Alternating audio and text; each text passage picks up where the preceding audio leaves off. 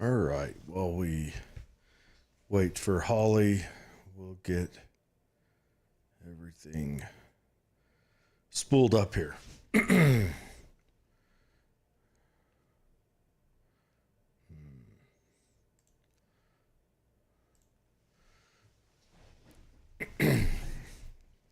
How's everyone doing? Hopefully good. Hopefully good. Holly is running late, so I get to head this off myself for a minute. And yeah, welcome to Political Head Trauma, where if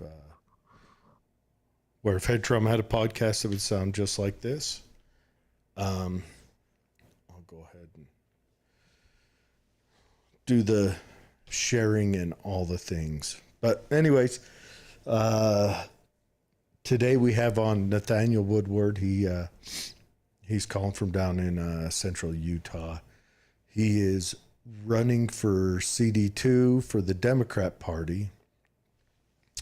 And then we have Matt Hymas coming on, and he will be running for, or he's going to talk to us about Title IX, the new changes that came down from the White House on that. So it's going to be interesting conversation. There's lots of stuff in the news. Seems like there always is.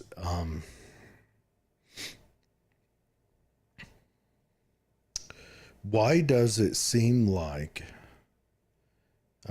in this time right now,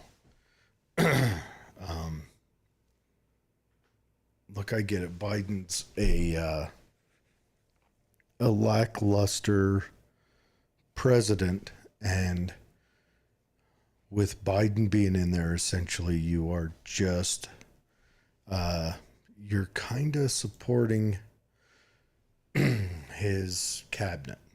It's his cabinet that makes the decisions. That being said, everything is popping off right now. I shouldn't say right now. I should say his whole presidency.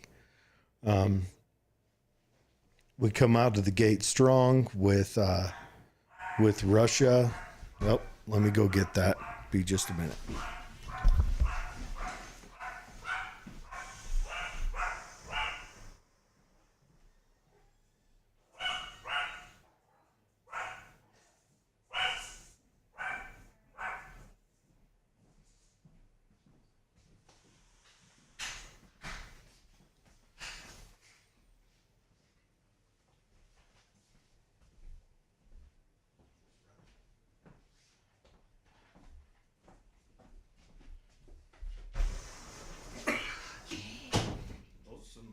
Glamorous shoes. Of course. Do you expect anything less? All right, so Holly made it. Kicked it off. Hair and makeup took way too long. Yeah, that lady was slow today. Anyways, I was just saying. Hi, everybody. Nathaniel is right there. Just going to announce us off real quick. Excellent. And then we'll bring him on. But anyway, so we'll get back to the other chat here in a second. We got all the sharing to do and all that. But we're going to bring Nathaniel on right now.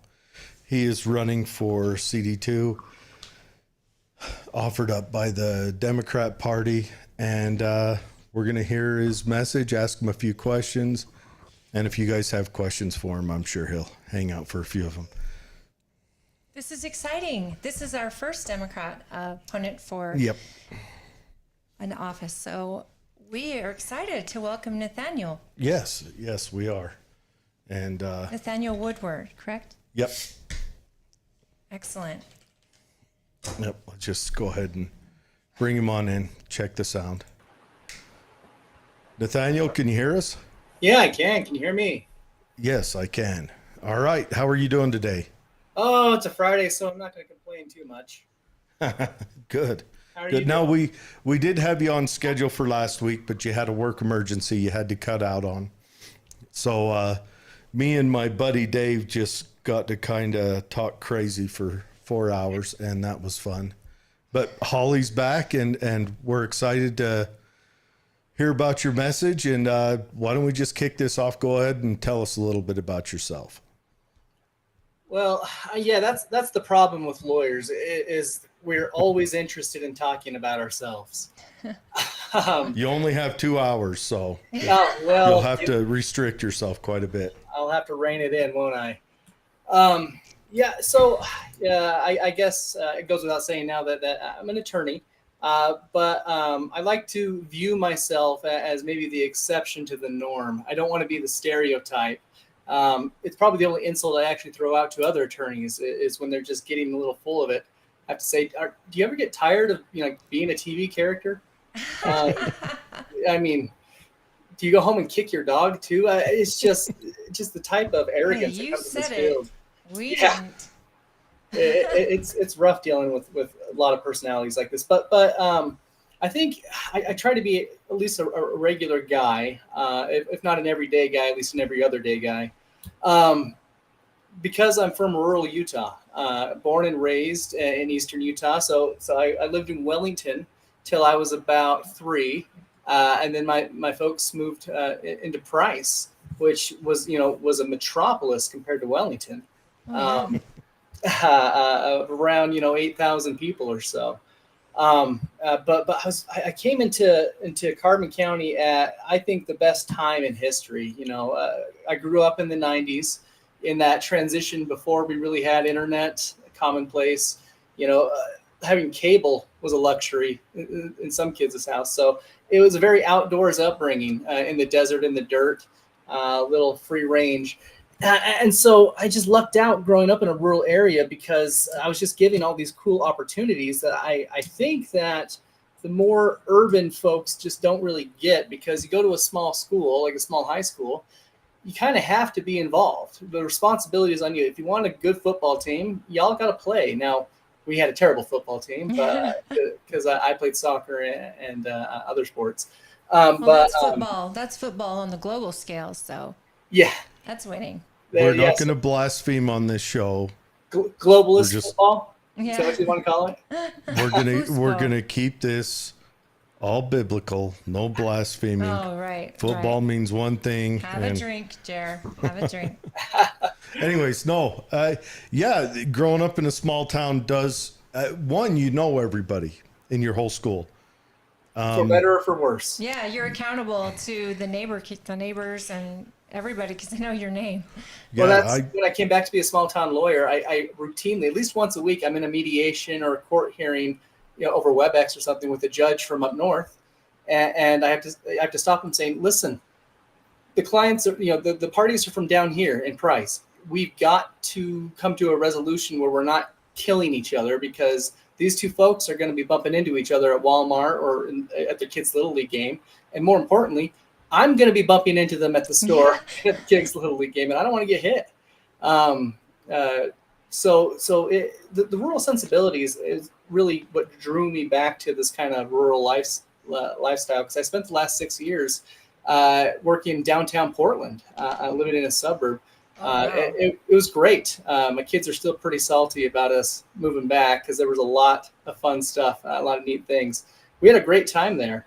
But, I just, when it comes down to it, this is home. This is where I belong. And so we moseyed on back here and found it a little bit different than I left it. And so I got myself involved in the last year and a half or so. I've been back just trying to do what I can to help my community. Well, and I definitely want to get into that. I want to get into your perspective. Now, we met at the Arguing Better meetup we went to. And while we were there, you led into something, and we were kind of on a schedule, so we didn't get a chance for me to dig in on this. But you have a different perspective of Portland during the Summer of Love than the one that almost everyone else has. And I want to dig into that. What is your perspective? What did you see that, cause you kind of have a a defense attitude towards the things that your average Utahn consider atrocities, I guess. Oh, I would just counter briefly that I have a realistic outlook on it because I saw it. Mine's based on evidence. Mine's based on I was actually there. I don't really care what you saw on cable news or social media. I was there, and as kind of an unbiased observer, because I wasn't rallying. I did march in one march for the Black Lives Matter movement. But other than that, I was working. I worked downtown, kitty corner to the courthouse. And so I drove in. Well, most days I actually took the train in. So I would take a train up through the Beaverton Center, over down to Pioneer Square, right in the heart of downtown, and would walk about 5 blocks over to my office building. So I was there. I witnessed. I kind of classify the groups into like 3 sides, because you have we would say like left and right, but Antifa by definition are anarchists. So they're neither. They're here for the party. Well, as a proposed anarchist myself, you're wrong on that completely. Well, I think there's spectrums, because I think there's spectrums within the right and left. Okay. Anarchy is birthed in the left wing of global leftism, international left wing. It's birthed there. That's where it starts off. It starts off in, kind of gets its birth in the Paris Commune, and all those early communist writers write about it, and they want to lead to that. It's just they're all retarded and don't understand that humans have natural desires and motives. So you can't say we're going to give this group ultimate power to make all decisions, and then they're going to give the power back. And then you have more of my flavor of it. Now I am in my heart an anarchist. I recognize we can't live under anarchy because of humanity. You just can't. It's the nature of the beast that people will be violent, or people will take. It's violent, lazy, whatever. Yeah. So realistically, I'm a libertarian, and I believe liberty is freedom through responsibility. I like that. I like that definition. And for the record, during the Summer of Love, I was downtown Salt Lake when they were doing their peaceful riots, and witnessing that. And I was on the law enforcement side because that was safer, and it wasn't really safe. I mean, those officers were put in some severe problems. And yeah, my brother-in-law was a state trooper, was up for that. And so I kind of came into all that with a unique perspective. With family and law enforcement, and so I'm hearing from people that are typically on my side of the aisle say very loud, very aggressive things about all, and kind of omnibus comments about all law enforcement. And I thought, well, no, I agree that there can be systemic issues, but there's still, it does not apply universally. And so I definitely empathize with the perspective other people would have, especially when you were boots on the ground like you were there. But being in Portland, so I saw these kind of 3 factions, and I kind of like how Jared kind of explained his take on it. I would say that they call themselves Antifa, and I think that's kind of anarchism born of the suburbs. That's fair. They're wealthy kids who carry a lot of guilt for their generational wealth, but they don't, if I psychologically pick them apart, I think they don't see themselves maintaining that level of family success. No. And I think there's a lot of, psychoanalysis that could and should go into that stuff, into these individuals. But, I try to, not that I'm going to paint the world in this Pollyanna paintbrush that everything's awesome.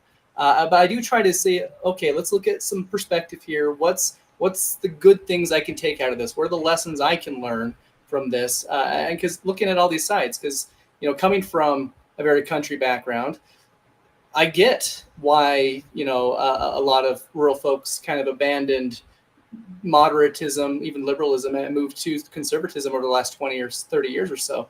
So I can empathize a lot with that. But myself I consider myself philosophically on the left, but a true tried and true realist, that I'm willing to put aside my wants and desires and views in order for progressive compromise. Progressive as in let's solve the problem.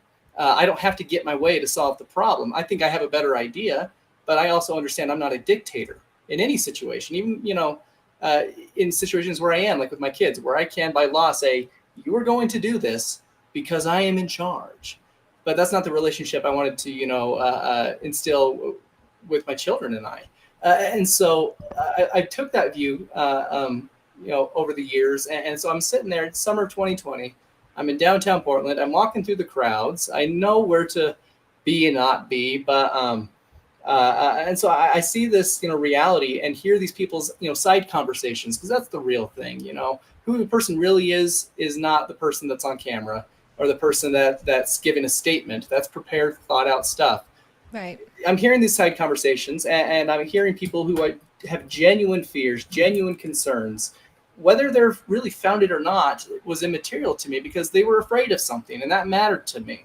And so hearing those, and seeing these experiences of people, and then of course the fringe that come in and take advantage of the situation to try to get their self-importance out in the world, make themselves heard no matter what happens, definitely escalated things. So we all saw. Well, there's a physically, we fringe could see too what happened. that comes in, and they're the bad actors, and Yeah. if we call them Antifa or whatever, but their goal there was just to make the opposition be quiet and to stir trouble. I mean, that's what they wanted to do, and honestly, that is also human nature, to especially in young men, is they like to break things and to be heard and to get rowdy, and that's what they like, and they're in all sides. It doesn't matter what political party. You're going to still find people want to really kick the apple cart. And I find too, Fred Swain, he said he was in Portland twice, and he was there, and he's in law enforcement. But you get these bad actors that are going there just to make noise. Then you get these other people that are there because it's happening. They don't have a side or an opinion, and they really don't know what's going on other than it's happening. How many dudes were there just for the ladies? Or vice versa. Yeah. I mean, but there's all sorts of reasons, and that is true, and that's a good perspective, and it's a good point you make, that people have fears, and the way I see our political divide right now is I see it in two ways. One, people want to impose their will on an opposing viewpoint person for their fears, or to punish them. And that's how our politics works right now. Yeah. Like right now, you mentioned those people up there that are concerned that law enforcement oversteps a lot. Now, me personally, that is something I am very concerned with as well. I just think the incorrect answer is making a bigger, stronger, more obtrusive government, which is what they called for in the end.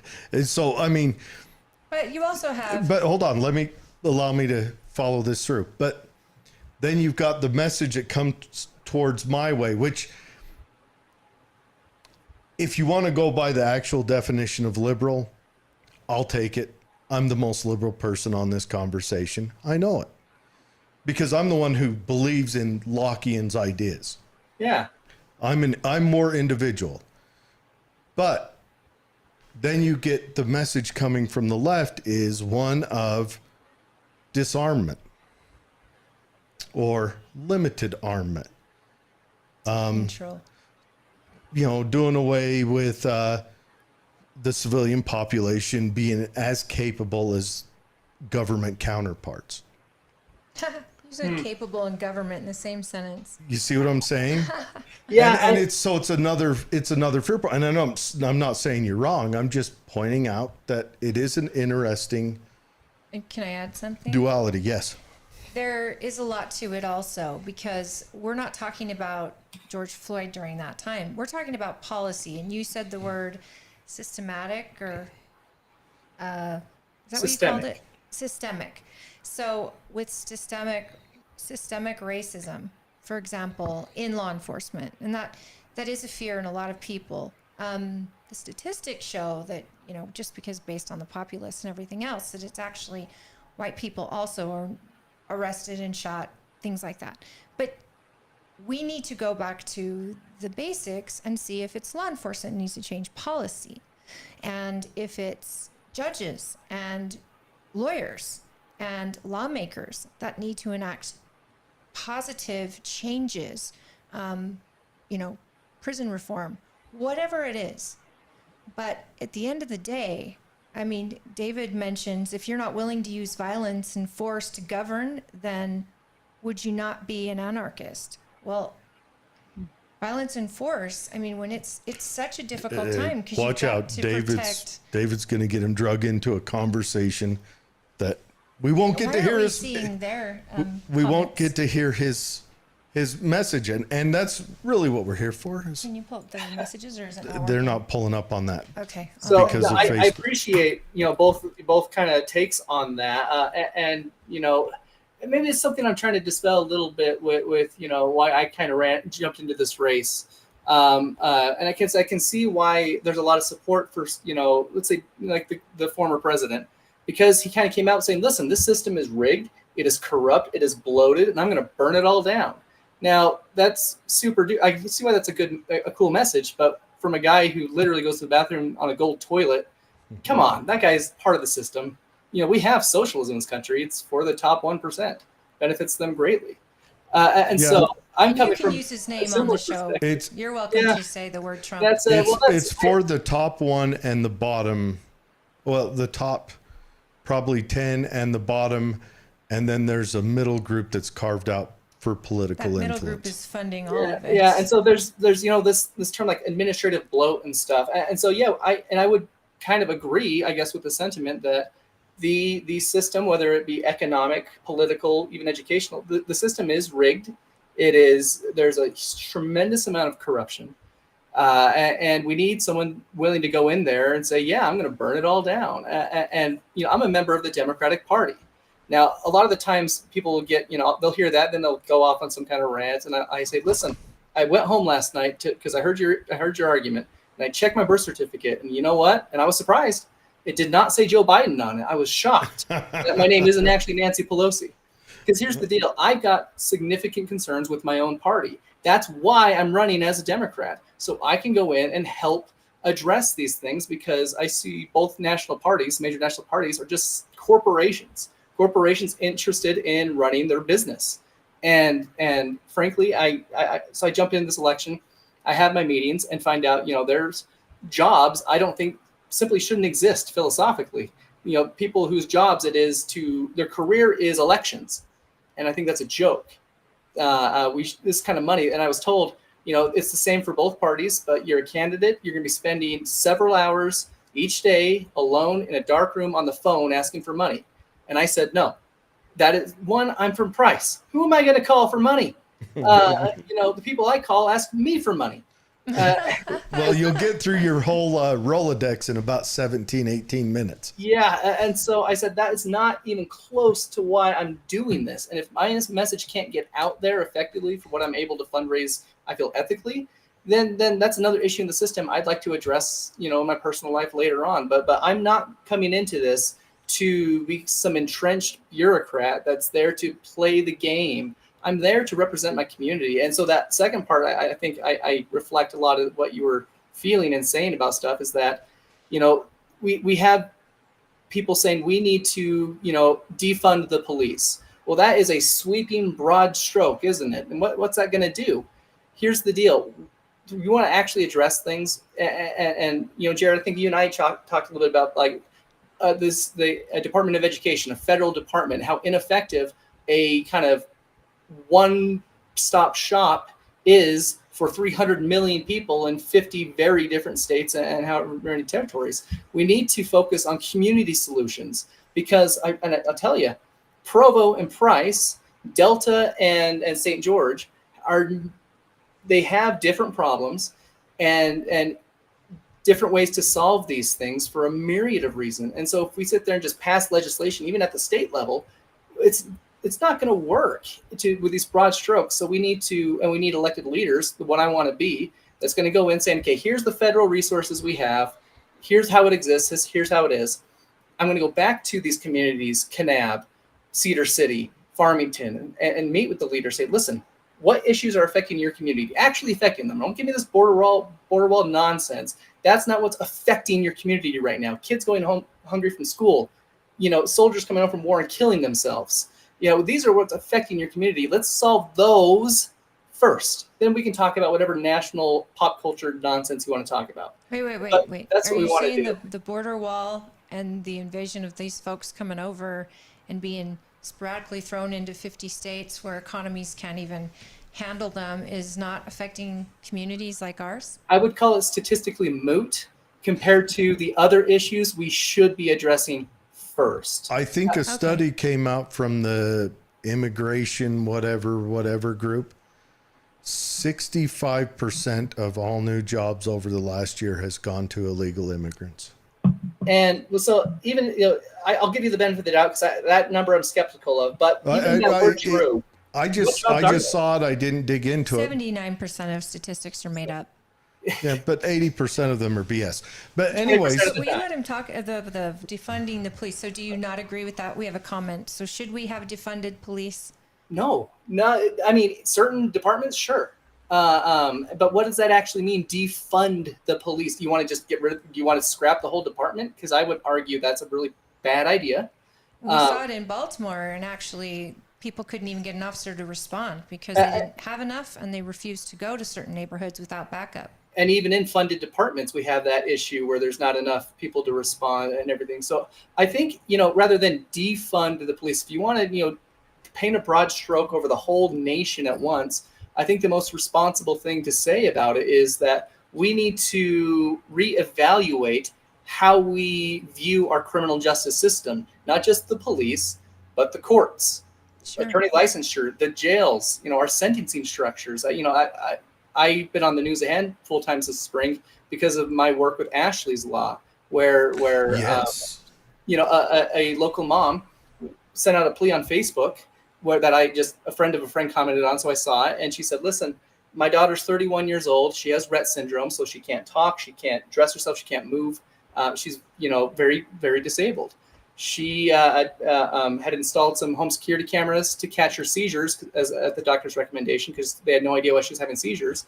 And she caught her then husband, so Ashley's stepfather, brutally and repeatedly raping her.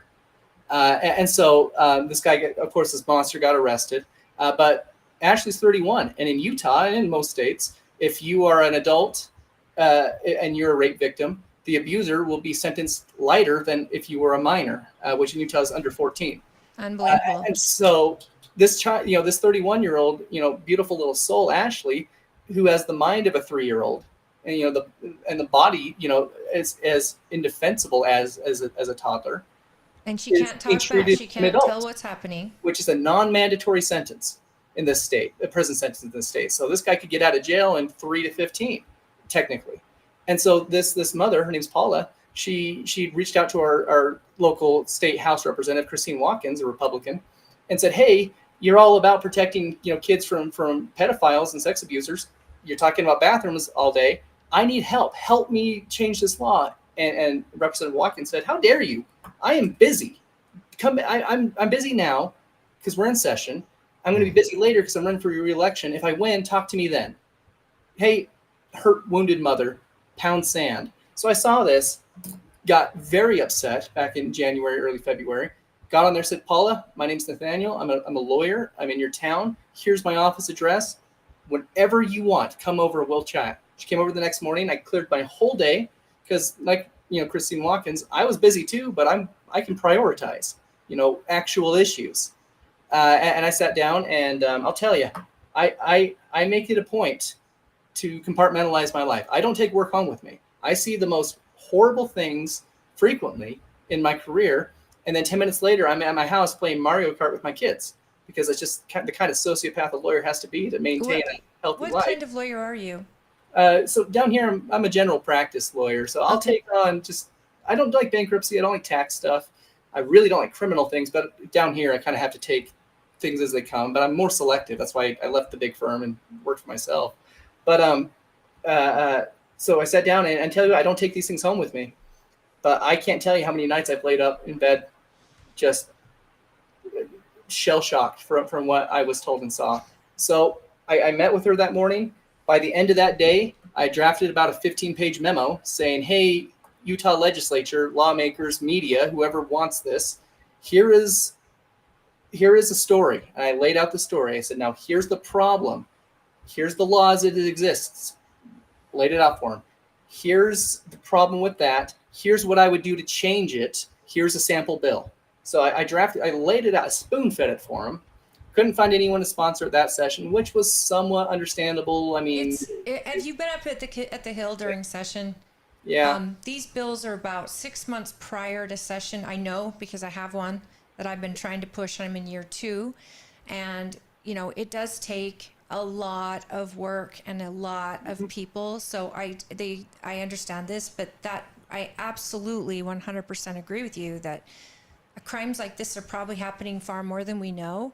Yeah. And they should be treated as child sex crimes. Absolutely. And it kind of, gets into the underlying philosophy of, if we can justify as a society to be able to, enact rules and consequences saying, listen, another sovereign, another individual who has the freedom and right to, live life, we have the ability and permission to restrain you, imprison you, and even kill you. If we can justify that philosophy, we have to make sure we're consistent in our laws, and our laws actually make freaking sense when it comes to putting people in prison.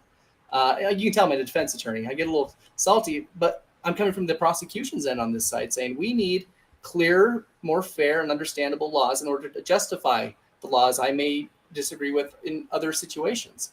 And so I got in there and it caught a ton of steam after that. Her mom, Paula, is just a dynamo when it comes to this advocacy. She's incredible and has taken this thing to such, high heights. The gut punch to this all is that, the damage had been done. Ashley, she continued to diminish, and eventually back in March, she died.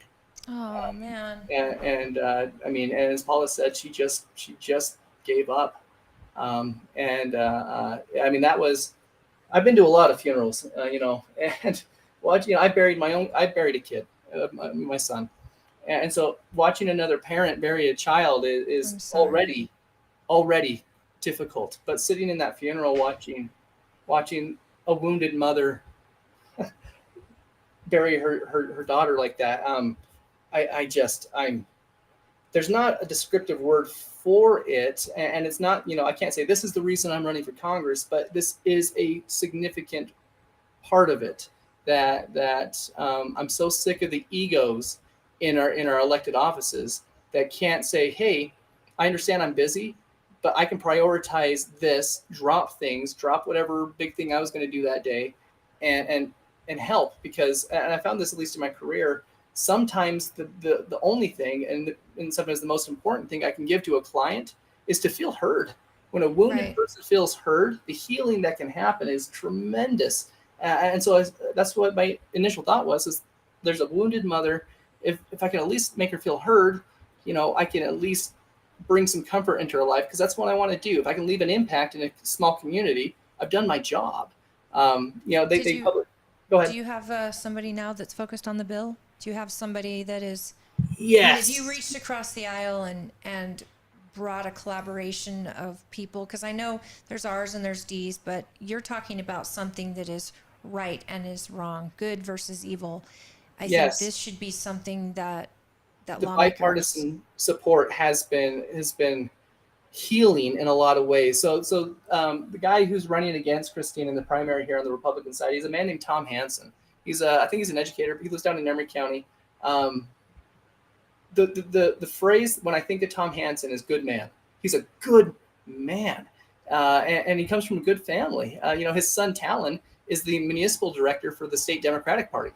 A good man who can maintain a good relationship with a child and have such big ideological differences, that just shows me, so much about a character. So Tom's a good man. Now he's running, so he's not in there. But there is a lawmaker who is here in the state level, because when I found out we had someone on the state level taking it over, I refocused to make this a federal law, which is a different analysis, Sure. a different. Which you need senators for that. And So I'm sure Mike Lee's team, Romney, at this point, getting senators involved. This seems like a no-brainer to me. Yeah, what And does I would Romney hope have to so. lose? Romney should jump on it. I would hope so, but as we've seen, there are no-brainers, grand slams. We set the pitch up on a tee for a lot of these people, and then they nuke them for whatever deal.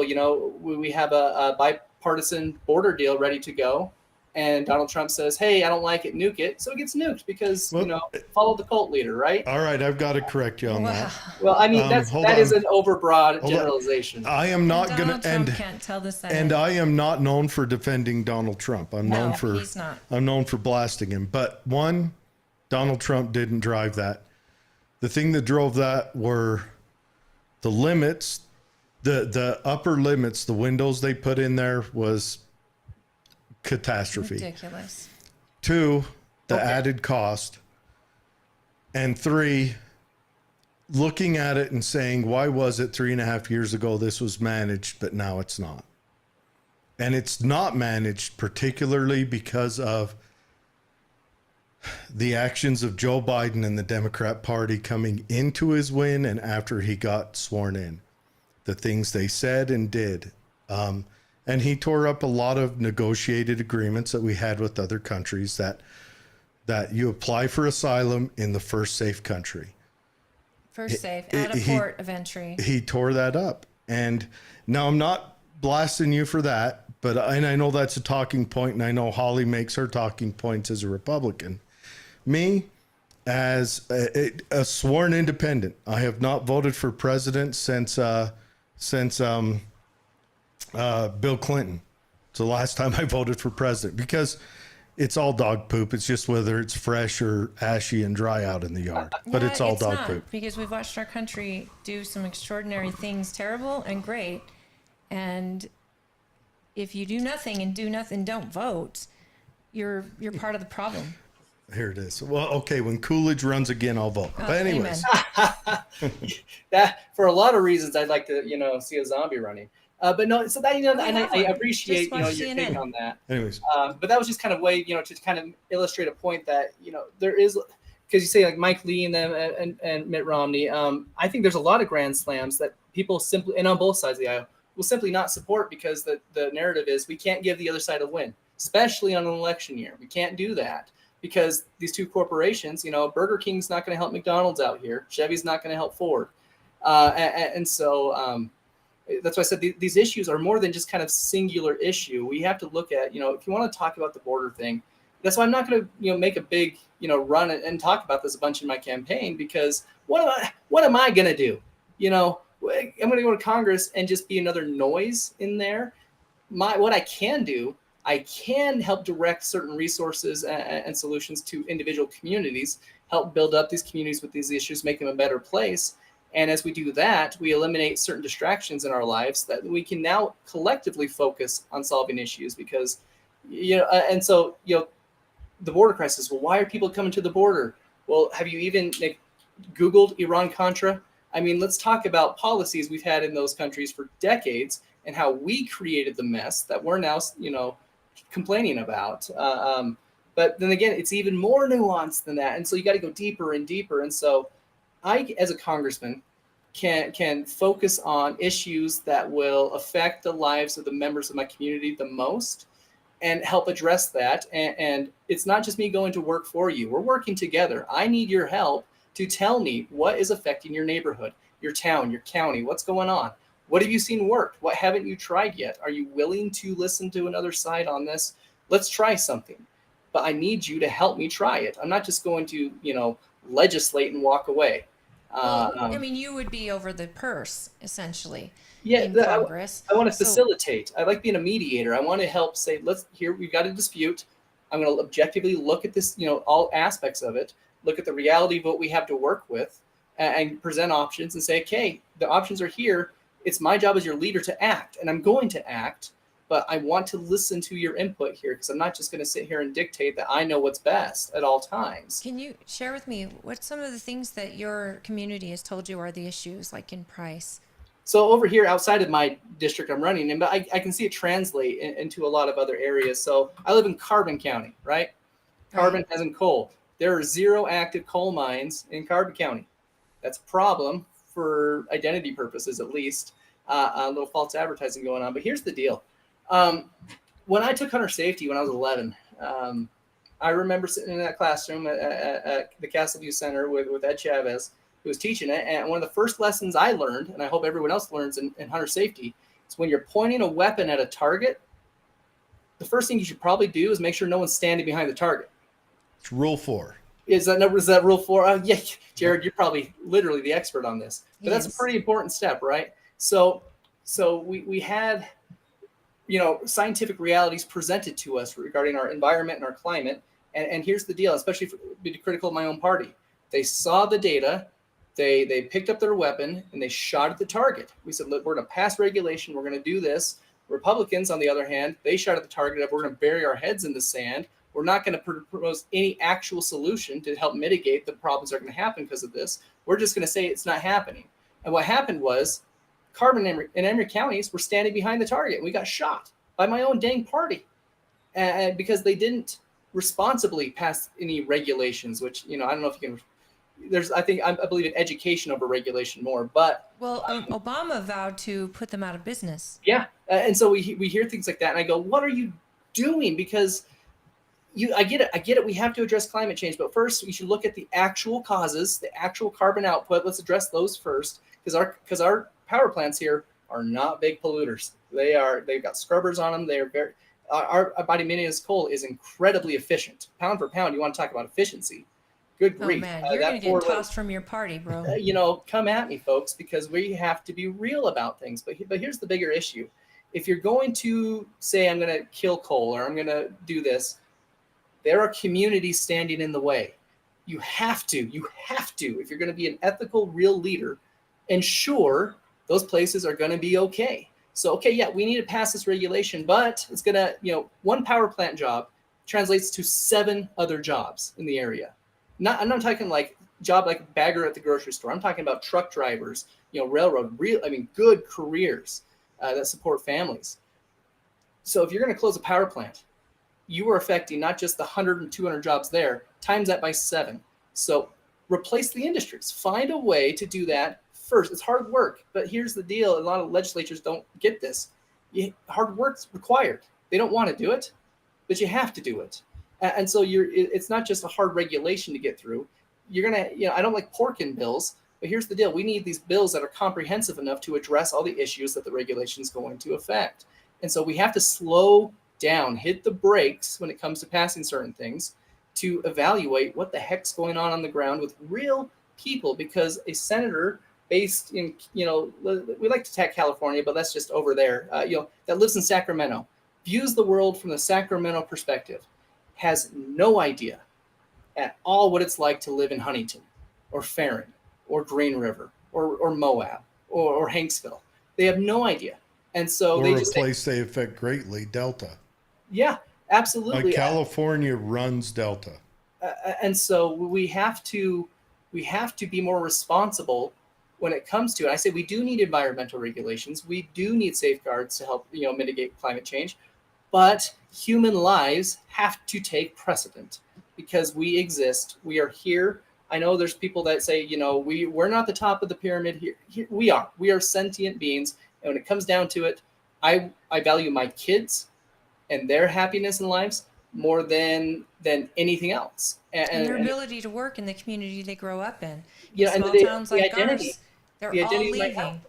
You get rid of coal. You get rid of jobs like that. You destroy the economy of small towns that thrive around it. And as to blame for the economy downshift over where I live is this, unregulated free market capitalism where, from 1980, union membership dropped by more than 50%. The UMWA was the lifeblood of this town. You want to know how important the unions are. Come to a cemetery in Price or a cemetery in Huntington and walk through, and you're going to notice something. On every couple of headstones, 4 letters, are going to be stamped on it. UMWA.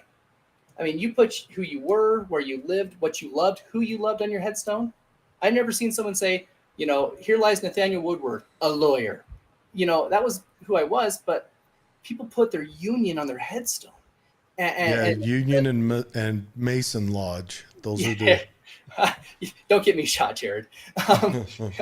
But my great grandpa, I have his Masonic ring on display in here because I like heirlooms. But the unions were so important, but they got gutted. And then these corporations like Murray Energy, where this dirtbag out of Ohio, this billionaire that sat there and whined in his bathrobe saying, if Obama gets elected again, I'm going to close my coal mines. And he did. And there was no consequence. There wasn't a union to go down and, steal his mailbox, burn down a bridge, do something to, Yeah, but you realize the restrictions that you want are putting them out of business by design. Because even with the climate change restrictions they have in Salt Lake right now, we have an environmental engineer that's actually our representative for the state.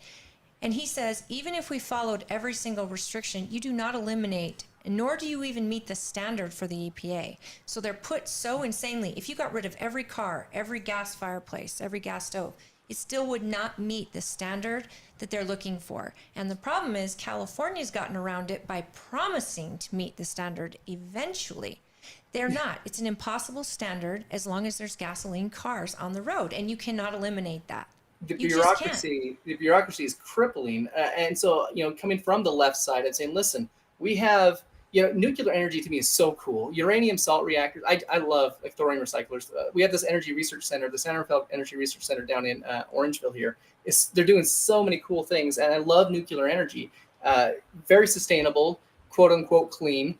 Yes. Great jobs, the kind of careers you want in your community. But the regulations like the EPA stuff in place make it impossible to develop the technology or start those jobs. And so even my side on the left, because I would argue that's kind of where the EPA type stuff came from, yes. Policy wise or philosophically, we get in our own way. And so that's where, I'm a big proponent of federalism. I think that we need to put a trust. Hold on. Now that's where the Democrat Party's going to come down hard on you.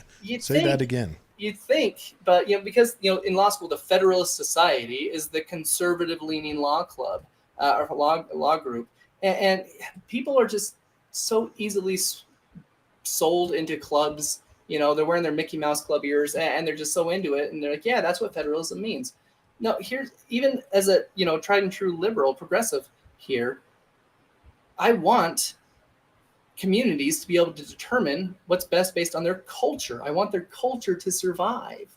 I want that whitewashing, that monoculture we've been getting. That the liberals, left has traditionally said, hey, we have to let people preserve their cultures and their their unique identities. Well, yeah, this is how you do it: is you let communities solve their own problems, because that's not a progressive idea.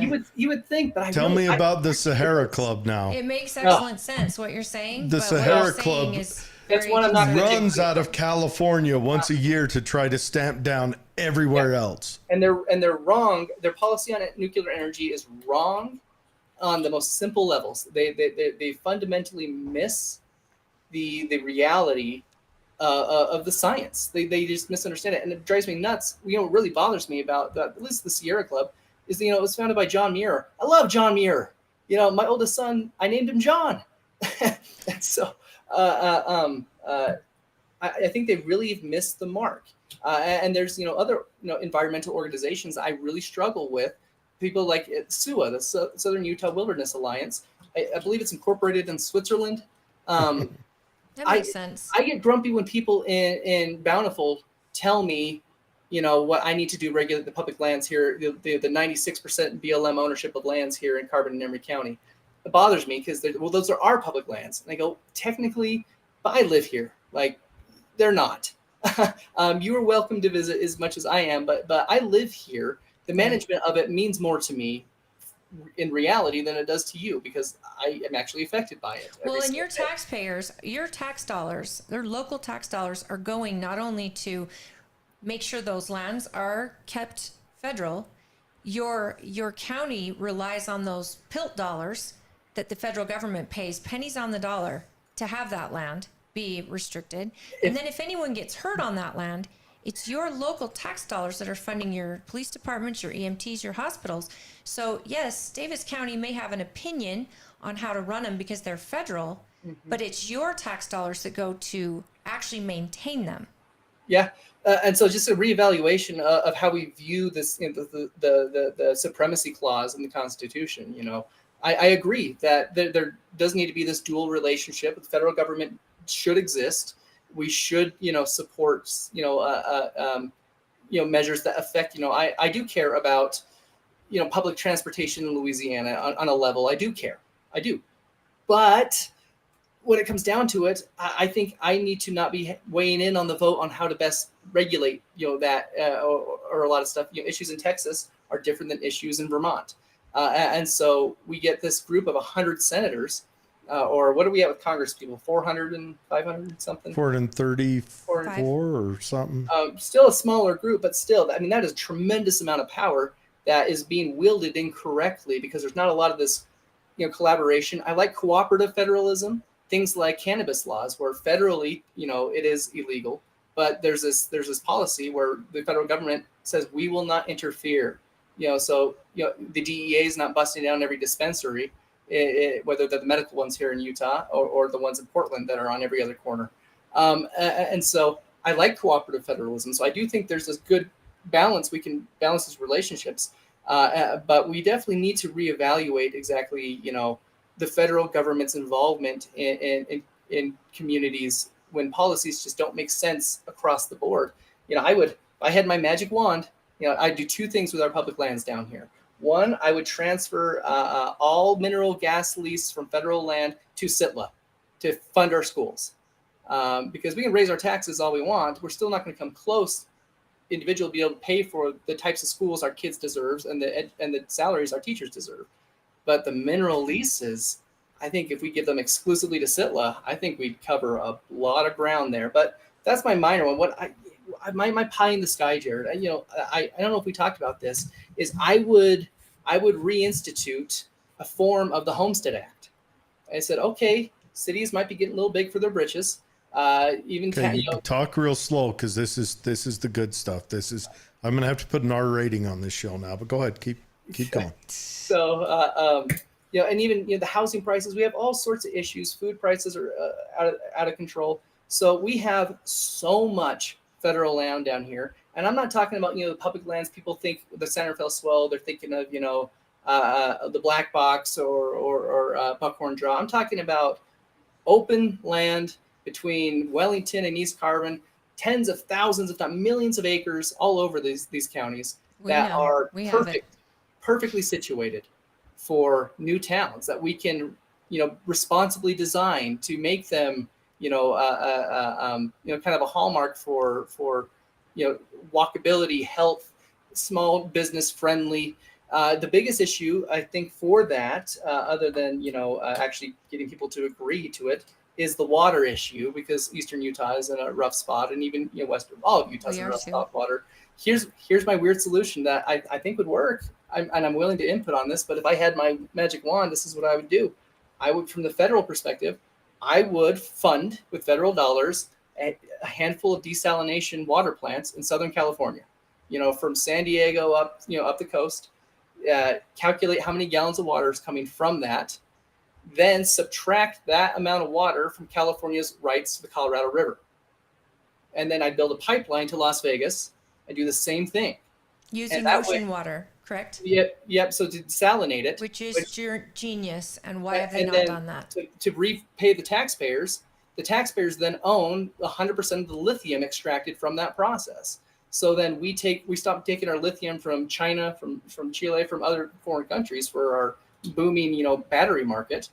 And we allow our taxpayers to get repaid for the cost of those plants and the maintenance of those plants through that lithium sale, which increases, U.S. production of things. And so I think it's a grand slam. It's just getting people in Texas and in Florida and in Massachusetts to say, hey, we're willing to pay taxes to get water to Los Angeles.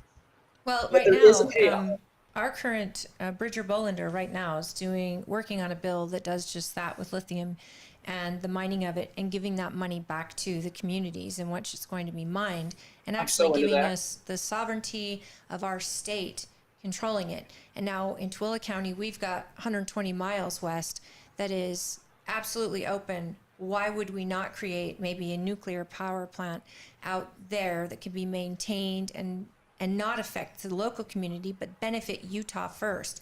If Utah did it first and showed that all the benefits go to Utah citizens first, that may be what starts other states to do it, because we haven't built nuclear power for, 40 years? Well, the hard part we have is we came through a prosperous time when we had a high trust nation. And that high trust nation, maybe it hasn't all the way dissolved, but it's dissolving. Absolutely. And they don't trust government to do things. Everyone signed up under FDR to say, yeah, we'll throw all our lot in under federal guidance. And then the high trust nation goes away, and the vultures step in. And I mean, we've lost that. So I think we do need to wrestle back federalism. What we've lost is DC, because Democrats and Republicans are the same in DC. It's all part of the low trust thing. I mean, your inner cities are dying because of low trust. When you're writing laws to let the criminals off at the expense of the victims, you're done. You're done. There's no... We're not prosecuting on purpose. But we've got to wrestle it back, because I think if we stood here in Utah and Utah wanted to put together a great society type movement within Utah, you could get buy-in. But when it comes from DC, we've seen it too many times.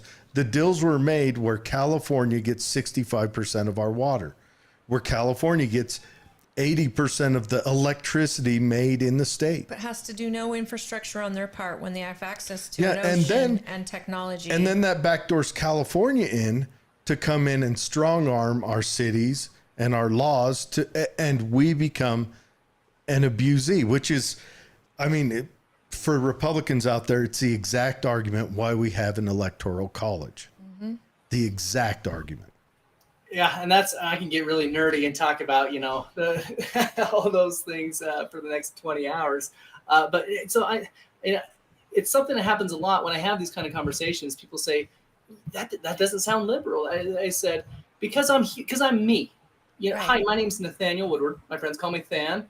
You're going to get to know me over these next few months in the media. And I promise you, if my opponent's Celeste Malloy or Colby Jenkins, whatever they say about me is probably wrong, unless it's me, and then it's probably right. But here's the deal. If that's what sells to you, if you're the type of person that goes to the Chevy dealership to be told not to buy the Ford, then I don't want your vote. I don't need to be dealing with just some level of cult worship I can't handle anymore of these political parties, because these political parties are now boy bands. People are screaming at them. Everyone knows the lyrics to they know the tune to the Beatles, but not everyone knows the lyrics. So they're just listening to the tune and they're screaming at a movie poster or a band poster. And so I have no patience for it. And I really try to have some decorum about stuff, but I really hit my limit with some of these, political, how people view how I should be, because I'm a Democrat. All of a sudden I am now, Joe Biden. All of a sudden I am now Nancy Pelosi. I can absolutely stand up and defend Joe Biden for a lot of reasons. What do I like about him? In his book, he talks about this concept of community policing, where we get cops out of the cop cars, walking a beat in your little town, so they're talking to everyone. We do have that now in Utah. They've had it for 20 years called COPS, community-oriented policing. And so he was a big part of that in the 80s and 90s, kind of putting that policy out. So I can talk about things. But his bill in 94 did the most damage to that. And so there's these mistakes that have been happening. And that's where I get a disconnect for a lot of these politicians is that sometimes they really screw up, and I'm okay if you mess up, but you got to own it. You got to say, man, I hosed you on that. But here's the reason. Let me explain. I'll take the time to explain why I did it. And unfortunately, I don't think a lot of people do that because they said, I did it because, this lobbyist representing this company paid into the super PAC because Citizens United is now, owns me. Or because Citizens United, that's the thing. The Republicans need to eat that. They need to serve that on a plate with lettuce laid down underneath it like a fan, and the silver goblet you lift off, and it is a giant pile of dog poo. And the Republicans from back then need to eat it. They seriously do. Now, Biden, when he wrote the 94 crime bill, that was the National Black Caucus that wrote that for him. And that actually engaged systemic racism. I mean, But they were the ones in their communities were suffering with the gang violence. So I get why they wrote it. So it's not an all evil thing. I think you're on the right path on that. We need local control. And I'm willing to grow. That's the thing, is I'm not only willing to eat crow, when I am wrong, but I'm also willing to learn from my experiences. I'm not too proud where I just shut down and saying, well, I'm going to take my ball and go home. I strongly believe in that a leader in any, whether it's in Cub Scouts or to the presidency, you have to be humble enough to say, "God, I messed up. Will you help me?" Hey, because there's fewer people I have bigger difference with than someone like Mike Lee. But if I'm wrong about something and he was right about something, I'm confident I could say, Mike, if you are willing to help me, tell me how you came to this. Explain to me your reasoning so I can at least learn from it, or I can learn to better beat you later. No, but just lay it out for me, because sometimes I need you to spoon feed it to me. Explain it to me like I'm 5, because I need that sometimes. I was a terrible student. I almost didn't graduate high school. I didn't learn how to learn until I had a daughter, and it scared the living crap out of me. And all of a sudden, school became very important to me because I had a lot to lose, and everything became interesting, so I could finally hyper-focus correctly. How old are your kids? My oldest, my daughter, she's 12. I was so cocky when she was born. I grew up with 5 sisters. I got girls. I've got this all figured out. And a 12-year-old girl is the most challenging thing I've ever encountered in my. I'll take the bar every week for the rest of my life. That'd be simpler than. Hey, at least they love you. Girl. They get to be daddy's girl for the first 10 years. You are the sun rises and sets. But once they turn 11, 12, 13, 14, now even getting a hug from them is like, oh, fine.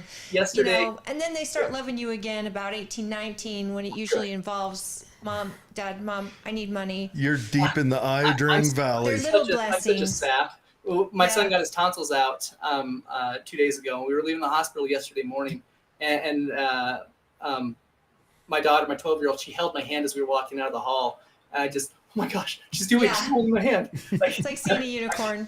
Don't say anything wrong. Don't say anything wrong. I had just told her I bought her Hamilton tickets. So this is bought and paid for. But when is Hamilton? August. It's in August and late July at the Eccles in Salt Lake. Oh, I got to get my 12-year-old Hamilton tickets, and then she'll hold my hand. She's a big musical theater nerd, but that's the thing. So I have a 12-year-old, I have an 8-year-old, and my son John, who had Down syndrome, passed away. He would have turned 10 in May, and so we had him 2 years apart. 3 kids. I think that's my sweet spot. I was raised in a family of 7 kids, and I don't know if I could do it. It's just not in my personality to be able to focus on that much. Well, I'm sorry for your loss. They don't have a word for parents who lose children, because it's just too devastating to imagine. A word, if we came up with the word, it'd be insulting. And that's why it happens. I had a cousin recently lose a child like that. And when I was in law school, a buddy of mine lost his brother in a helicopter accident on the Hudson. And he asked me, it was the first time he'd asked me, but it's been asked me since, is, how do you get through this? My answer is, you don't. You're never out of the woods. You just get used to the scenery. And you do find, through the pain, through the heartache, you do find moments of beauty. Truly. I'll be sitting out on the San Rafael Swell, fossil hunting or something. And I'll take a sit, and I'm just sitting there on a rock in the desert, alone with the wind or something, in the silence. And I'll have a moment. I'll have something beautiful will come into my soul. And it wouldn't have happened had I not gone through this, trauma. Of course, I'd trade anything in an instant to have John back, or my mom died when I was in law school. I'd trade anything to get them back, but it's not going to happen. I'm not going to get them back, and at least in my view in this life. But You in the feel reality I have, in the cards I've been dealt, there is beauty, and I've come to appreciate these very rich moments as a result. And so, they say, how do I get through this? It's not hopeless. You're not going to get through it, but you are going to find a new reality. And in that reality, there is joy, there is beauty, and there is so much more to life than black and white. I appreciate that. And I've lost someone that means everything to me. And I didn't think I'd ever get through it, and the guilt of having a happy moment when you've lost them, you almost feel guilty because you found some happiness. But I think the beauty of it all is that you also meet angels among us that come into your life after a tragedy that maybe you wouldn't have met otherwise. And the path that your life goes on goes in a different direction that may not have happened otherwise. But those moments of you feel of perfection, or they're with you, they're beside you. It's a pretty, you learn how to live in a world without them, but they never leave you. They never leave your heart. They never leave your mind. And you just tend to enjoy a different scenery, and you got to enjoy those blessings. I want to get into the issues again, because you would like to represent CD2, but you don't live in CD2, or do you? I do not, but I think the best argument, other than the rule C I can, which is a dumb argument, but I mean sufficient technically. Well, it's rural. You're representing a rural part of our state. It's such a gerrymandered system, and I'm not just saying that because we're in Utah and I'm a Democrat and it's run by Republicans. Blue states do it too.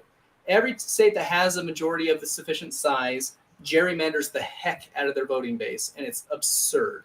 So you say all but Wyoming. That's what you're saying. Is Wyoming pretty straightforward? Well, they only have one. They have an at-large. There we go. And so, because I'm going to try to represent a district that, goes from Farmington down through Bountiful into Salt Lake, and then, beelines over to you in Tooele, and then goes down the whole half of that state, and then, over to Hanksville and Kanab and up into Manti. It's just, I have a hard time rationalizing in my brain that someone sat in a room without, and actually said without any corruption, like, a congressman can equally represent the interests of Manti and Bountiful, because those are exactly the same communities with the same issues and the same values. It's a joke. And so I'm rural. That's why I felt comfortable jumping into this race at this time, because I hadn't planned to run in a race like this for another couple of years, and in the district I live in CD3. But the opportunity came, and I said, Utah needs a rural representative, not just rural Utah. I think Utah in general needs a rural representative who's just seen the state from kind of an outside view, from an outside of Utah and Salt Lake Valley view of the state, because it's very different. And there was a time when I was really little where Eastern Utah is doing kind of what Eastern Oregon's been trying to do, become part of what Greater Idaho or whatever they're calling it. Eastern Utah and Western Colorado, were on the path to try to declare their own state at one point. And why? Because they felt disregarded, overlooked. We paid the bills of the state forever. Our mineral royalties paid for everything. And then Norm Bangerter, for some reason, said the stupidest thing I think a governor said in the state in the last 50 years. As far as I'm concerned, Utah ends at Provo. And we said, we agree. Absolutely. Now let us keep our taxes. And so, coming from this outside perspective, I think saying, listen, every big issue you're seeing in those bigger cities in Utah are happening in our little towns, but I'm seeing it not just exaggerated, but on a more intimate level, because my city council, I know them all. I know them all very well. I know our county commissioners because it's a small town. So when someone loses their home to bankruptcy for medical bills, you tend to know them. So you see all these issues play out that happen in these cities, but they see it in your little town. And when, one business closes, you can see the effects ripple out much greater on the scale. So I think Greater Utah needs someone that kind of feels, game theory. There's infinite players and finite players that play to win the game and players that play because they're fighting for their lives. I feel I'm an infinite player. I'm not just playing to win this individual game. I have got to win the Super Bowl. I've got to, or my community is going to disappear.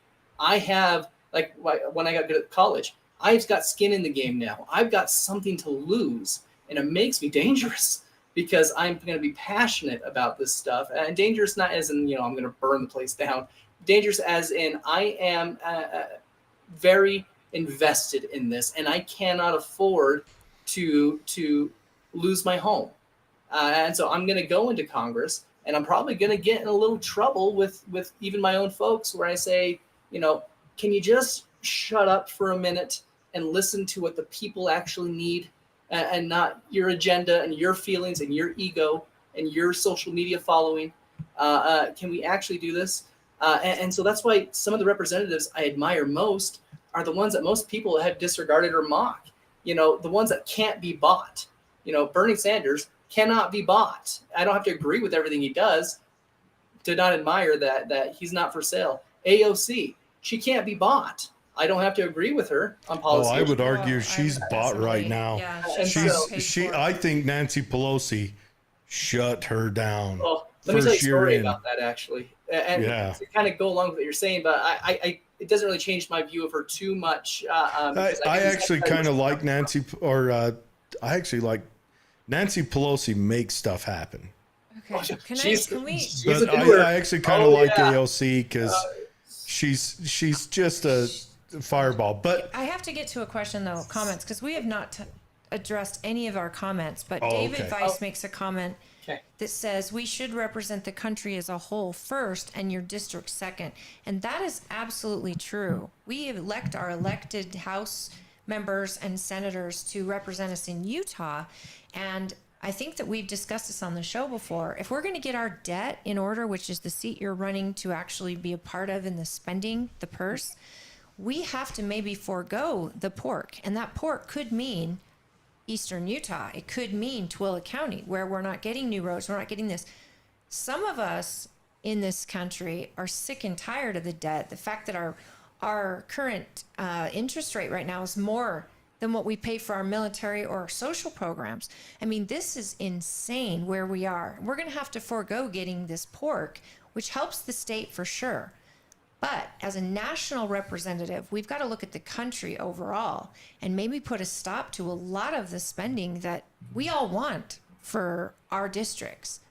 We have our needs. Or we lean in how they've been going, lean into this modern monetary theory crap that we've been living under and eliminate taxes. I don't see why we need to do both. You know who I really like? And I know a lot of people, get grumpy with him, but Robert Wright, his practical economics when it comes to this kind of stuff. I mean, his theory on taxation, I like a lot more because it's, tax the rich, but more nuanced than that. So with David's comment about, as a federally elected person, I am going to the nation. I would slightly counter that I'm not representing the United States in Utah. I'm representing Utah in the United States. And so listen, we do have a national debt. That means all of us. We have federal issues. And I would add, the border, that's a national issue. That's not just a Texas, Arizona, California issue. That is a national issue. But I'm not going to come back and say, the federal government is going to solve all of this, and I'm here to represent the federal government. I'm going to say I'm taking Utah sensibilities, Utah lessons, and I'm going to contribute to the conversation, not dominate it, because the states that should be leading this conversations on how to solve these things are Texas, Arizona, California. The states that are actually dealing with the immediate fallout are the ones who need to lead the conversation. They need to do it humbly, with saying, hey, we need input because it's everyone's money.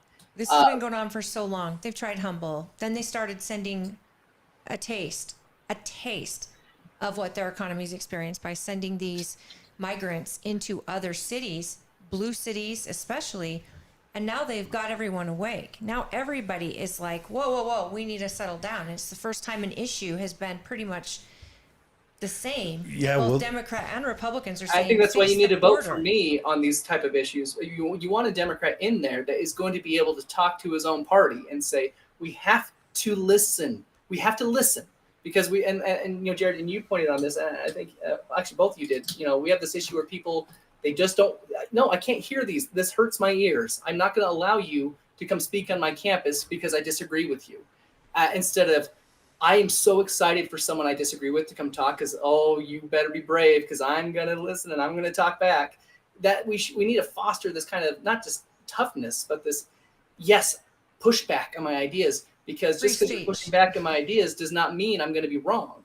It means I'm going to get challenged and I'm going to grow and my muscles are going to get stronger from this. I'm going to learn from this. Hopefully you are too. But going into, into Congress, we can elect another Republican who's just going to do lockstep as they're doing, or you can vote for me, who's going to be a Democrat, who's going to, and is a Democrat. I'm not a moderate, my own philosophy, but my own philosophy does not trump my ability and desire to come to solutions.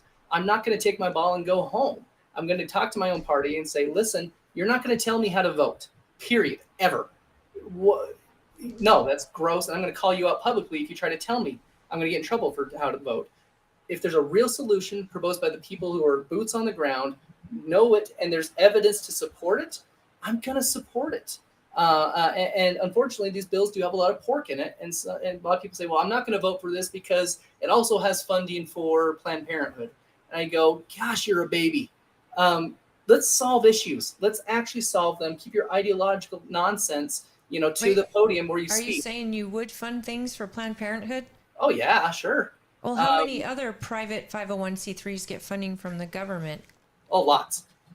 There's billions, millions over time. Yeah, so there's a lot of issues I have with, because I set up business LLCs, charitable organizations. I know the paperwork process, the bureaucracy of it. There's a lot I would change, especially how certain entities are taxed. Especially nonprofits aren't taxed, but I think they need to be monitored for their activities closer, because if they engage in certain behavior, and a lot of them do, they should, especially the ones that the nonprofits that are hospitals. But that's another tangent on itself. But going, I don't want to completely glaze over what David's saying about, I can't just say, hey, I'm focused on Delta, I'm focused on Bountiful, I'm focused on my, these solutions down here, because I have a responsibility in Congress to pass budgets, to address these bigger issues. And the idealistic guy in me wants to, swap NASA's budget with the military's budget. I'd love to see that. But I'm a realist. My idealism is not going to get in the way of things too much, at least. And I want to look at these things and say, okay, who's got experience with this? Who's got an idea with how to reduce our debt? Because I have my views on student debt. Philosophically, on how I can make arguments all day on why we should be forgiving student debt, but why we can't just write a check right now, because it does nothing to solve the problem it's causing, because the next generation. The Supreme Court ruled, though. The scholars of the Constitution ruled that it's not constitutional to forgive student debt. It's not constitutional to forgive banks and forgive auto. You're right. Let me dig totally agree on that. Let me dig on the student debt. I wonder if that would be a watermark thing for the Democrat Party on total loss of blue collar workers, to say, you blue collar workers who made more responsible choices, we're going to foist these people who wanted to play around, and some people who went and got degrees, but the ones who got degrees aren't screaming for it. The ones who got responsible degrees, but the ones who went to play around and studied non-profitable fields, we're going to fight. Do you think, because, what about the people who paid him off? In the rollover of the 18 to 1900s, the Republican Party was your inner city party, and it was your atheist party. Post Teddy Roosevelt, the spectrum started to switch. Why did it do that? Should I say the Illuminati? Can we start that conversation? No. Sure. It was actually because of the progressive models that Teddy Roosevelt pushed, drove away the inner city people. Yeah, and they rolled into the Democrat Party. Mm-hmm. And so would this be a mark where the blue collar workers say to the Democrats, we get it now. You only work for the laptop class, the educated class. You no longer work for us. Would that cause the Democrat Party to lose them for another 100 years? So I mean, I'd counter with, the term of irresponsible, or did responsible things. Okay, forget about all those terms. As my friends who became mechanics, I think Okay, I was as responsible. Forget about all those terms. I graduated law school, and to go through all that process, it cost me over $375,000. Now, on the surface, if we can't agree that that's insane and that needs to be addressed, then I don't know if we can have issue problem though. I don't think we can have a realistic conversation, especially from people like Mitt Romney, who went to law school on Rich Daddy's dime or did it for song and a dance, because you could work part-time as a janitor than full-time in the summer. And okay, whose fault are those decisions? Whose fault are the decisions of the bloated college expenses? Well, so why is college so expensive? We're talking about administrative bloat. That's a big part of it. Why are colleges doing that? It goes back to when the government guaranteed the loans. It directly goes back. Because they can. Kicks off in Carter, gets bigger in Reagan, explodes in Clinton. When government took over student loans. And then Bush drove the nail in that coffin. But you're saying they shot at the target and they didn't realize what was behind, because they didn't think about what this would look like in 30, 40 years. No, it's virtue legislation, which is all we get anymore from both parties. I think we have a lot in agreement on that end, but I'm sitting here, from my perspective is, here we are. We're here now. We have a big problem, because I would love to charge less. I would love to charge less. But I really want to dig in on this, because it's deeper than that. So the studies that come out that says the average college graduate makes $1 million more in their lifetime than the non-college graduate. So now we're in debt. We're playing with this. Let's face it. Our government is running on modern monetary theory. Whether they admit it or not, that's how we've been living. We're inflating to death. Blue collars are struggling. And I did pull up the report. It was Congress that said that, the immigrants, and we'll go over that here in a minute. Oh, that percentage you gave me? Yes, it's I overrated it. It's 50%. How dare you? But blue collars are struggling. Yeah, we're drowning. We're drowning out here. We're drowning because the Republicans do nothing for us and the Democrats punish us. That is exactly what's done. I think the Affordable Care Act raped blue collar workers. Overnight, our insurance payments quadrupled. Yep, mine tripled. Every month, the government cuts a check for most people for thousands of dollars, goes directly to these tens of $billions a year in profit corporations, and that's who wrote that code though. Yeah. So who wrote the tax code? So that was a Democrat product that started. So if you look at the first iteration of what President Obama wanted to do, I'm like, yeah, good progressive ideas. And then it went through the lobbyists and the bought and paid for legislators, and they, like you said, that it became this monster. So did it? Well, remember, Obama made a lot of promises there, but I just want to say it like this, and this is a message to all the people in government. If it's going to punish your people, stop. Yeah. Especially your middle class. Stop. Obama should have stopped. All of that. We've got to stop. We've got to stop where the federal government pays local municipalities to get DUIs or to take kids away from parents. Those have to stop. Oh, that's hard. I just had a hearing yesterday with I'm serious. Parental rights. And that kills me. Gosh, that's hard to sit through. It's happening through the entire country right now. And we're moving to a point. This is a warning. We're moving to a point where people are going to start learning how to build guillotines. Yep. Yeah. Boom. You said it. It's been a while. Yeah. So with that, but with that student debt thing, so we have the reality we have, and so if I can give simple statements, saying like, listen, you give a tax break to a millionaire of $1,000, that $1,000 will never see the light of day again. You give a tax break to a blue collar worker of $1,000, that immediately gets recycled into our economy. That millionaire is hiring that blue collar worker. I mean, but I don't trickle down is absurd. It's not real. Absurd. Even the Trump tax cuts, my husband got a bonus after that at his job, and they hired 50 new people. So because they could, and that might be a rarity because I can. It wasn't that rare. That didn't happen. So many because corporations do not came treat back their workers. and hired more people. I'll tell you one thing. Here's an anecdotal story. I worked for a company who is probably the largest agricultural company in the world. Okay, everyone knows its name. Everyone deals with its Monto. No, Monsanto comes to them for stuff. Oh, okay. I worked for an international company, and I argued this with one of my supervisors who's a Democrat-leaning independent. He's like me, except the exact opposite. Like, I could easily see myself voting for a Democrat if I chose to vote. I usually don't vote. I vote local. I'm glad you're not voting. Because the rest of it's hot garbage.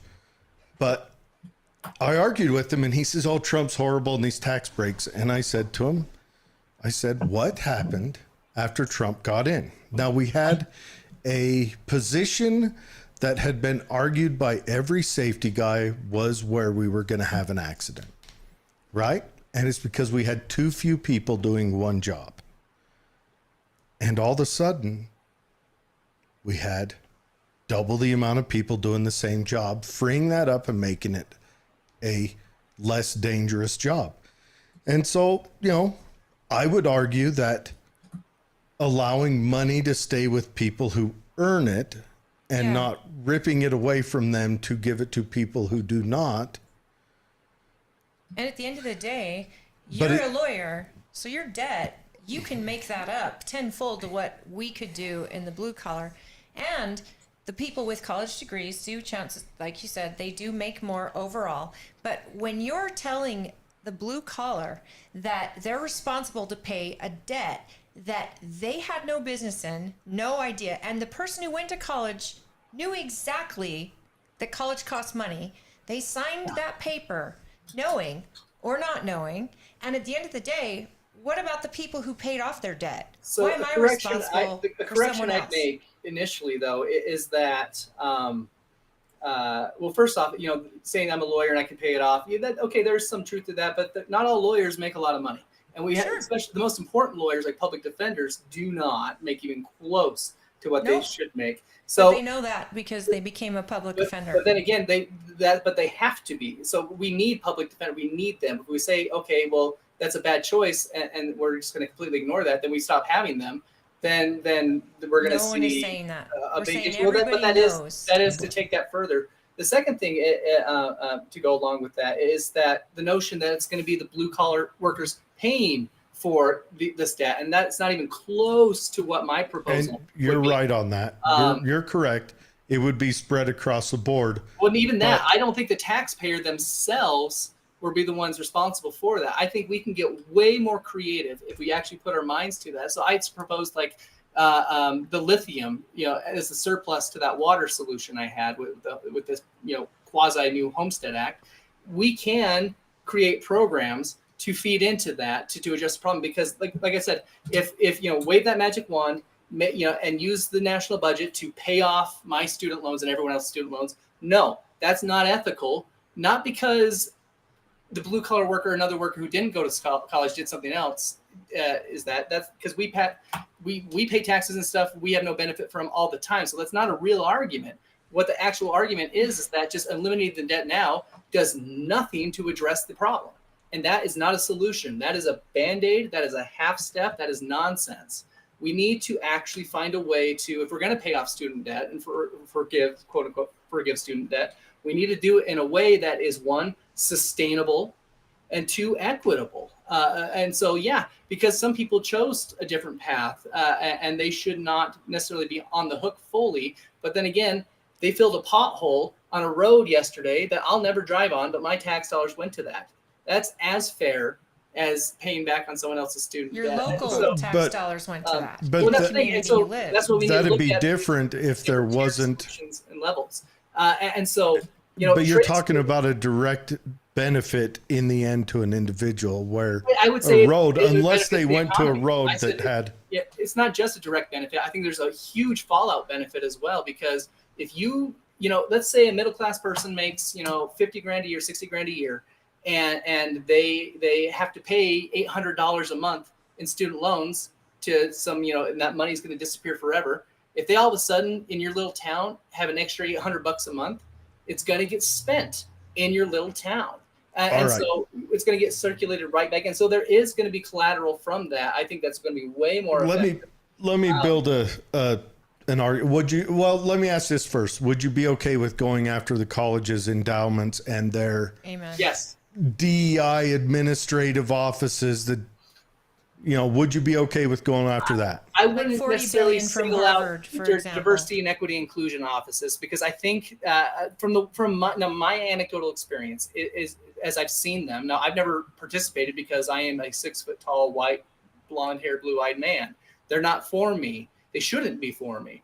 I've seen very good things in my experience, both at a state university and at a private university, like where I went to law school at Willamette. So I would, but to go along with kind of your line of thinking, there are areas I would absolutely, and I think we need to perform a pretty comprehensive audit into these to say, listen, we have, you know, we have roles, we have jobs that are increasing the cost of running a university that simply just don't make sense with the cost benefit ratio of going to college right now. So we've got to lower tuition. We've got to lower these costs. We've got to take a hard look at whether having this tennis team is worth it.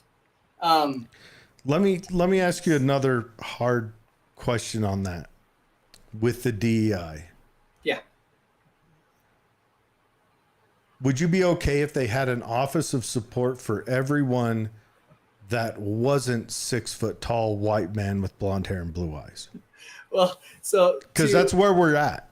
Yeah. So, you know, that's a hard philosophical thing. I've kind of had to, not just philosophical, practical. You know, I'm sitting there, you know, reading in the law library, looking at a book, feeling emotions, feeling inadequate, feeling like I needed support. You know, I need help here. And there were times where I'm like, man, I don't have a quote unquote safe place. You know, I don't have a place where I can go just to feel supported, because the general conception is, well, that's the world for you, dude. The world's built for you. It's made for you. Yeah, That's you're privileged. You walk in and the world It's just that shines. the obstacles aren't in my path. And just because obstacles aren't in my path doesn't mean I'm not out in the storm. It means I can get through the storm quicker, but I'm still out in the storm. And so I would agree that we do need to, if I was to go in and change, you know, DEI offices, I would definitely, you know, equity over equality every time. Because, you know, if we give everyone $10, well, that's not equity at all. That's just everyone got $10 and some people already had $10. We need to make sure we level the playing field for that. And that includes an awful lot of people like me shutting up and listening to people who have gone through those struggles and have perspective, but equally that they need to understand I also have input, because it is affecting me. It is going to affect me. Absolutely. Well, let me tell you who the DEI offices help. They help Will Smith's son. They help Obama's daughters. They don't help the poor black man. Hey, the poor They black help- man they doesn't help get the into rich college. black man. Didn't have any celebrity, you know, minority children, and so I think That's where it goes to, No, because there's that's a who whole- goes. It goes to the upper middle class minorities. They've tested it. They've studied it. It's And shown. there is an actual argument to be made that colleges are saying we have to help you because you're not capable of getting into college on your own. You're not capable of getting these certain advantages, when that is racist to me. Yeah, if I know that's many the narrative, people of I haven't color- heard that narrative, but if that is something being said, you know, I'd come down on that hard. So maybe Right, but you know, that's a middle what it ground is. solution to this, I think, and because I don't know if we're going to really come to a full understanding. No, we're not. But I think there's a middle ground solution here. I'm a big Get fan. the government out of college, An audit. I feel like the Pentagon. They fail every audit we give them. Hold on, the Marine Corps passed the audit this year. They? Well, the first one in good. 13 years to pass an audit. My granddad, I got his rank advancements on the wall. He was a captain in the Marines. So we've been a big fan of the Marines. And I think the Pacific might be my favorite miniseries.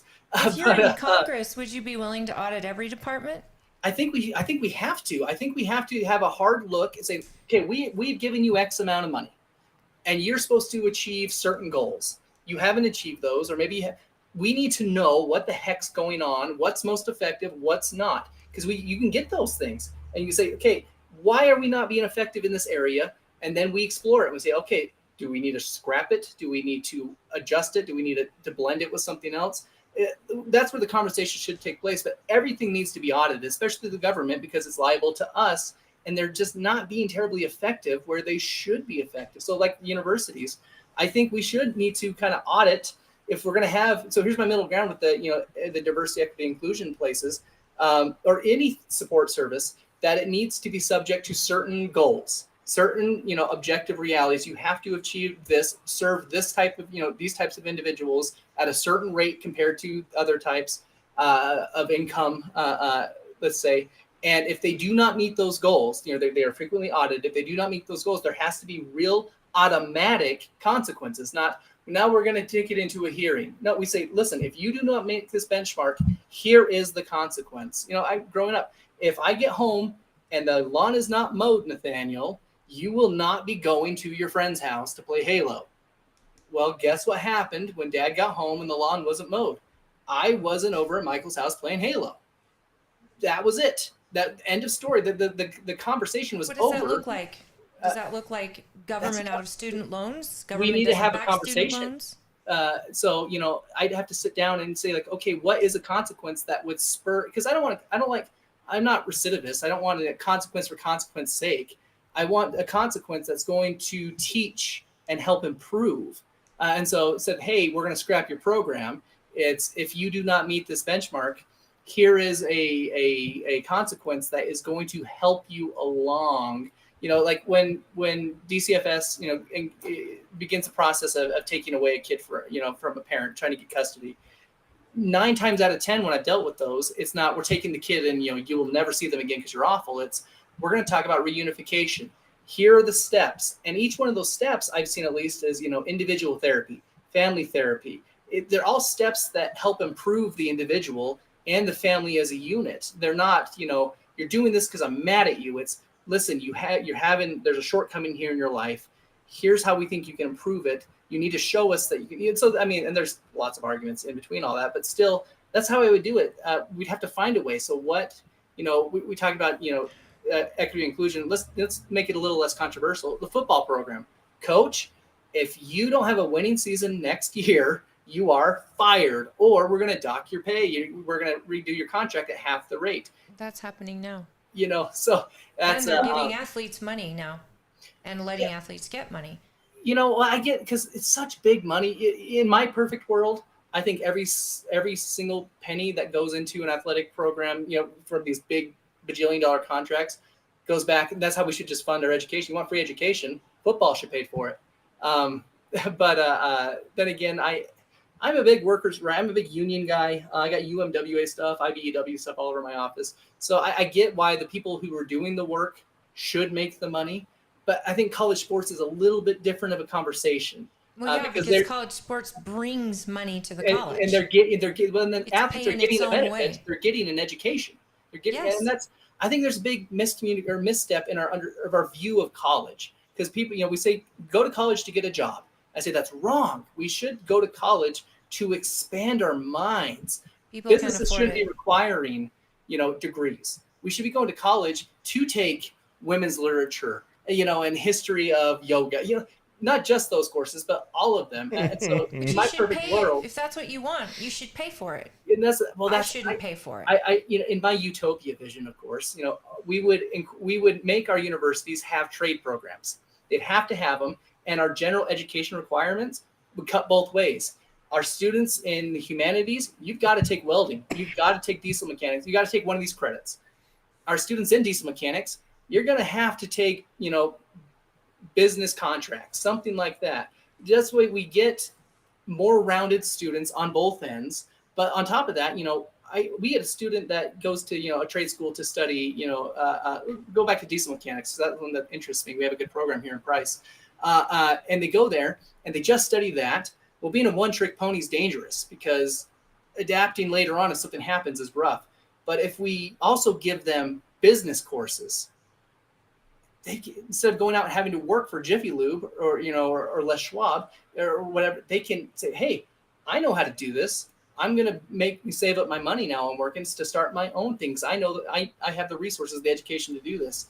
On the other end, another thing the Democrat Party killed, though, was trade classes in high school. And I would renew that Democratic narrative of supporting the working class, saying, hey, we actually have to help these folks out. I wouldn't just forgive, the academic, the university path student debt. I would, if I could pay for that in the future. Trade school's the same, and I would incorporate those further back into high school too. I would go into also people who start a business. You go buy a truck, you show a successful business for a year. I agree. I completely agree. We've got a ton of I know comments. we've got a lot of comments. We brought Satan into the studio, a Democrat. So how dare you? A lot of people are on. But Hi, Mom. Hi, Mr. Mayor. I Hi, do have O'Malley. 2 questions. One question I thought about asking was, how would you feel? We've got an unequal judicial system, correct? Our judicial system works for the wealthy and punishes the poor. Absolutely. How would you feel if they put price control on legal services? Federally or like at the state level, like who got to control it? It doesn't matter. Price controls on legal services that you had On lawyers. 1941 era levels of price controls.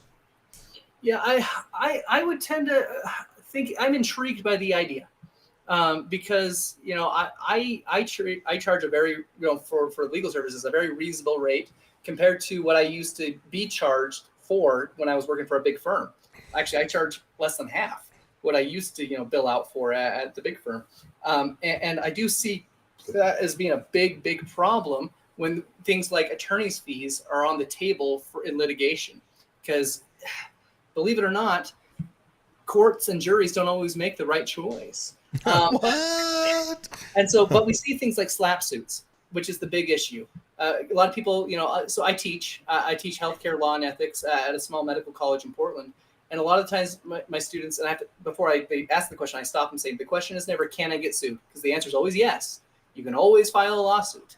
Now, whether you can prevail or lose is the actual question. Are you actually liable here? But here's the deal. So they'll hit me up, a couple months after graduation or a couple years.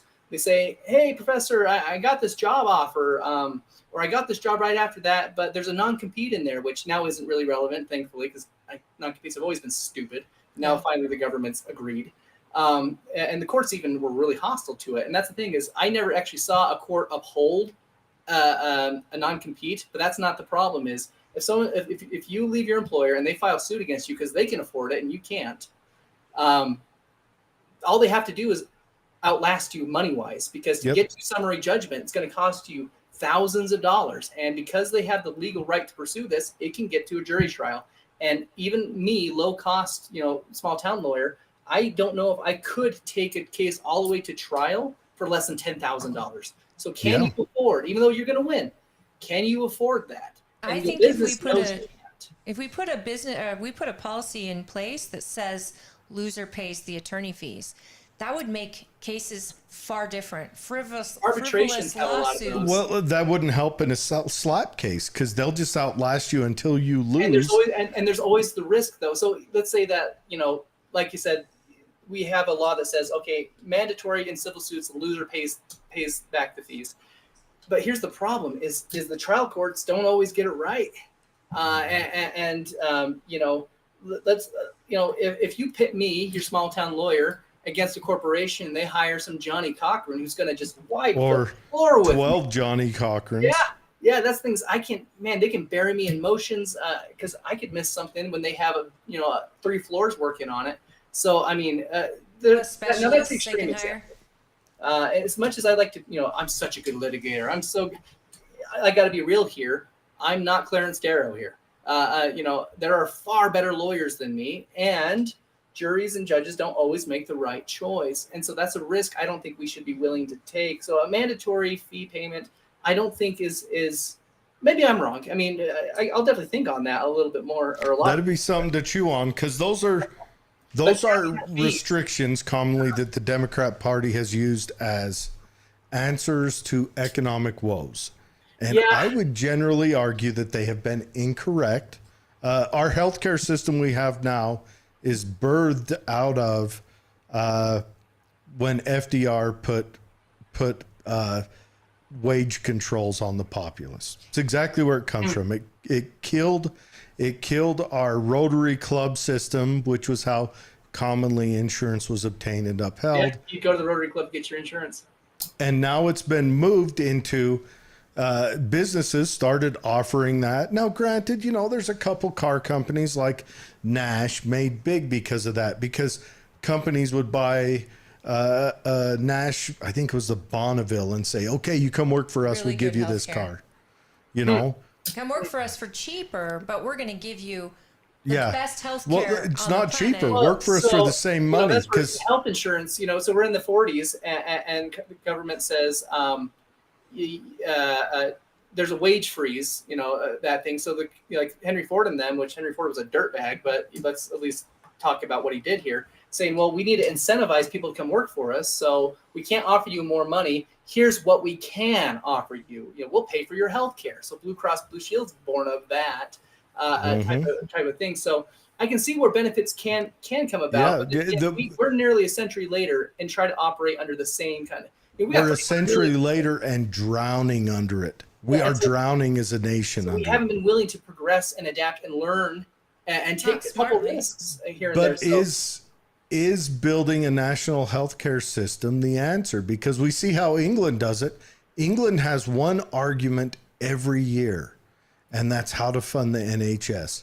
And they're much smaller than us, and their population's much different. Because our the rates of smoking under certain subgroups here are much higher. The rates of cancer in certain areas are much higher. So it's too complicated here to have to copy a European model. I think it would not be close to working. I've never but heard I a do good think thing about Canada healthcare. So we use that big no word, socialized medicine.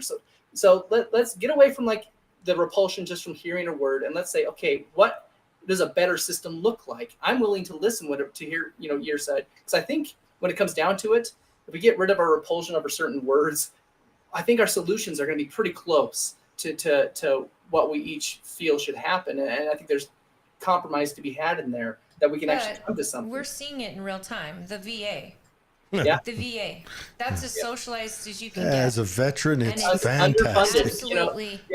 If we could, I think we could reprioritize our budget. I said, you want to increase military spending?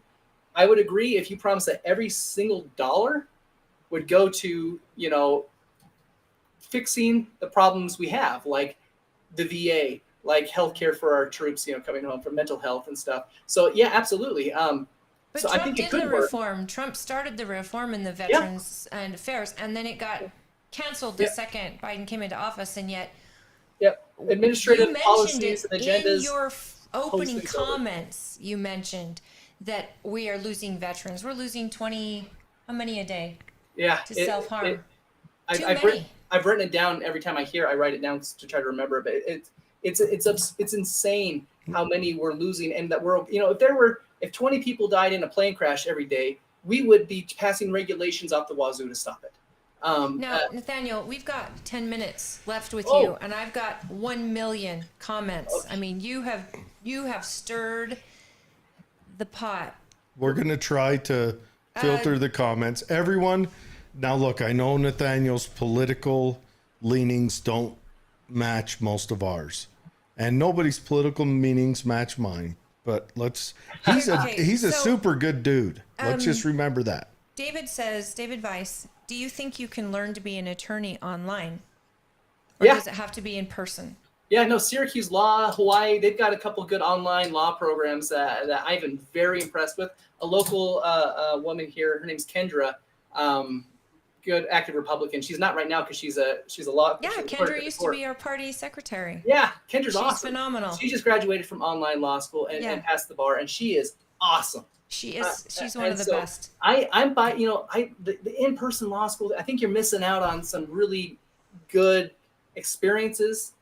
Not doing it online. Mock trials and things like that. Yeah, that are great. I mean, sitting in the classroom, the smell of it, the anticipation, the professor walking in and cold calling, scaring the holy crap out of you.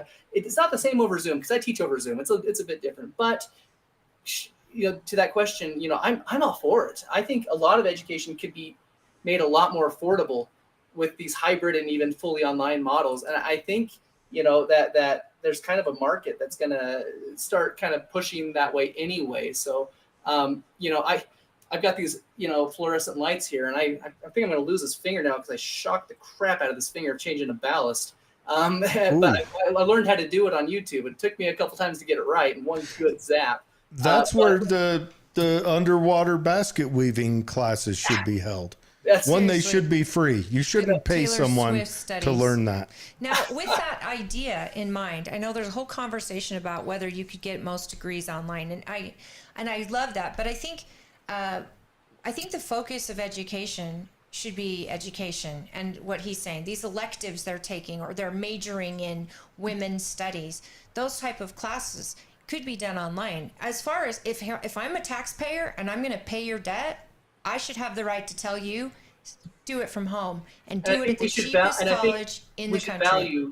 I think even though I may disagree, I think all of us should value as a taxpayer. We should value how you feel because you are paying into this. You are an investor. You should have a voice, and we should take that serious and not just say no. Sure, you don't know what you're doing. No, I think that's where a big disconnect is happening on my side. Is they're telling you, stop. You don't know. But I think that we need to value that you have those feelings because you are literally part of the reason why we can have these programs because you're paying for it as much as anyone else is. And so I think we should value that and come to a solution. There has to be a middle ground. What if we did away with government-backed student loans? The student loan process went back to what it was prior to that.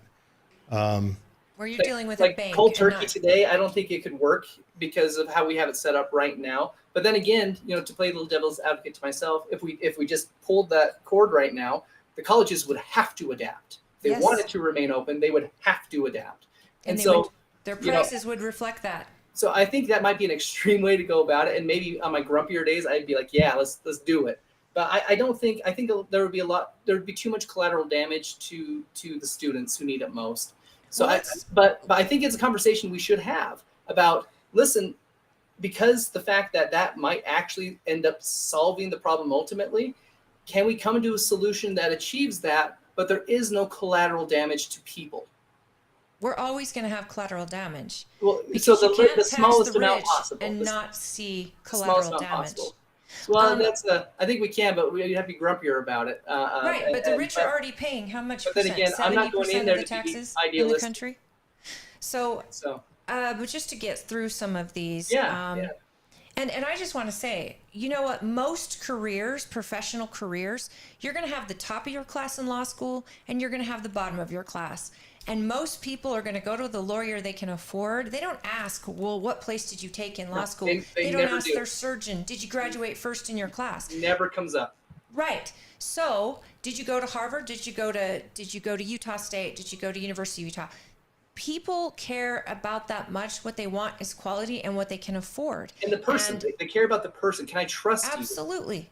Absolutely. So, getting the government Did you graduate top or bottom of your class? Right in the middle. Right. Okay, right so you're right in the middle of being able to be a politician. But I won all the awards. Same thing with undergrad. So what are you doing going to be a politician? You know they take the bottom of the class. Oh. Bottom of the lawyer class become politicians. He was top of his class. What do you mean? But it happened to be an undergrad too at Utah State. I graduated with a thoroughly average GPA. I was named Student of the Year 4 times in 3 subjects. Well, I mean, you're 6 foot tall, white with blonde hair. I am. Did you expect anything different? So going on with it, David Weiss says socialism is social security. I think he meant the other way around. Social Security is socialism. David Weiss says Tulsi Gabbard's vision of the Democrat Party was what the Dems once were. Any party can become hijacked. Same with Republicans. Okay, I'm trying to get through the conversation stuff. If we end up going over with him, we'll stick around as long as he can. What time's our next guest? If he comes on at 4, he can slip in. Okay, so let the free market unleash driverless vehicles. The obstacle is government. If I had to bet my Bitcoins. Okay, and he did bring up Bitcoins early in the conversation. Boy bands, great analogy. He likes you. He mentioned representing there is the a whole lot country. of comments. This She's is reading crazy. like every 8th. My So- Dogecoin just recovered, so I'm back on feeling okay about crypto. Back Where's on the Doge. Where's Doge at right now? I bought it years ago, right before, like 3 cents? I mid got it at 3 cents. Yeah, mid 2019. I bought like $150 worth. Yep. Saw that go up to like 20 grand. Then it went down to like $40 where it's been the last couple of years. It's back up to like 100. It's like I'm breaking even again. So Okay. Nice. I'm gonna keep it Well, forever. I'm kind of in the same boat I'm as keeping you. it forever. Nice. So David says 40 billion endowment at Harvard.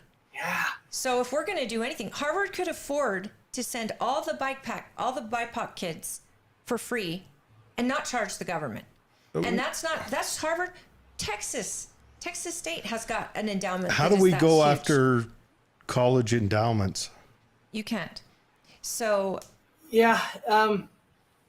Gosh, there's got to be a solution. I can't say that I know what it is. I mean, send the National Guard. No, because we've Send done the that. National Guard.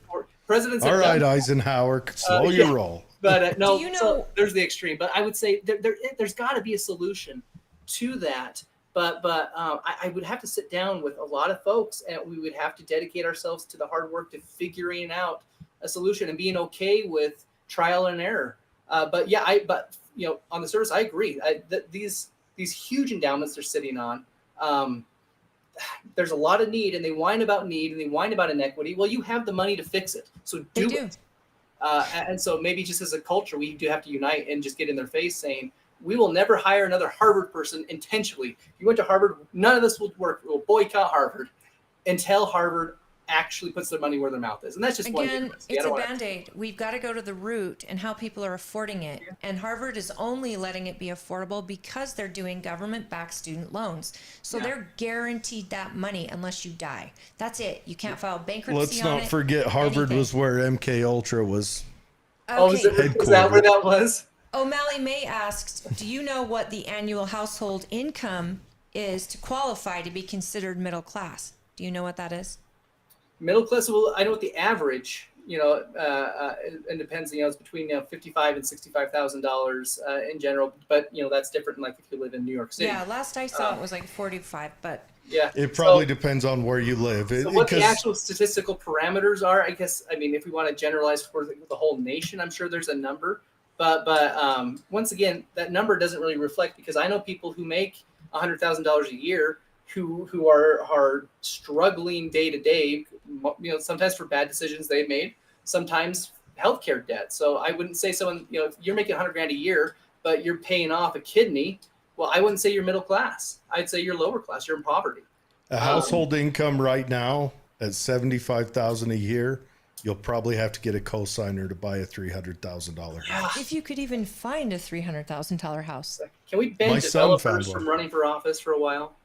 What's that? Can we ban developers for a while from running for office in Utah? Well, they say that about lawyers too. Utah has a. I kind of agree sometimes. Utah has a big developer representation. Hey, we got Matt Hymas on. I just want to finish. We're going to bring him in with us just to finish this out. David says the court system should be AI.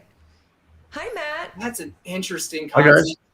Matt is running for school board, and well, he's presently school board. Currently on the school board, so he's our hero incumbent. in his own right. And we're going to grill him on how this new Title IX rollout is working tonight. Right. We'll do that in a separate. Yeah. Unless you want to stick around to hear about issues, though. Where do we go to your website for people who want to know more about Yeah, I looked all over. I could not find your website. Because I don't exist yet. Because I have refused to take the major PAC money.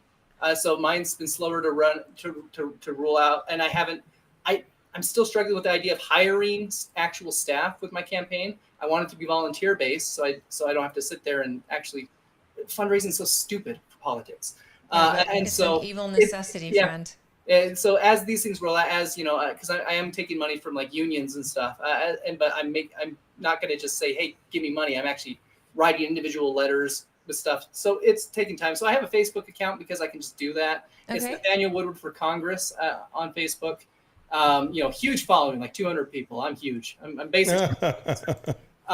But that's the thing is I intend to, I'll get this online presence and get a website here pretty shortly. But I really hope to be able to meet. I'm going to get to every single town in these 13 counties that's covered. I'm going to visit.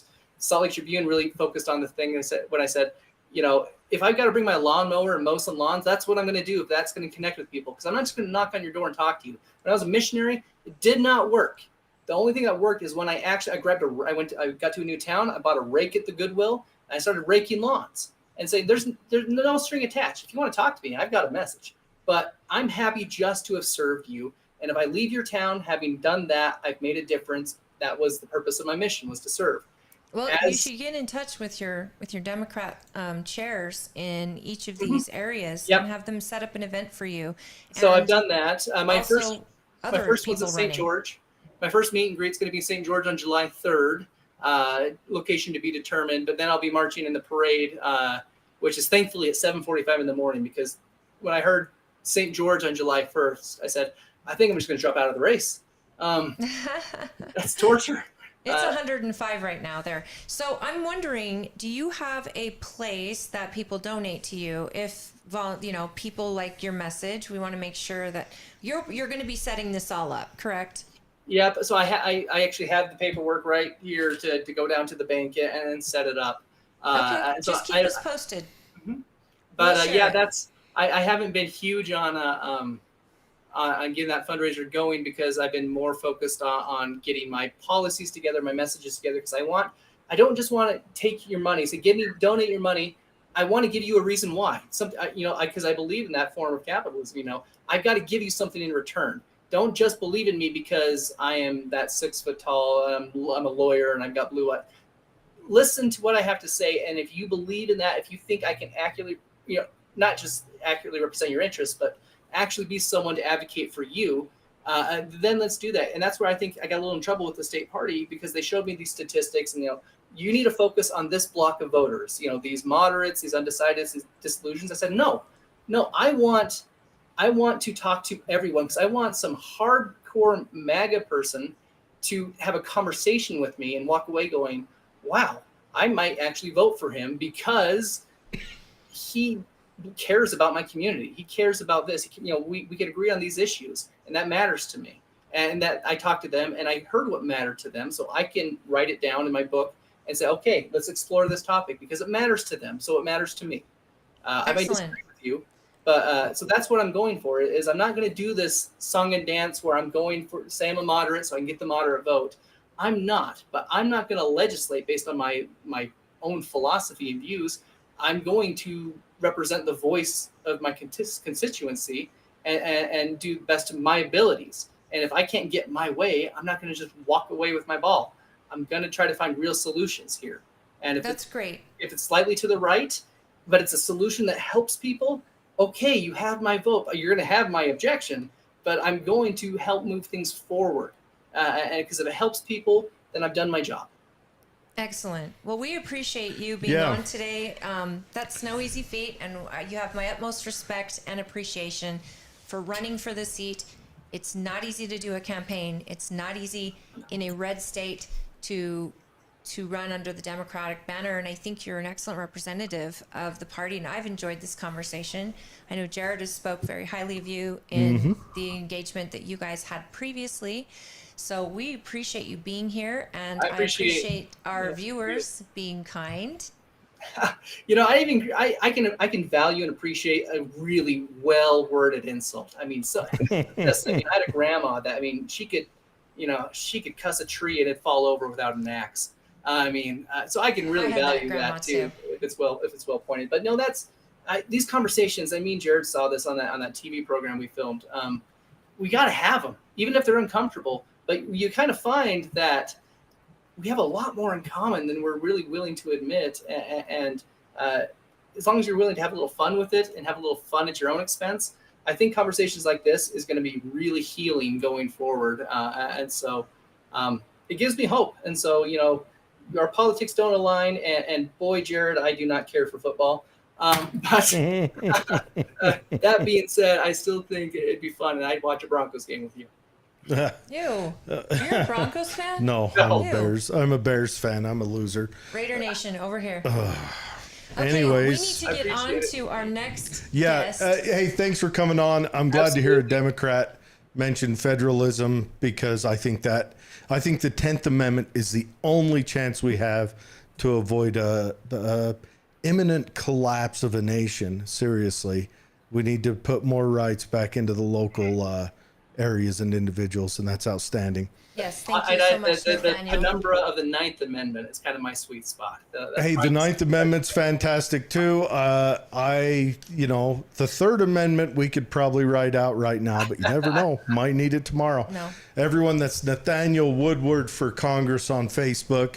And as soon as he gets a website up, we'll advertise it for him, and hopefully we'll get him on a couple more times before the election. If anything, having these discussions, these hard ones, maybe we'll, if he does win, maybe we'll educate him so that he won't go back there and be a blood-sucking parasite. That's 4 terms, 8 years in Congress. Any more than that is absurd. That's my promise. All right. That's fair. That's Nathaniel, great. you have a good night. Thank you very much, Thank you, sir. friend. We'll see you. All right, Matt, how are you? So exciting. I'm good. Glad I could catch the tail end of that conversation. Yeah, it was a good one. He was a nice guy. He's a very nice guy. I met him on a little reality show thing that I did a pilot for. Like a debate for disagreeing better. Yeah, it was disagreeing better.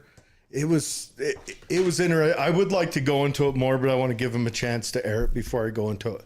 But it was really weird. I know I'm an absolute weirdo in the stage where I don't have sacred cows. I don't have any of that. But then again, I do, but my Second Amendment is your sacred cow. And the First Amendment, right. those are my sacred cows in this world, because I believe I'm a pure liberal. Right. I'm a Lockean liberal like core. And safety in your speaking them. Yeah, and there was a Republican, there was 2 Democrats. You had a urban Republican, you had a rural Democrat, which Nathaniel was, and then you had an urban Democrat, which my friend Katie was, and then there's me. They don't know where to put you. I stood in they for put you in the Republican rural. A rural Republican, but I am an independent, and also I like human psychology, so I understand where other people come from and their drivers, and and that's not me being smart, guys. Tell us where to find this. They film it, or is it going to be on something? It's supposed to be on something. They're shopping around. As soon as it comes out, believe me, we'll do a watch party. Fantastic. And I'll make everyone mad at me. But but it's just interesting, and it was interesting to see where people converged on stuff and where they didn't. I think one of the bigger splits is urban and rural, and that's not given enough countenance, because the urban Democrat and an urban Republican had a lot more in agreement than. Sure, and I bet the rural Democrat was arguing more with the urban Democrat. Yeah, and we talked about hunting. Different. So yes. I'm excited to have you on, Matt. Thank you. And I'm sorry about the last minute invitation, but after I'm glad you're here. Title Anytime.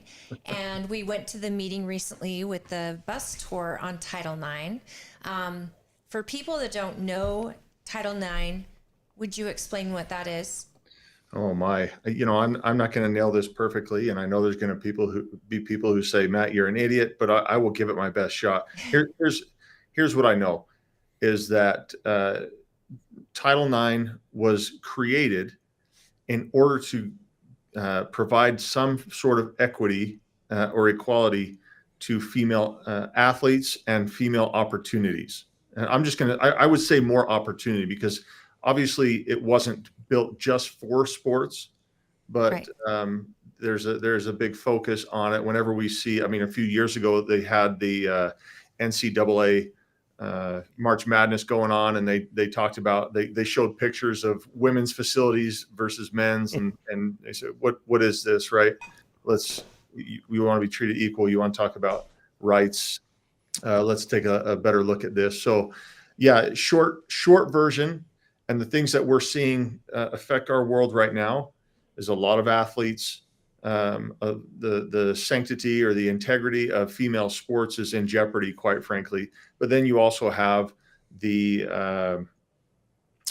threat of open restrooms, open locker rooms. We didn't discuss, they didn't discuss this, and we haven't discussed this, but what does traveling look like for those teams? Do you throw them all in a hotel room? Is it the luck of the draw, right? Or unluck of the draw, right? Of where you end up with who. So there's a lot involved here that people, I mean, some people are aware of it and others are not, but there's a lot involved. So with what the goal here, and with the bus tour that we attended at the Capitol, there was a lot of female coaches there, and it was Sign the Bus, and a lot of legislators were there, and people in favor of fixing that. Now, I wanted to, with the locker rooms, with school sports especially, we're seeing these sporting opportunities for these young ladies. This Title IX was developed so that these ladies could get scholarships, go on to colleges, perform at the college level, have their college education paid for like men, and not have to compete against men in any capacity. They had their very own. And what's happening on the national level is they are trying to change the policy wording to give the word identify, correct? Yeah. So you just have to identify as a female. We're seeing this with pageants where women are getting beat by men in pageants. And people think pageants Vanity are Fair covers, misogynist and all of this, but having had to run pageants and experience it, because I used to be one of those people that thought, well, this is so misogynistic. And no, what I got to see is women who are successful and amazing singers, artists, know how to solve world peace, races, all the stuff we know about. Barrel races, and these women who don't maybe go to Juilliard with their voice and playing violin or whatever, had an opportunity to gain scholarships through the pageant programs. And now to see men in those pageants, it's beyond irritating. And the Olympics just decided not to let the swimmer go on and compete with women in swimming. So what I know of right now, having talked to our legislature, and you also with Tim Jimenez and Bridger Bollinger, they are going into special session over this issue to try to claim sovereignty and Utah's rights in order to, because our Utah laws, and correct me if I'm wrong, but Utah law actually supersedes federal law. Is that correct? And I think it's oh man, now you're putting me on the spot here. I'm sorry. I think it's the other way around. Like, for example, with IDEA and special ed, we couldn't develop a state law that went against federal law. If state law could trump federal law, then we wouldn't have to make these lawsuits, right? The legislature wouldn't have to gather, because they would just say, no, you're sticking to our laws. Well, and according to Tim, in the meeting we had last night with the Central Committee, he mentioned that they are more focused on the sovereignty end of this and making it that Utah is keeping the policy as is. So I believe the policy's already written, the law's already written. It's the federal government trying to change it. Well, and that's why Utah can put their foot down. Yeah, and you mentioned we're trying to fix Title IX. We actually, for me, Title IX was fixed. Yeah. Until our current president came in and decided to change definitions, and take it upon himself as a president of the country and say that, if you identify, then that ultimately is your gender. Now, your gender assigned at birth, and it's threatening all the things that you had just mentioned, right? It unlevels the playing field, which was what Title IX did. And I mentioned this in a debate that I had at Utah County. I'm a big Parks and Rec fan. Ron Swanson's a great character on there. I don't know if, whoever's watching, you'd be like, what are you talking about? But anyway, he won Woman of the Year. It's and everybody was like, what the heck, right? We all laughed about it. I remember laughing about it. Never in a million years thinking it would come to pass, right? Well, Caitlyn Jenner, Vanity Fair, Woman of the Year. She got on the cover. Yeah. What a slap in the face. And she was a woman for all of 6 months. Not only was she Woman of the Year, but she did it in such amazing time. The poise, the posture, the prowess of that woman that carried her to. And you know what? She's probably one of the first people. She has come out and said women should not be involved in men's sports or vice versa. And she was their poster child. Now they've got so many that they're able to put them on the cover. Well, they weren't on the cover. It was actually Martha Stewart on the swimsuit edition of Sports Illustrated. Martha Stewart was on the cover? Yeah, I believe so. It's sold out. But they also had trans women on their fantastic swimsuit edition. Dude, I really love my bikini to be fully filled out down there in the lower area. So, Matt, when this legislature and they create this law or they stand on sovereignty, where does the board feel currently about this issue? Because you've talked about this issue and protecting our girls, and that has been a no argument. We're protecting our girls. Can you go into where the board is right now on this issue? Yeah, and I'm gonna speak. I'm gonna speak in two different areas here. One for myself, and then I'm gonna read what the board had just passed this past week, if that's okay. Absolutely. I'm not in board leadership. I am chair of the Law and Licensing Committee. I did see this come through committee. For myself, as an educator, as a superintendent of schools, it terrifies me. What happened at the federal level terrifies me, and I'm trying to figure out how I can keep my kids safe in an environment where there's lawless, I guess. I hate to use that term, but it's no, I have locker rooms. I have middle schoolers who go in and prepare for PE by changing their clothing, and I'm not willing to open up those locker rooms. And I mentioned this before, I'm not willing to violate the rights of, 30, 40, 50, 150 people in order to protect the rights of one. It doesn't work like that. And we shouldn't have to put our individual rights aside because somebody else wants me to. Right.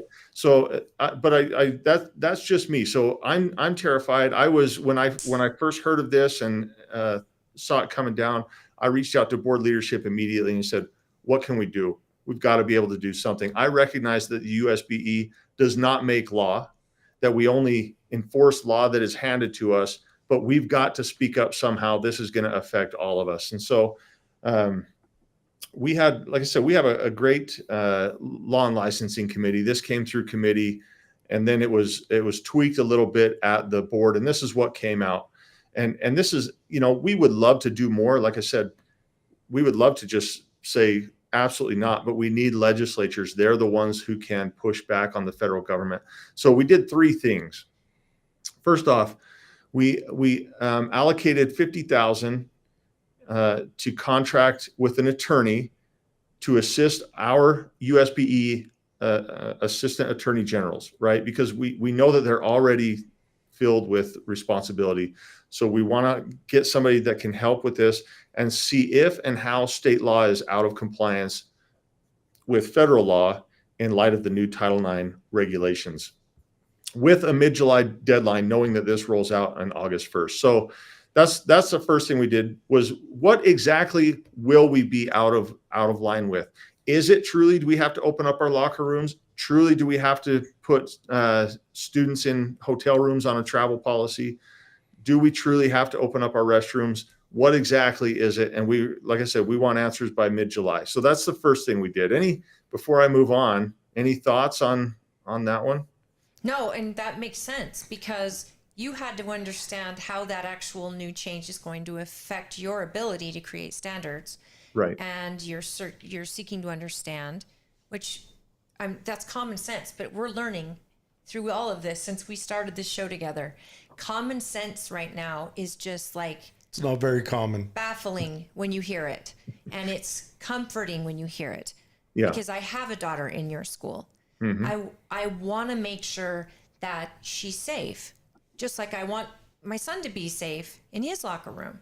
Right. And these things are these are things our kids are struggling with on their own. So I understand there is a need to be sensitive and kind to these young kids that are struggling with identity, but not at the expense of the group. And so understanding what that challenge looks like, I appreciate that you are looking into that. Well, and Holly, I want to bring up something that you mentioned quickly. You mentioned your son as well. I think a lot of times our young men are being forgotten on this. What? No. Our young men are being forgotten only on this? This affects all of us, right? So let me tell you, my son, he plays basketball. They went and played a girls team, which was fine, right? It was a true girls team. And he probably played at like 80%. And I kept telling him, Bud, hey, just, he was younger grades, just play basketball. Just go out there and play. And he was reserved. He was just uncomfortable. Now we can teach through those things, but we talk about putting a transgender girl on a girls team or a transgender boy on a boys team. It's going to change the dynamic. And it just does. And so to ignore it is not common sense, to say the very least. Now, yes, you talk about this makes sense, and to find out what it is that we are pushing up against. We don't want to fight a battle. We don't want to spend money on a battle that isn't even there. So yeah, to look at what conflicts with the Utah law compared to federal law, I think that's important. I think you're right on with that, Holly, is that we have to make sure that we put our resources in the right place. If there's not an issue, let's not make it an issue. So let me go to the next one here. So it was a 3-part motion. I read the first one. That's helping the AAGs, the assistant attorney generals, see what's going on between Utah law and federal law. The second one was that we requested that the legislature consider the application of SB 57, that's Utah Constitutional Sovereignty Act that you had mentioned, passed during the 2024 legislative session, to the Title IX regulations, including potential indemnification if needed. So how, is there a possibility, kind of like you mentioned, can we separate ourselves? Do we have to follow this? What does this truly look like? So that's what we're reaching out. And the USBE does not like to push legislature in very many instances. There's political capital that you guys know that you have, that everybody has. You don't just throw that out at anything. And so we reserve going to the legislature and say, hey, will you look into this? We reserve that for very special things and things that make a big difference. And we felt that this was one of those instances where we said the USBE is powerless. We know the legislature can, if nothing else, sue the government, sue the federal government. So we're going to cash in and say, hey, we need your help on this one. Excellent. So that's the second part. And sovereignty is just Utah taking our borders and controlling our own borders at this point, and the policy that comes through the federal government. What do you think? It seems like the Biden administration is throwing away every bit of political capital that he has on these crazy notions, on the open borders, on making sure that every Catholic girls' school has, all the testosterone it would need to carry a national championship. Do you think it's that he's just so far gone that all his progressive staffers are just running wild? Well, yes. I mean, Okay. quite frankly, the short answer, yes. At the same time, I don't know if, obviously they have a pretty good pulse on America, because for me, this would be a election killer. Yeah. Even as a Democrat, I don't see, especially as a Republican, even as a Democrat, I don't see how you could really believe that the majority of our nation wants to open this door. And they're doing it for less than 0.00 something of the population. Remember, this is what lost Virginia the Democrat governorship. Right. This very instance. So I don't know who's telling him. I don't know who the advisor is, because he's had almost 4 years to do this. Thank goodness it hasn't been done. The question would be, why now? What are you hoping happens now? It shouldn't be at all. The question he has is the power now, and he's afraid of losing it in November. And then all this whoever the puppeteer is through all of this, because I don't think it's Biden. Let me lay it out. But they're trying to set the stage for the next 4 years. I got it. I'm writing the screenplay for this. So once a month, he runs out of his Alzheimer's medication. And all of his purple-haired progressive staffers stand around and they rock, paper, scissors for who gets to be crazy person that, window that he's out. And so sometimes they're not as kooky as normal, but this time and the open borders, those are when we got the really kooky ones. Well, okay. I don't know who won the paper, rock, scissors this time, but it's messy. That's messing sure. with our girls' well-being, with their mental health, with their safety. And I'm sorry, this cost is too great. If we do not stand up, the cost is too great. Just with what happened in Virginia. Yeah. No, you're absolutely women, right. And all in the name of social justice and being woke to the issues and protecting this one person who identified as another. And for what? We endangered our girls, and this is ridiculous to me. But please, what was the third one? Well, I'll go on the third one, and you're absolutely right. And I recognize, there's some jokes kind of back and forth here, but we all know this is as serious as it can be. Like there are a lot of threats in the world, but this one, man, this one really gets me nervous. So let me tell you the third one.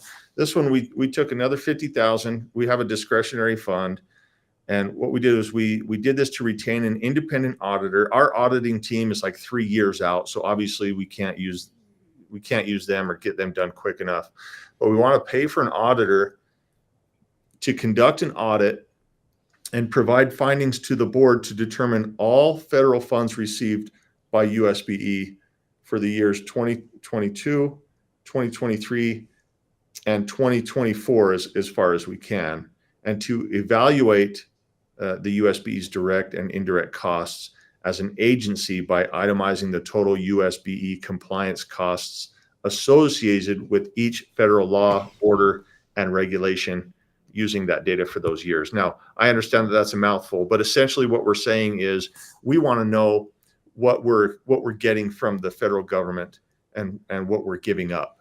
That's right? heavy. That's the biggest thing, because what if Utah was the first state to say, no more. Being with the federal government has not provided a value for our state. We're going our own way. How many states would follow? You would have counties in certain states that would run, but how many whole states? I mean, Texas would want to do it because they're just copycats and they want concealed carry for everyone too. But I mean, seriously. Yeah. I'm thinking New Hampshire would follow, and they would follow for the exact opposite reasons. Well, and that's one of the comments that I really appreciated from Trump, was that he says he would love to get rid of the federal education, and I think, yeah, let us do our thing. We know our community. This is an area where you don't need to be, right? We pay our taxes, give us our money back. Don't put the strings on it. So we want to see exactly what kind of strings we're getting. and then start on that path to disconnect from the federal government. Or we might find that it's absolutely imperative that we stay a part of Yeah, it. we can't afford it, or And then we've got to legislate our way around it or something Right. else. No, that's Brilliant. 100%. That I'm glad that's being done. I think other states should see what you guys are doing and copy it. They Yeah, really should. In all honesty, you know, I'd love to take credit. That was a Joe Kerry motion. You know, it passed through the board. When I first saw it, I had the same reaction you guys. Like, that's fantastic. We need to do that, and to get it done quickly, right? To hire an outside auditor that can get it done quickly. We need to look at this. We've had these conversations about removing from the federal government, especially in education. In every debate that's gone on for these state school boards, on the Republican side anyway, they've asked, what are your thoughts on cutting out the federal government? Well, right now we're at 11%-ish, 11% receiving funds from the federal government. And like you said earlier, Jared, we would love to cut ties, but that's quite a tax hike for the people, right? So we have to, this audit will really let us dive deep and say, where is it that we can cut ties? Where is it that we can minimize spending or receiving of monies from the federal government, and say, no, we're not doing this, and keep your loopholes or your strings that are attached. We don't want any part of it.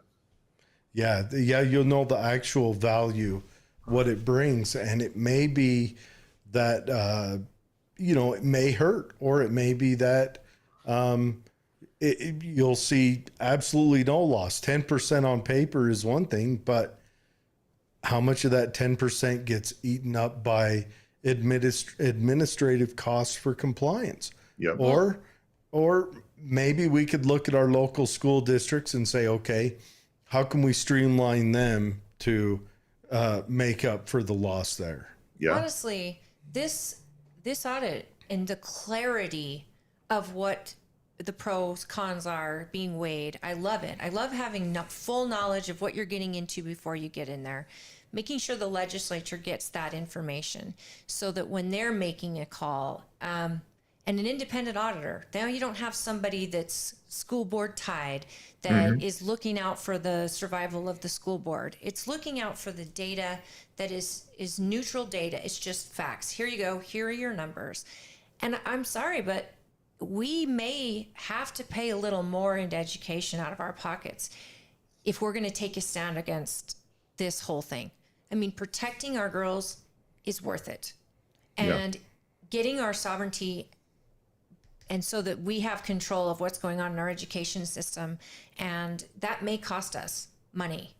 But what it gives us in return is priceless. Having our girls raise our boys to where, they're getting the focus is on them and not on the issues of the day. Because I'm sorry, your education has got to be back to the basics. And you've mentioned this a lot, teach the kids math, teach them how to read, the skills that are going to get them to be functioning adults. These social issues are destroying our communities, our culture.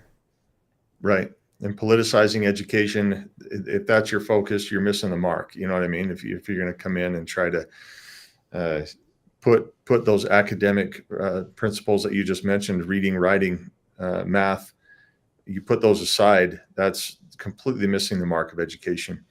And I will say, and you guys probably know this as well, people don't receive Title IX funding, right?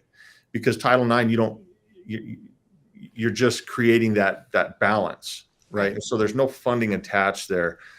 So when Joe brought this forth, it was like, this is genius. This is so much broader than Title IX, right? Title IX is huge, and it's a main part of it. They still have to look at all federal regulations, rules, right, laws, and how that affects our schools. And then we can make that call, like you said, is this something that is worth the 10%? And that's for the legislature and the people, right? The USBE has no authority to raise taxes on people. I do know that there's many board members, myself included, who are anxious to cut ties with the federal government because of some of their strings that they put on their money. And I've mentioned this before. I pay taxes to the federal government. I'd love to see them come back. Just don't put any strings on them, right? We'd love to have our money back, but I'd love to not pay taxes to the well, that'd be the best case scenario. Yeah, Gary, I think you should run for taxes should Congress. only go one level up. I don't. But no, I think that's, and it just boggles my mind. It seems like it just seems like an insane proposal. It's got to be either they're fighting just to get virtue points, or maybe just right outside of DC, you know, maybe those wealthy private schools out of DC that Joe Biden deals with people that have kids go there. Maybe they're just a sea of all gender questioning little kids that, you know, because none of this makes sense. Anywhere, I can't think of one school in the state of Utah where this is a policy that actually makes sense or carries any kind of burden of facility. I don't see it either. But here you are, you know, you're asking a rational mind to explain irrational behavior. Yeah, exactly. Exactly. That's why the common sense thing is just baffling people, and they're hungry for it because it has been so irrational these past, 5 years, 6 years. This was laughable 5 years ago. I It would was say a joke. 75 was when our education system started I'm losing talking about rationality. this culture shift, this where we're actually saying, yes, of course. No, you're not Delulu. You actually should lose more weight because anorexia is fine. There's nothing wrong with that. We're placating to something that needs therapy for that individual and that child to get strength in their own skin. And instead of saying, let's get you help, we're saying, oh, no, everybody, you know, he or she envisions themselves as an overweight individual, which is still healthy because we don't fat shame here at the school. Everybody keep your mouth and your words have to all be kind. And we're all going to tell this person, yes, you should lose more weight. You're 60 pounds now and barely able to survive. But yes, what is happening? We're in a really weird harm fairness equilibrium right now. We're in a really weird one. No, yeah. I don't know why.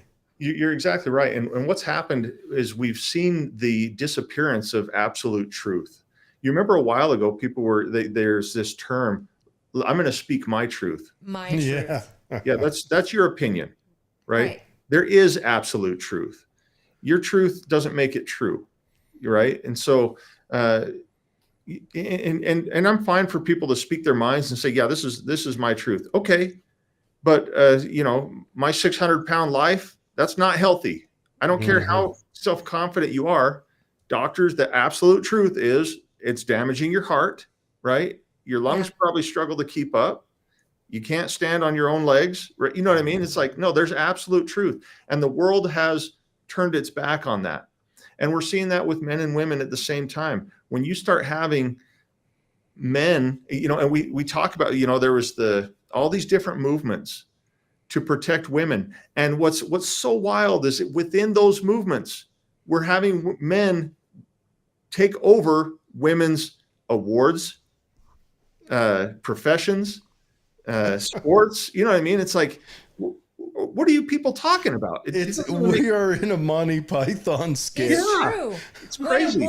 When a man wins Woman of the Year, you have just slapped every woman in the face. Miss when a man Universe wins a Miss or pageant, Miss whoever. I'm better at being a woman than you are, and I'm this and I'm that, and oh, you're so brave, stunning and brave. You're Delulu. There's a problem. And that's the other thing is we lift him up, right? You have a man who couldn't compete in weightlifting class amongst other men. Swimming. So he identified as a woman and started winning medals as a weightlifter, as a bodybuilder, and then swimming, right?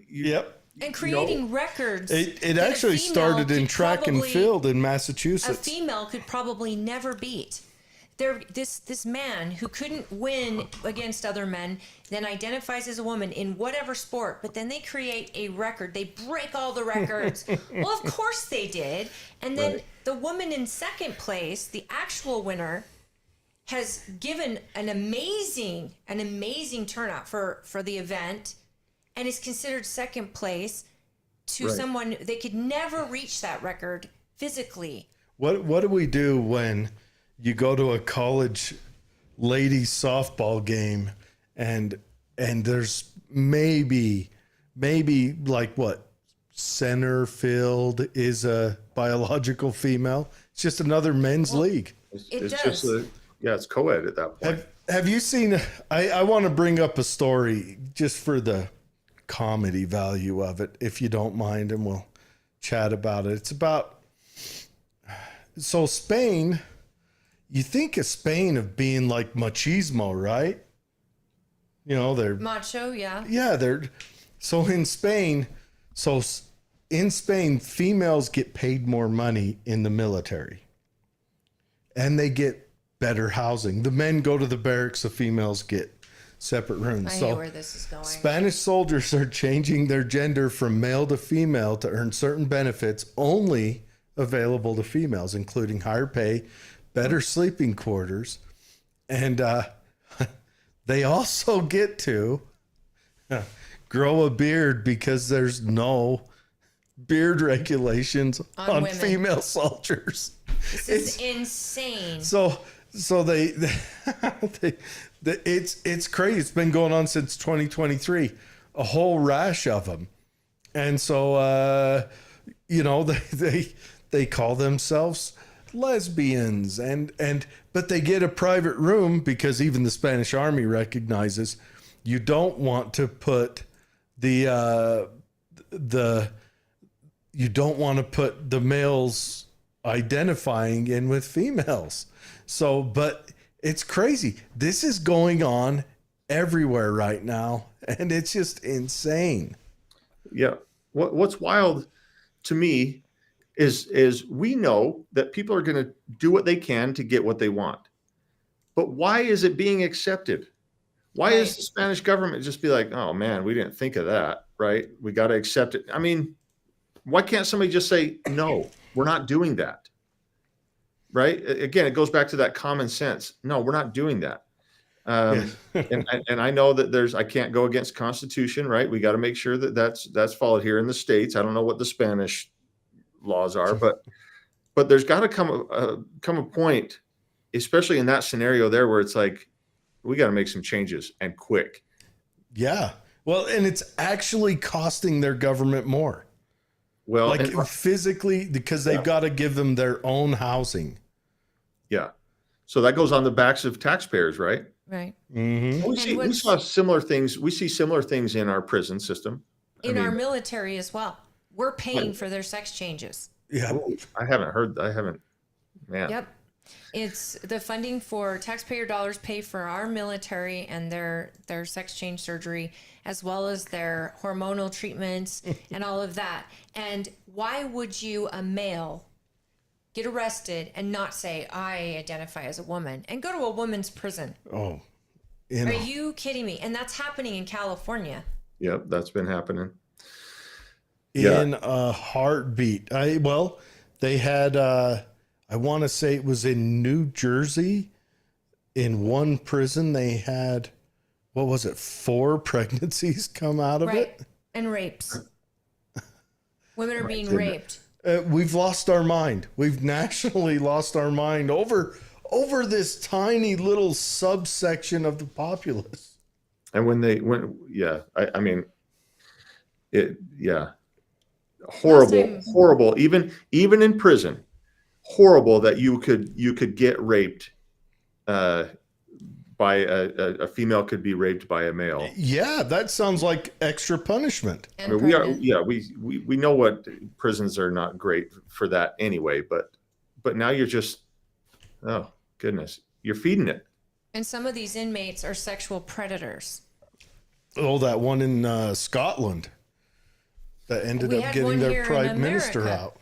And the one in America where we had during the judge trials, and Ted Cruz Oh, yeah. called her out when they were trying to get the judge, a new judge and appointee. And he actually said, you made a ruling allowing a multiple sex offender to go to a woman's prison. How is that logical in this world? And why would anyone want you to be a judge? I only go with what the policy states. No, somebody's got to stand up and say, this is crazy. Somebody. Right. Somebody's got to. Let me ask this, and I know you're interviewing me, so tell me. No, this is a conversation today. If when Trump gets back in office here, and other states start saying, "Hey, I've got my sovereignty," just like we're saying, Utah is saying it's got its sovereignty. Does Trump can Trump fix this stuff? How much power does he have to be that person to stand up and say no more? Realistically, we want him to have no power over it. But he does that by eliminating the departments. We want the executive branch to execute what the lawmaking branch calls for. Right. What I would like to see is I would like to see Utah in the next 6 months get the audit back. I know that's optimistic thinking. It's an audit. They don't happen in any kind of pace that you would recognize. But this would be ideal is if they got it back and you guys said, oh, look, this doesn't have a cost benefit for us, so we're going to do away with it. And then I would love to see the left, who are the people who want this, the national board, the national education, what do you call it? Satan's Castle. Is that right? Satan's Castle, House of Lucifer, whatever you call it. I would like to see them go, oh no, we can't do this. Trump's in charge. And they pull away also, and it disintegrates from both sides. And everyone starts leaning into the 10th Amendment, Or Trump trying their own thing. to end it, to say we're closing this department, make But it work. he Department of can't. Education goes He back said to the that, states. and he even put what was her name? Was it Begay? I don't know. Go on. Anyways, he put her in charge, which is what she spoke out for, and it takes a heck of a lot of political capital to shut down an organization, especially an organization that deals with kids, because you'll see it on both sides. Everyone will come out and have their own anecdotal sob story of why it's so important. The best thing would be is if it was defunded by every state for their own selfish reasons. Sovereignty. Right. And I think that's the only way it would actually work. The only way, because right we now can't, we're 50-50. Yeah, we only get Trump for 4 years regardless. Right. And any of his executive orders can go with him. And then that was the hard part, the is that problem. he goes away, we loved get to- Newsom, and Newsom will put in the exact opposite. But if the states just walk away from it and it just dies on the vine, I think that's the only way it could realistically work. Do you think, Matt, that our governor's in support? Because he wasn't at the event. Take Back Title IX was the event. Is that right? That we were at? Is that what it was called? Yeah, it was. I can't remember the exact verbiage, but I didn't see him there, and I know he said that, the legislature's having this special session. He'll support the legislature. Yeah, it's called Take Back Title IX. Okay. This sovereignty idea, for legislators, they're going into this session. I know Tim Jimenez and Bridger Bullender, they were both at a meeting last night with me where they were just fresh from leaving those meetings and talking about them. And I know as far as our county's concerned, our representatives are on board. Scott Sandel, our senator, he sponsored the constitutional sovereignty bill. So he's on board, of course. Right. And that constitutional sovereignty bill that he passed, that he sponsored and got going last session, could be the thing that saves us.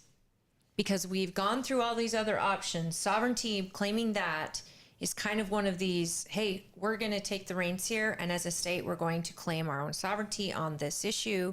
And, Scott Sandel, all credit goes to that, because that bill, we have no idea how huge that bill is going to be in the future regarding issues like education, Right. federal lands. It's all meant to start the ball rolling for a Trump presidency in 2024. And, our Congress has been trying to do the same thing. Celeste mentioned a lot of the stuff they voted on in the bills people didn't like were to set up a Trump presidency so that he doesn't have to start from scratch again. And he doesn't need executive orders, hopefully, because this time around, I'm looking at our senators and I'm looking at our Congress, and I'm going to see which one of you is supporting these policies. Because last time he had to do executive orders because he wasn't getting the backup, not necessarily from Utah. And, well, Romney voted against it, but, Chris Stewart and Mike Lee and all these guys were on board with the policy, and they became believers when it came to seeing Trump's policy. Someone like Mike Lee ended up running, helping his campaign in 2020 because he was adhering so much to constitutional values, the platform, and they were all pleasantly surprised by Trump's promises being kept and his drive to accomplish them, but he couldn't do it with the Senate and the House that we had.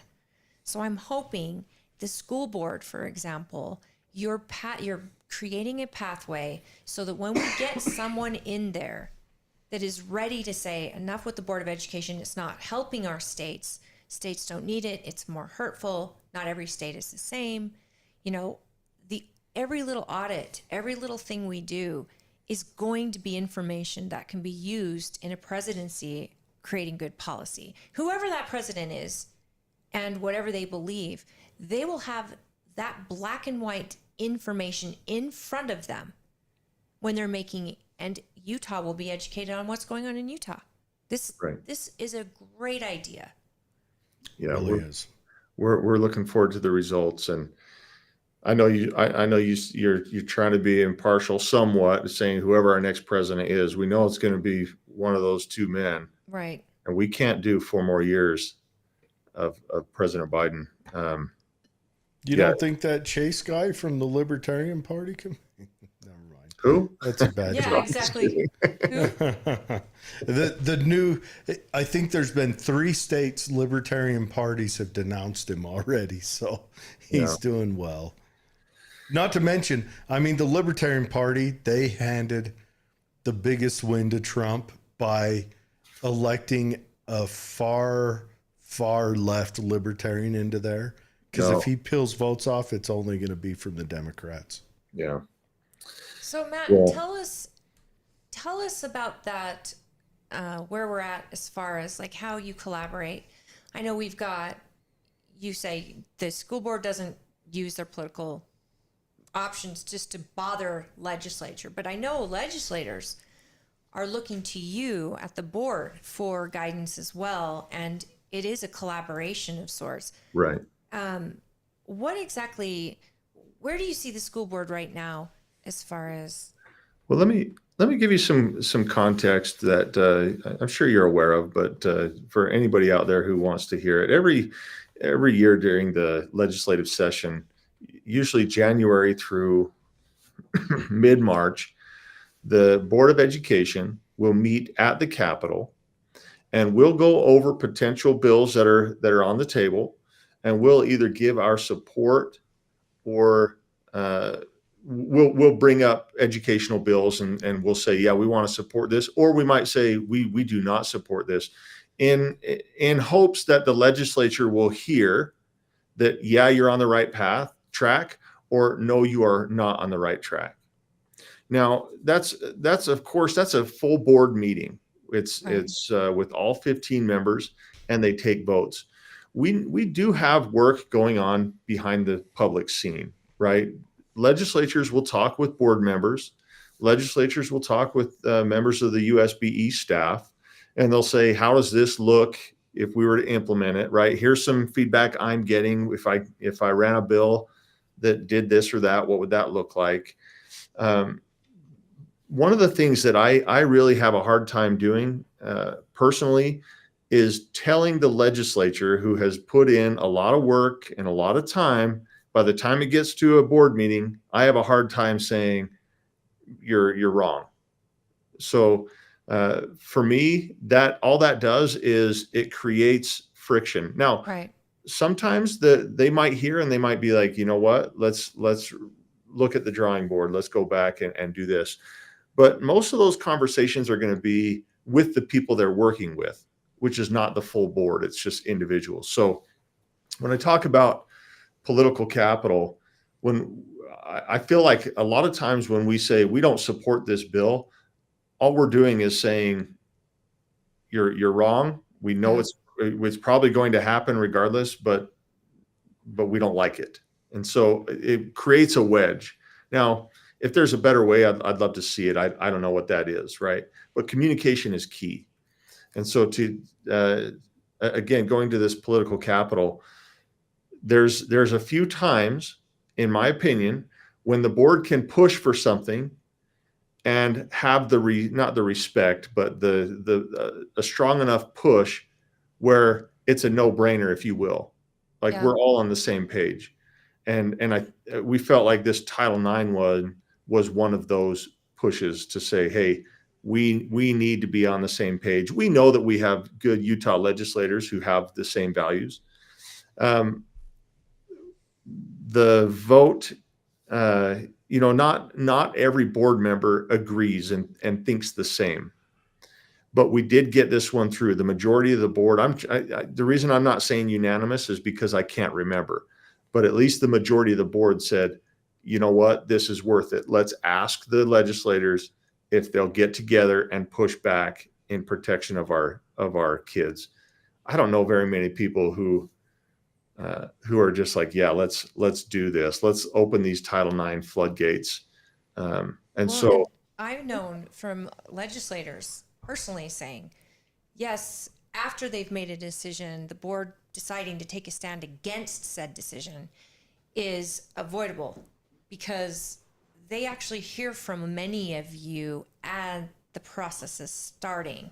So if it does get to a place where the board is absolutely against something, it is a lack of communication, because I know the porn stuff in schools. A lot of you have been working with legislators, to try to get that stopped in this last session, and they were listening. You had their attention, they had your attention. And those type of things don't happen. They make the decision, you guys yay or nay it. Right. It is a collaboration and a lot of conversations that probably take place as the bill is even being thought up or sponsored or written. And I don't think people realize that collaboration is huge. Yeah. Your ability to call a legislator on a bill they're sponsoring and give your 2 cents, both as administrator of a school and a principal and a teacher, you're giving that, but as a board member as well, and saying, this isn't going to work. This is what you're forgetting, or this is what you're missing. And then they're able to change it while the bill is being written. Right. That is huge. Yeah. To be able to have that communication to make the tweaks necessary. I don't know of any bills, maybe there's got to be a handful that have one draft and they go through. Right. Right. I mean, you're usually looking at a handful or maybe even a dozen in some instances of changes that are being made as those legislatures reach out to various constituents and stakeholders and say, does this work? Does this work? And it's not to say get rid of the whole idea, but make it work for everybody, or at least the majority, right? And a good example of this is, in my opinion, the Utah Fits All scholarship program. You're familiar with the Utah Fits All? It's been called the voucher bill, where we give people can the money apply for $8,000. Oh, yeah. So when this first came before the State Board of Education, I asked the question, where's this money coming from? Does it come from the public education? They said no.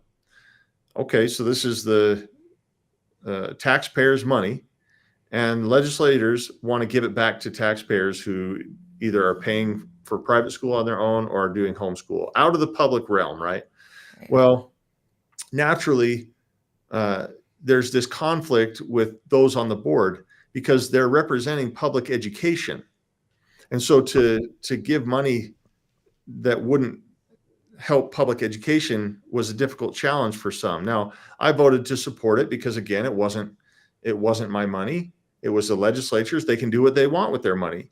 And we have homeschoolers who pay taxes. Maybe they should get some of their money back too, right? That's a pretty novel idea. I think you should probably just keep that to yourself. We don't need any. It's true. And homeschooler families, they need that money just as much as any of us. Yeah, they need help. They're providing that child's education.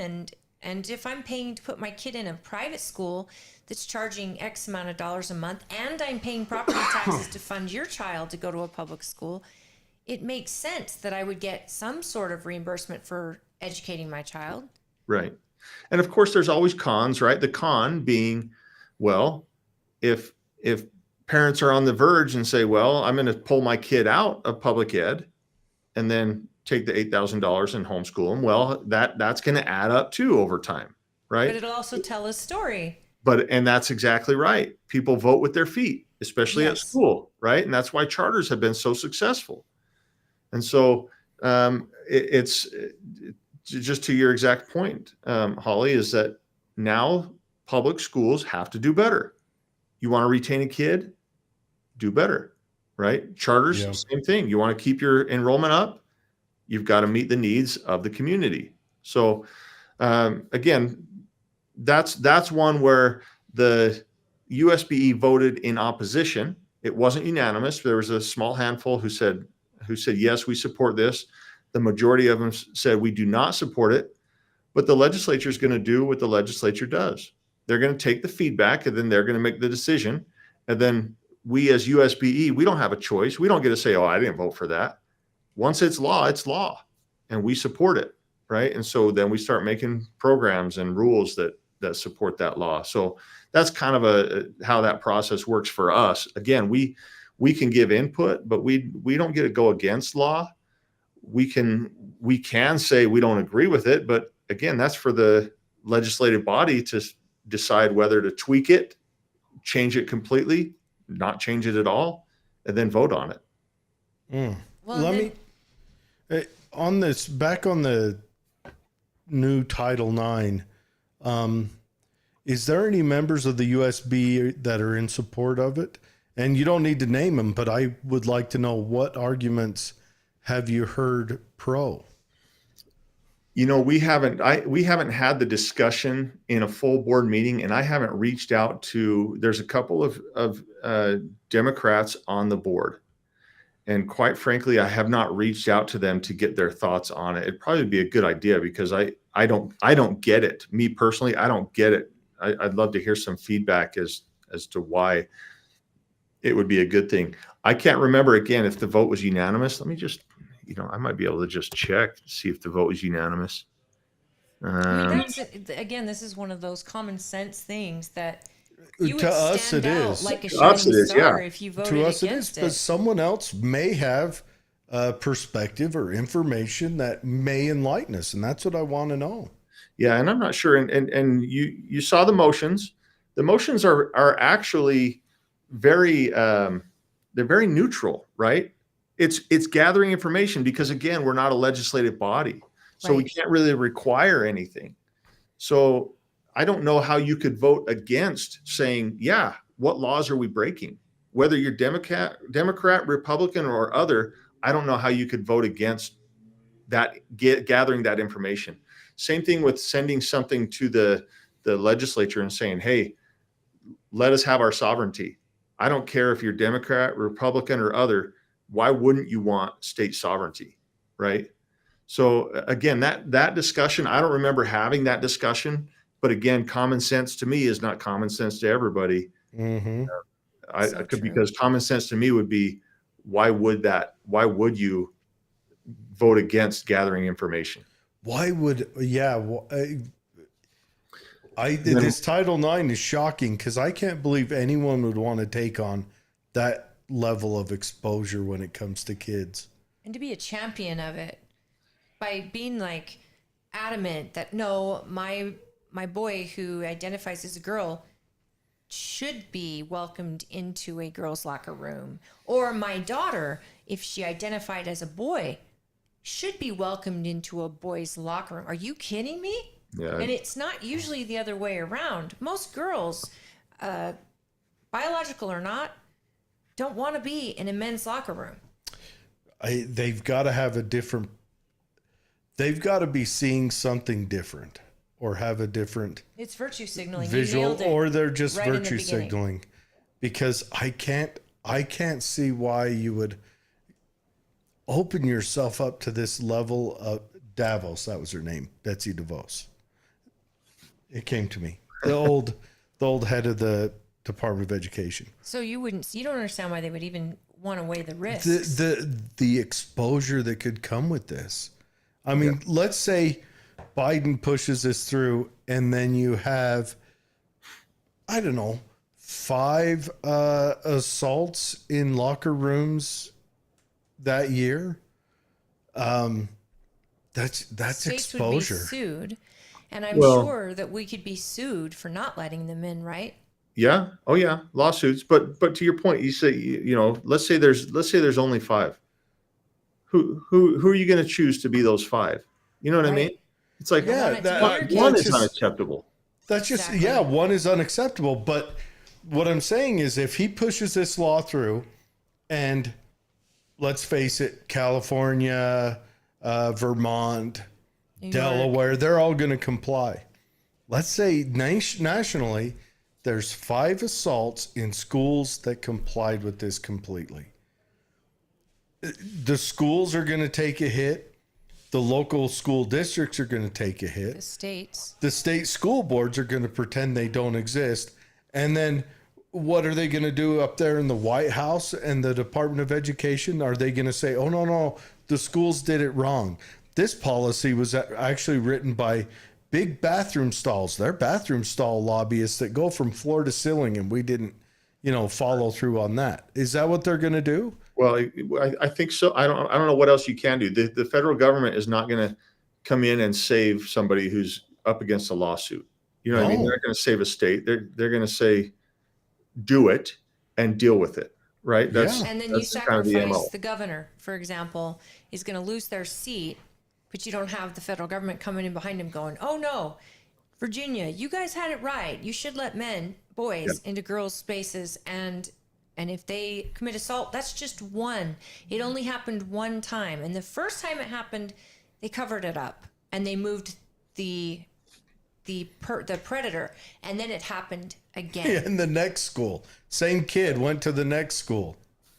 That's now, granted, this wasn't a young man who was pretending to be a girl. You wouldn't. It was a young man who liked to dress androgynously. Don't anybody look up any of the studies of Greece of when that happens.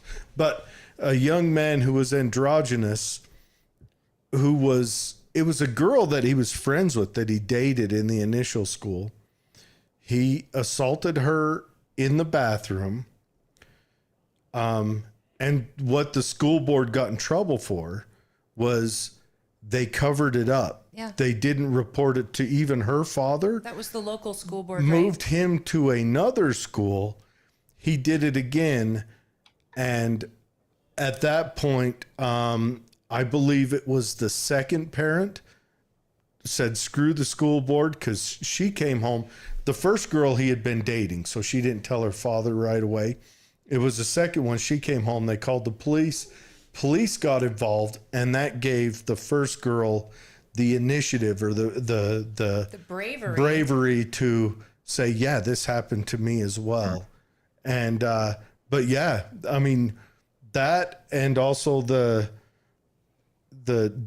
governor doctor's comments on how he would treat a birthed baby in deciding if they would kill it, that killed him the election. I mean, this is the thing. At what risk? You may risk your political career by taking a stance on this, but you're risking a child. And I'm of the belief that if you're a child predator you should get life in prison. You're risking a child. You're risking trust in your community. You're risking your culture. There's risk, and there is no reward. Not on one level do I see a reward. And that's why I'm asking, Yeah, letting boys change with I girls need to isn't going find to make someone them who can. identify better or Yeah. get more settled in their head. They're not getting any help. Are they going to? Can someone express to me what the reward of this is? Yeah. Well, when you find it, Jared, you let us know. Hey, Yeah, right? seriously, any listener out there, if you can come and explain it to me, send me an email, come on the show, whatever. Yeah, how does placating to this dysphoria help them for the Right, rest of their life?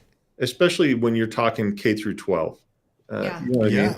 In these grade levels. And I just heard, and Holly, you heard this at the Title IX event as well, that woman talking about her 2-year-old.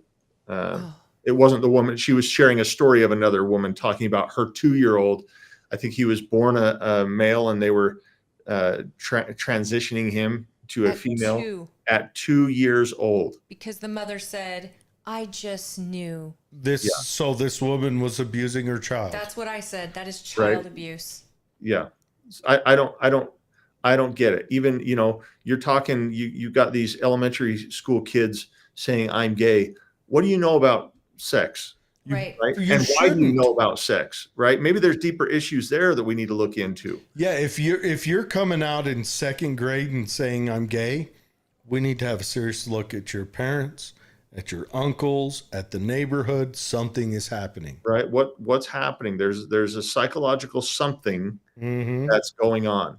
And then even if you're just talking about sex in general at second grade, straight or gay sex in a second grade brain, why would it?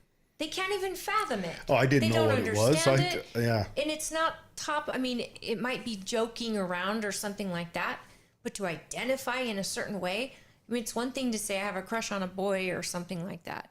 But again, to where teachers are amplifying it, rewarding it, and parents are doing the same. When children, can you visualize kissing a boy? Ew, no. Can you visualize kissing a girl in second grade? Ew, no. Then don't worry about who you have a crush on. Yeah, right. Go make friends. I mean, so you have a best friend that you genuinely love. Yep. That doesn't mean that you're, it doesn't change your sexual orientation. And like you said, it's not a discussion. And if a kid wants to bring it up at school, then let the parent know. This isn't a secret that schools should be keeping from parents. You know what I mean? You reach out and say, hey, I want you to know that Billy or Janie, whatever, brought this up today, and I want you to be aware, right? And then how can I support you, mom or dad, right? Or both? How can I support you while I stay focused on my role in academics and educating your kid, and you take over what you need to do as a parent? That's the parent's role. And too many times educators have been almost pushed or trained to take over the role of the parent. And we see this we're seeing it grow right into food and clothing, social emotional stuff, everything. Right. It seems like that's third period in being a teacher college. You know, semester 1, how to hang your rainbow flag in prominent place in the classroom. Semester 2 is the parent, and you have the child 8 hours a day, which gives you the power to decide for the child. But here's the devil's advocate, and what I know Democrats have said to me is that, well, not all parents are like you, Holly. And if you tell some parents that little Billy has a crush on Johnny, those parents may lose their minds and make Johnny or Billy's life miserable. Now, then it would be a crime for abusing your child. It should never be. If your child is not in a safe place where a teacher can be honest and forthright with that parent, that has to be looked at too. Right. And don't close that door. And to your point, you would hope that an educator would be trained well enough to work with the parent, right? If I were to express to a parent some concerns that I saw at school, I might say something to the effect of, Billy had mentioned this. Billy's a great student.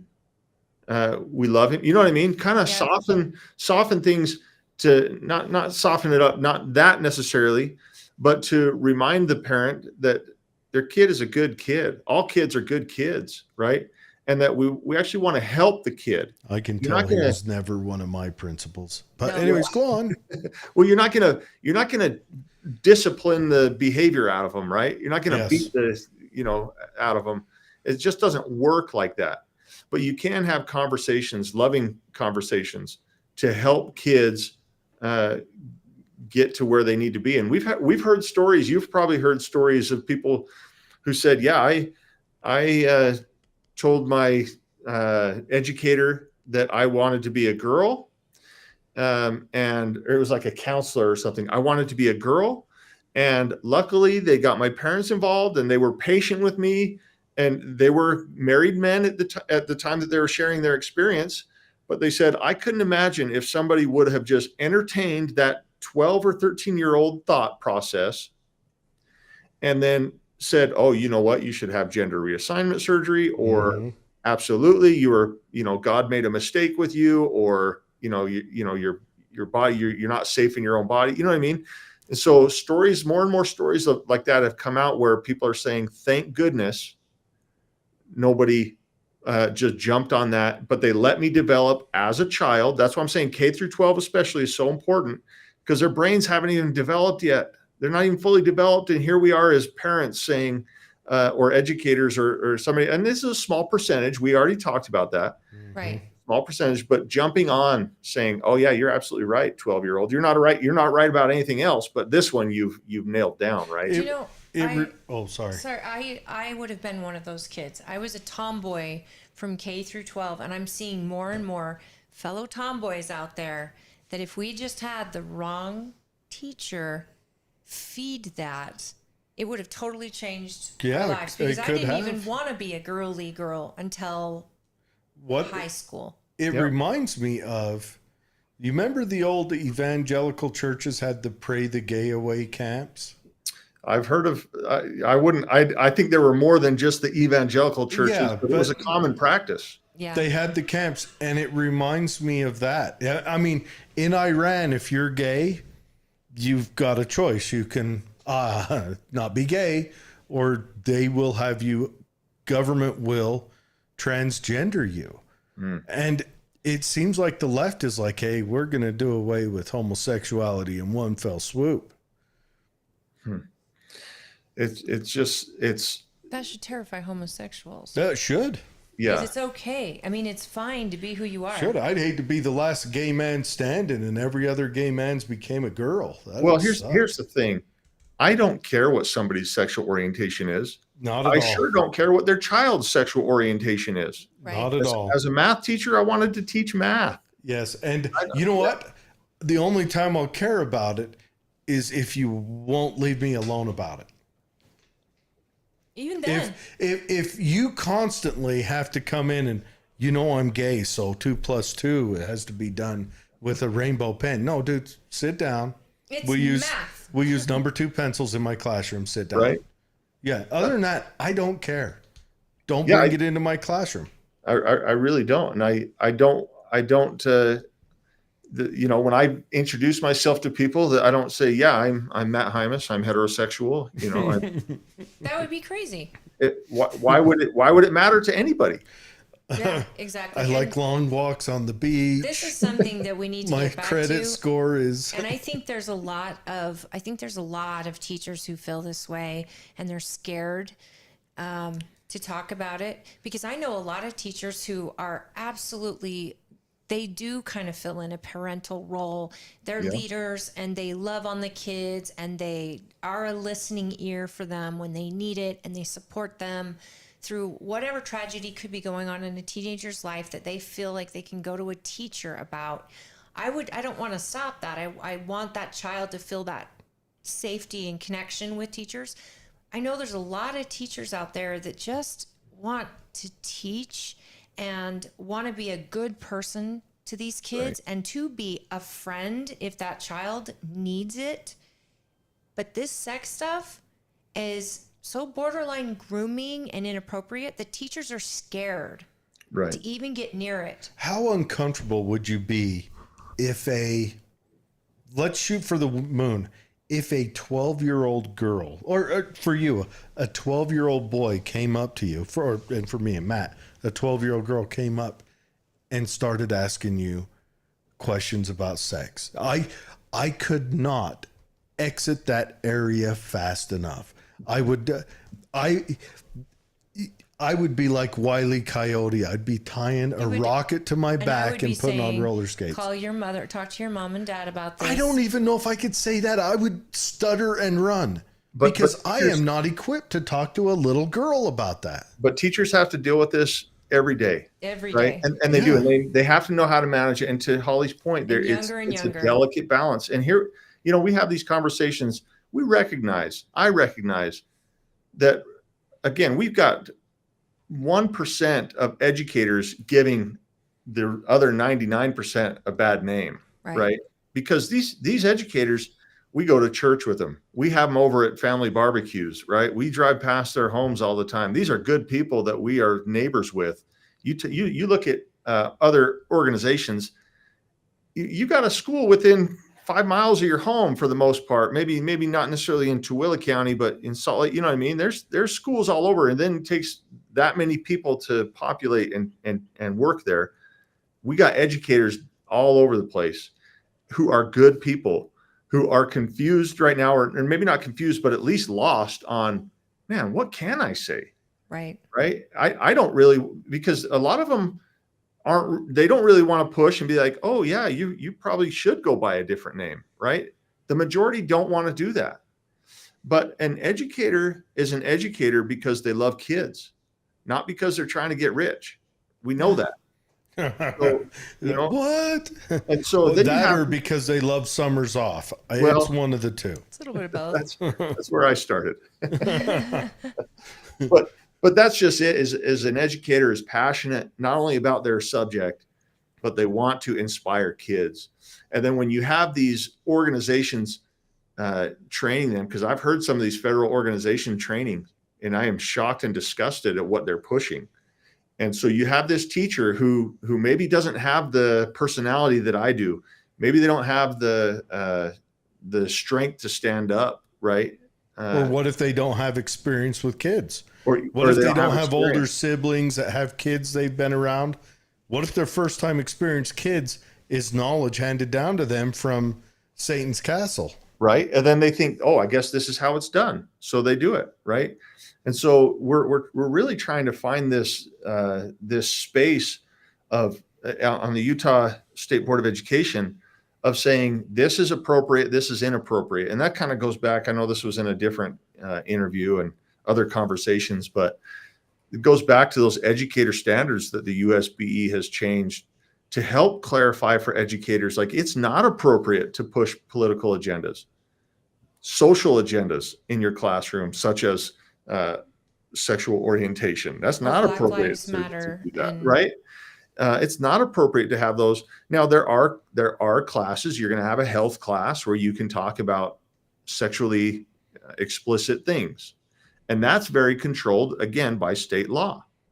So as an educator, if I have a student, let's say I'm teaching a 3rd grade class or even a 5th grade class or middle, whatever, and a student comes up to me and starts talking about sex, to your point, Jared, I might have to say, you know what? Why don't we talk to somebody else about this? Let's get a counselor involved. Let's get an administrator involved. Let's get a parent involved and see what's going on, right?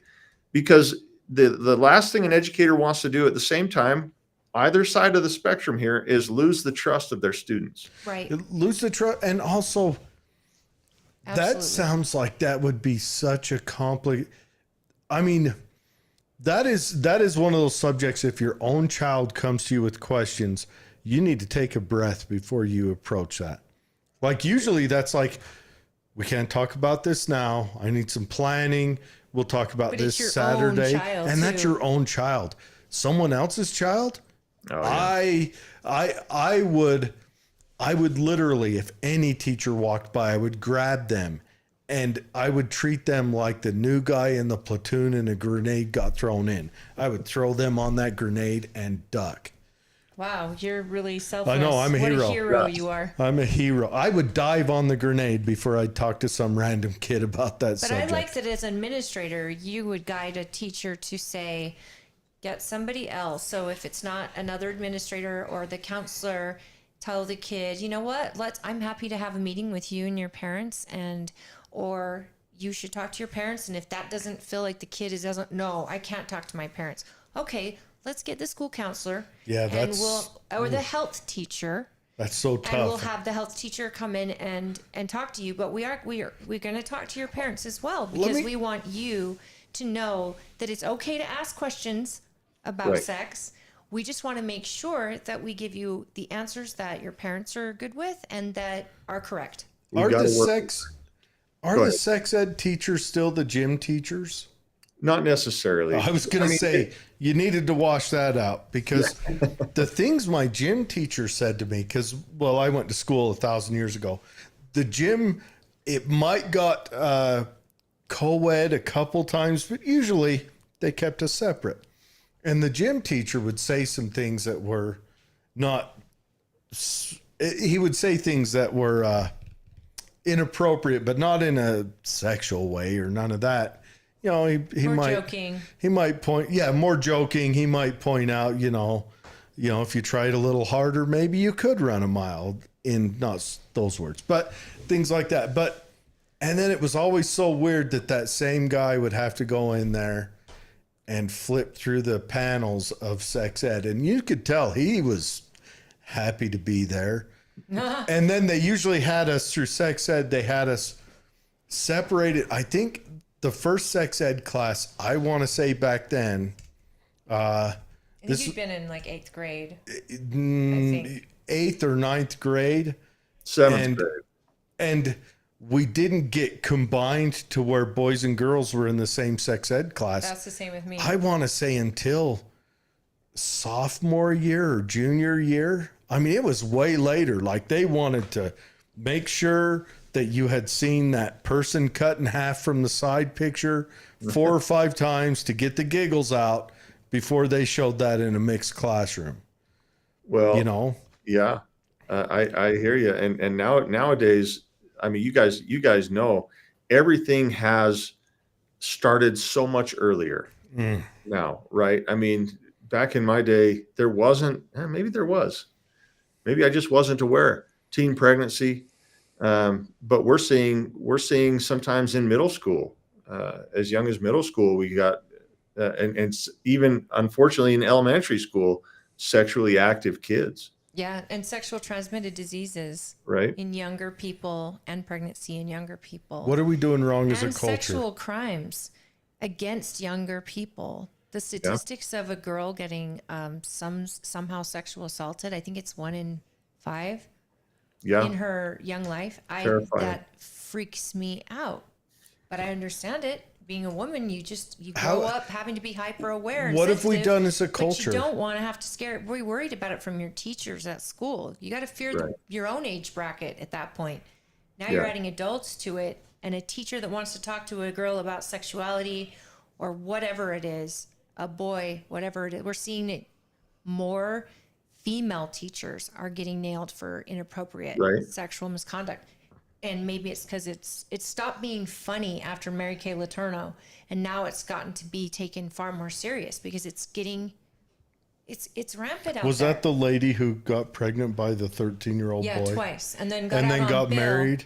No, got out on bail from prison, or she got out on probation, and then got pregnant again from the same boy. That kid and then served the rest of her time. They recently got divorced. They were married. Didn't she just die died, though? Yeah. But they got divorced before that. What's going on with our culture to where kids in elementary school, that just tells me that somewhere we have lost the plot, because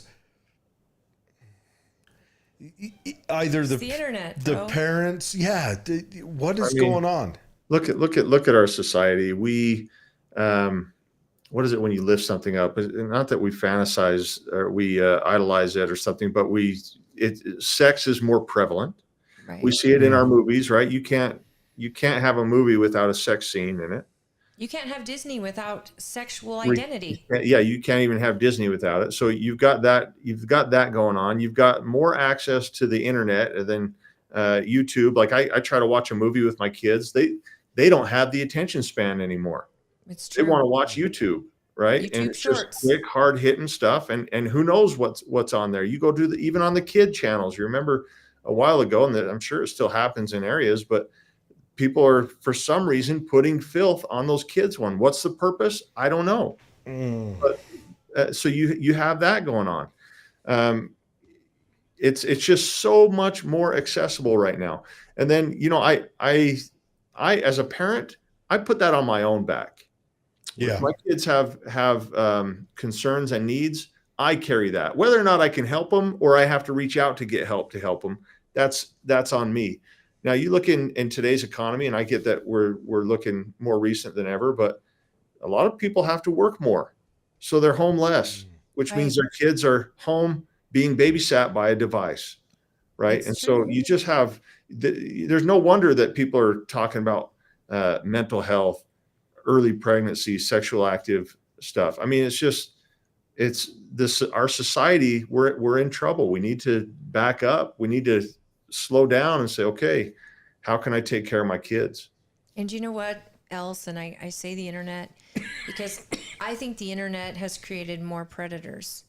Oh, yeah. And adult predators who have fantasized and they're watching pornography, and now it's younger and younger, and it's no longer giving them what they want, and it turns them to where they seek out young kids. These people, just like in law enforcement, in doctors, with teachers, there's that small finite percentile that is just bad. Mm-hmm. And they are doing it for the wrong reasons. And when it's a teacher, the impact, it's a predator will seek out a certain type of child. Yep. And as parents, we try to keep our child from being that type of child, the openness, and make sure you tell me, and no, but they seek it out, and they are looking at jobs where they can work with kids. And I mean, our society is crumbling since the internet. Well, and the internet's not going away. Fast. One thing that is down is teenage pregnancies, because I think the internet has disrupted the things that kids our age did in high school. It's disrupted that. They no longer have the meetups, the places, like there isn't house parties anymore. They don't drag Main Street. There's still house parties, I know for a fact. But now they get online. And so what I'm saying, I guess, is maybe pregnancies isn't the negative measure on this, because the negative attributes are still happening.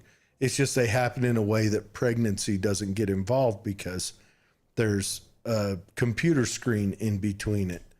And that's part of the ease for the predator, like we talked about, right? And that on Direct this conduit to your child, on right that through that screen. Paternal teacher lady, do you think she was a predator? Like she was drawn to teaching for that? I don't think she was drawn to teaching for that, but I think she has a mental illness, and I think she legit thought He was a 15-year-old. How old was he? Grade. He was sixth grade. He was young. I think he was Sixth grade. 12 at the time. Yep. And it was, I agree. I don't know if she necessarily got in for him per se, or for a young kid, because I think you can access that anywhere you go. However, I do think that something happened in her life, and I haven't kept up with her. Maybe she went through a divorce and just needed. She was married when all this happened and came out. So and went through a divorce. Who knows poor what was husband. happening? Well, who knows what was happening? Who knows what kind of psychological issues she was going to? Because you wouldn't think that a soundly minded person would do something like that. Especially a mother. Right. She was a mother. Especially a mother, right? And it's like, okay, not saying it's appropriate, but all right, you cheat on your husband with a 21-year-old pool boy. Whatever. That's still not cool, but it at least falls in some kind of legality realm. Well, you're going to go to sixth grade. It's like, okay, you're breaking the law. You have to know this kid's going to say so. The rational person would go through these questions in their mind, like, Plus, you have to know this is a child Maybe- who doesn't know anything about sex. She's having to do all of this. And of course, a 12-year-old boy is like, oh my gosh, this is amazing. I guarantee, first of all, He's going to tell he every blew his friend. shoulder out, high-fiving all his little dumb butt buddies. I He kept it a guarantee. secret a long time, which was a shock. With his friends, he kept a secret? Yeah, it didn't come out for a long But- time because she knew to tell him not to say anything. What if she went to him for the control? But this is what the What predator if it wasn't a does. sexual thing for her? It was maybe she wanted a partner she could control. Her words were, he was the love of my life. Yeah, but And she I could knew control him. Yeah. Well, again, this is what predators do. Yes. They control. So whether or not she was in love, whether or not he Yeah. was in love, she was a predator, and she took advantage of a 12-year-old mind. Like we talked about, transitioning and sexual orientation. Somebody took advantage of a 12-year-old mind and manipulated them into thinking that he was in love with her and that she was going to, they should be married. And it's terrifying what adults can do to to our Absolutely. children. It's terrifying. Seriously. The problem is, we try to put in preventative measures, but there's always a way around them. You're always going to get somebody who's going to find a loophole or find a way around. And we deal with that all the time. We deal with it at schools. We deal with it at the state level. We deal with law enforcement deals with it, right? Ways to get around laws or just straight don't care. But in the case of an adult and a child, these predators always try to control and manipulate, keep it a secret, right? And that's what we have to teach kids. Is this a good secret or a nervous secret, right? I'm talking like kindergartners and things like. No, that's great. makes That's you a good way nervous. to put it. Yeah, If it you makes teach nervous, them that at that tell age, somebody, right? If teach it's them that at that age, they could learn to experience those butterflies with the nervous secret and say, Right. okay, this is not a good one. Yeah. Um, And if it's a good one, like, hey, it's so and so's birthday, let's surprise them. Yep. Then they're excited. That's a different kind of secret. You have to be able to help these kids understand the difference between secrets. Yep. And never ask a child to keep something a secret. As an No, you adult shouldn't. and as a teacher, you don't ask them to keep a secret, especially from their If parents. there's- And you foster that relationship with the parent. It's a secret, and unless there's a problem at home. But you Well- foster that trust with people who are safe, which is the teacher, the parent, and administrator. That we don't keep secrets. You can tell me whatever's going on. Right. And that's where parents really have an important role for their young children. Is they should be teaching those kids there's no secrets from mom and dad. We work together. Right. And I get you mentioned, well, I'm not the same parent as you. I'm not the same mom. Okay. But you can teach your kid at a young age that we can work together. Right. Absolutely. A uniform culture. We've got to, this is one thing every human being right now, I hope everyone hears this. I don't care where you are. You've got to start teaching your kids a culture of honesty and integrity because out here in Tooele, we may have a culture that's strong in it, but in the inner cities, we don't. Right. We have people that run into stores and rob $999 worth of stuff because they can get away with it. And it is destroying our culture. It's destroying trust. And to all the Democrats, if you want a successful national program on healthcare or podiatry, I don't care, whatever it is, you need to have a high trust culture for that to succeed. Because the only place it succeeds is in Northern Europe, and they have high trust cultures. But you know what? The parent also has to be the example too. They have to be, You can't be the parent who's that's- on your phone all day, all night. That's asking 90% your of child not teaching. to be. Yeah, and so being the example. I wanted to hit some comments. Brady Yes. Tracy, he says, "I'm enjoying this." He then said, "The public education is a complete dumpster fire. It's not fixable." The next comment is, "Our education system needs to be revamped and redesigned from the ground up." I can appreciate all that sentiment, but I don't want to throw it out because I do see in my own personal experience with education has been very rewarding.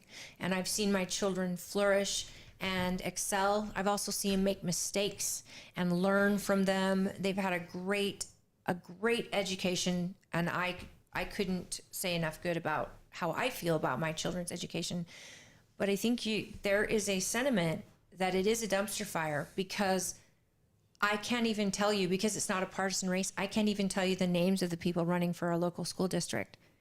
And those are the people I should be reaching out to for them to come on here, because they don't have to be partisan, so they don't answer to any party. I don't even know if they have to campaign much. Yeah, I've seen some signs. And they have so much power. And I think that's something that the public sometimes misunderstands, is exactly what you just said, is that we really push at the state level for local control. You talk about state sovereignty, we kind of want local sovereignty, right? Because those are elected people. And so the local school boards have so much more authority than I do as a state board person. You might think, like, a lot of times people will say, well, I'm going to the top. They'll jump to me. And I'm saying, my hands are tied. Right. That's a local decision. Right. And I'll reach out and I'll talk to local board members, and say, hey, what's going on? Right. I don't have a problem with that. And how do we fix this? But you're exactly right, Holly. The local board members have much more power and authority than the state school board members. And when this comment says that public ed is a dumpster fire, I mean, again, you're right. It depends on your experience, what your kids have been going through at those, and then how do we work on the ground or rebuild from the ground up? I don't know yet, because I agree. I feel like since I've been here on the state school board, the first 2 years were just me trying to put out fires with a squirt gun, right? But I didn't have enough support. These last 2 years, I feel like we've still been putting out fires, but we've been able to put things in place to prevent some fires as well, such as, again, these Utah educator standards. We've made it so if a parent does call in, we have a parent advocate at the USBE who can address concerns right then and empower parents to get the help and the results that they're looking for. So it doesn't just fall on deaf ears. So we are trying to make things better. But again, your school experience, my school experience was split. My kids came to my school where I worked, and then I had to send them off because I don't have a high school. I had to send them off to the next level. And I'm just like, what is going on? Yeah, that's. I know the principal, and he's a good guy, and he's trying, but it's something, it's not there. And so I'm frustrated by public ed as well. And so trying to find that balance, and I'm trying to push and make changes, and at the same time, respect local control, right? We're not a dictatorship, but again, we have to make some rules, such as this porn in libraries. Why did it ever get here? Yes. Why did it ever get to the state level? Why are we electing local board members who are saying, I'm cool with it? That's the whole thing. They have the most control. And here we are complaining about the books in our kids' school. How did they get through the front door? Could it be they got dropped off with the bundle of books, and then but the who state didn't read board them? member or the local board member felt under attack when asked about it? So well, I'm sure they just had no knee-jerk idea. defended it? Yeah, they had no idea till it was brought up. And then when it's brought up, a lot of times people, even myself, I was shocked when I first started hearing of this stuff. I said, what? Where did you find this? And they're like, yeah, this is in your junior high, not my junior high, but in our schools. And I'm like, oh my goodness. So this kind of hit hard and fast. And so, we tried to do what we can. We wrote a policy. The legislator took action. It wasn't strong enough. And so Ken Ivory, thank goodness, even took stronger action on the legislative side and said, no, we're not doing this, right? Get it out. So my thing is, get it out, but we got to have a prevention method from it ever coming in. This kind of goes to what your point is, Jared. How are they getting it in there? Is it just tucked away in a bundle? Well, yeah, that's how they got it in there. That's how they got it in. And then there were no regulations or policies that said you couldn't remove it. In fact, there were federal cases where schools got sued for removing those kind of books. So that's why we kind of needed some of that legislative help and that legislative backing again from the USBE. It's a complicated thing. I want to do a little bit of a mild pivot though. Do you think maybe we don't have enough diversity in school locations to where schools can be formulated out here? Like we're building this new high school out here. It's a gajillion billion acres and 30 feet tall or 30 stories tall. It's huge. It's huge. And I don't know. You will obviously have a better reflection on this, but would it be better to have more smaller schools that maybe 2 or 3 different schools come together to have a sports program, but you can have a school that specializes in the arts out here in Tooele? We have enough students to manage that, or maybe pod type schools. Cause I look at this great big school and, It'll be stuffed to the brim. It scares the crap out of me knowing that in, what do you think, 2 years, they're going to be doubling my taxes to cover that? They're already doing it. Yeah, they already have once, but they're going to do it again. They're going to have to. They built a school that's already going to be full. They need more schools. The sign out front is fancier than any other school in the county. Just a little mountain looking sign. The things cost more than my house. I guarantee just that little concrete mountain sign. I just wonder, are we practicing our education system? Is there a better way? Do we need to look at it? We're not learning from our mistakes. We're doing the same thing over and over, expecting different results. That's why some of these charters specialize in certain things. One's just in STEM.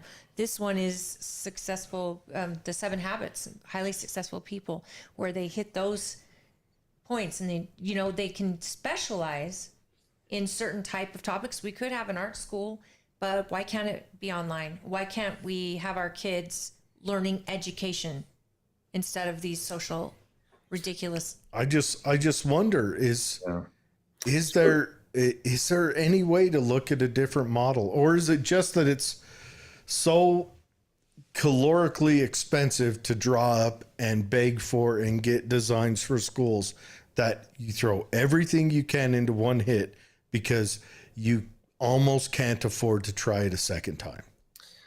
That's a good question. I think we're spending a lot of money on these high schools. You look at an elementary school compared to a junior high, compared to a high school. You're never going to see the aesthetics on an elementary school that you're going to see on a high school, right? That high school, you talk about some of the additions. It's got that slanted glass wall, the overhang, absolutely beautiful. But at what cost? Yeah. I could build somebody said, well, if charter schools can do it for so cheap, why can't public schools? And, and I get to a certain extent that obviously they're different. And the traditional public school is covering so many different elements, right? With the arts, with the athletics, with the music, theater, all those with different masses, CTE, auto mechanics, wood shop, all these other things. So you have to go big. I get that. But let's be efficient. You want to save, $500,000. Why do I need a slanted wall made out of glass? It's crazy. You just said save $500,000. That's such a huge number, and that's you could build a small school for that. I just wonder, is there anywhere that's redesigning the way overall education is done? Any new ideas? Are doing it. I think his charter is doing it. Charters are definitely doing it. They're not doing anything new because charters have been around for a while and they've killed it every year.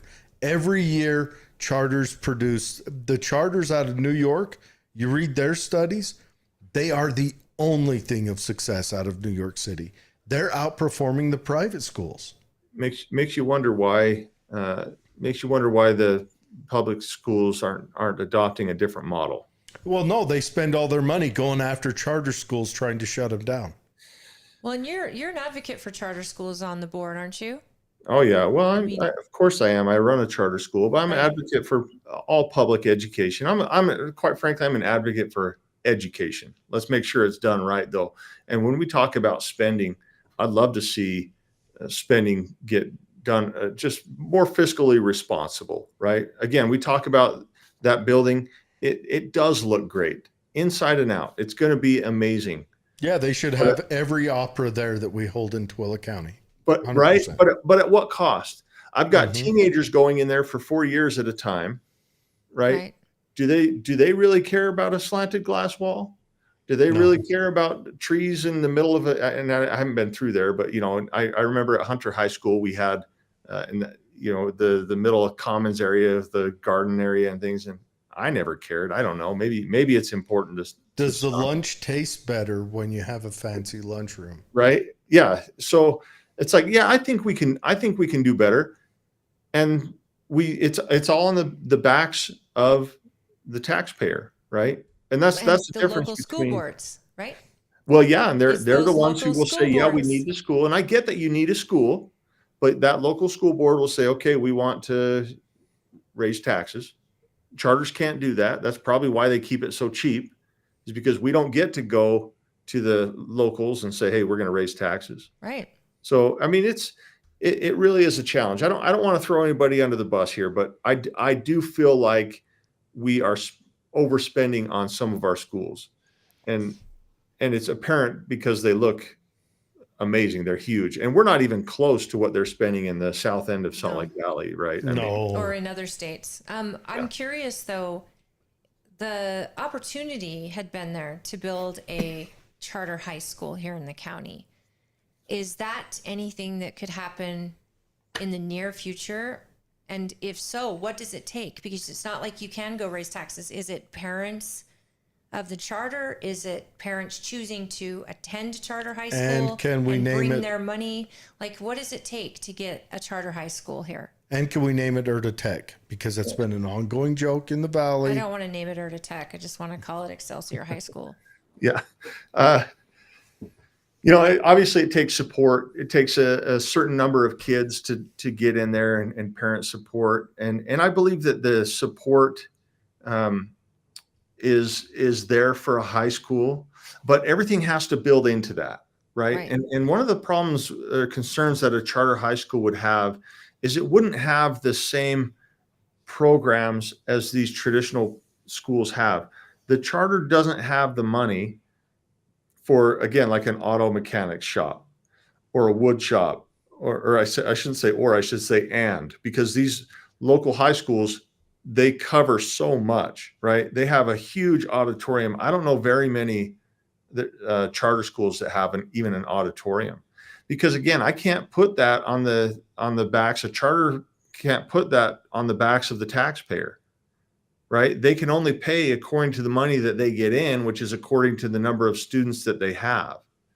So, yes, and if I'm honest with you, I'm working on it. It's years down the road, but we're trying to build this system here at Excelsior and with other charters in the valley where we could feed into a high school so that we could meet the needs of those community members, because the new high school is not going to change anything. It's still going to be the same Twilla County School District program.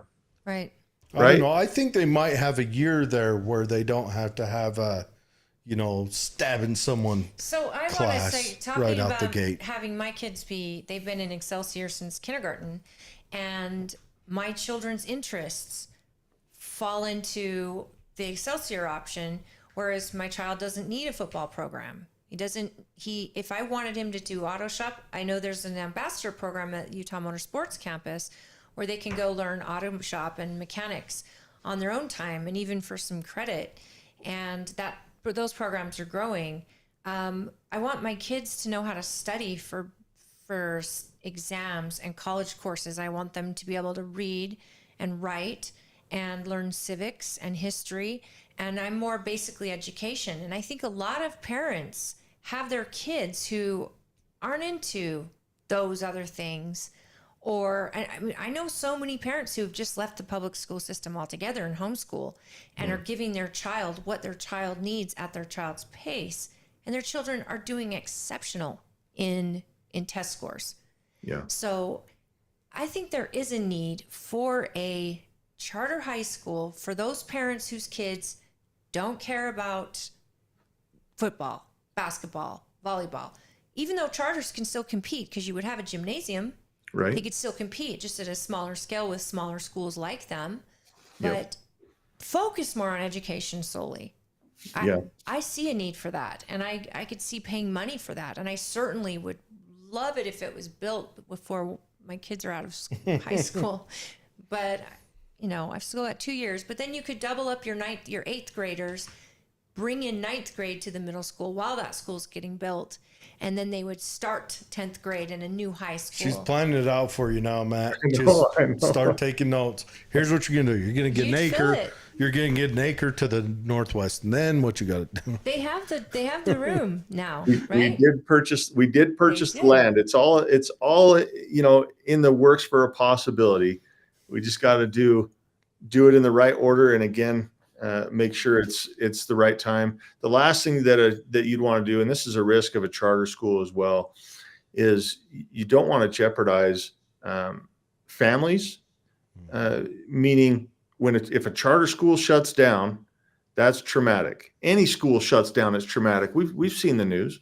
Yeah. Right? Whether it's a failing school or not, it's traumatic for families. And then I'm accountable for 200 employees, right? And so I can't have, if I go too fast and then it fails, what happens to those guys? I feel responsible for not only the kids and families that attend this school, but the employees as well. So we got to make sure. That's a good if you go point. too fast, you're right. You're risking all the work and all the time and attention that you've put into to make the first Right. one great, to make it so it was so great, the demand became, we need a middle school.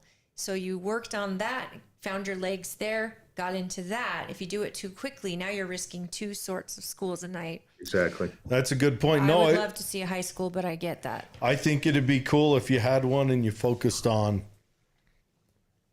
I don't know, making, carrying on what is the 7 values, carrying that on through high school and see what you could cough out into the world.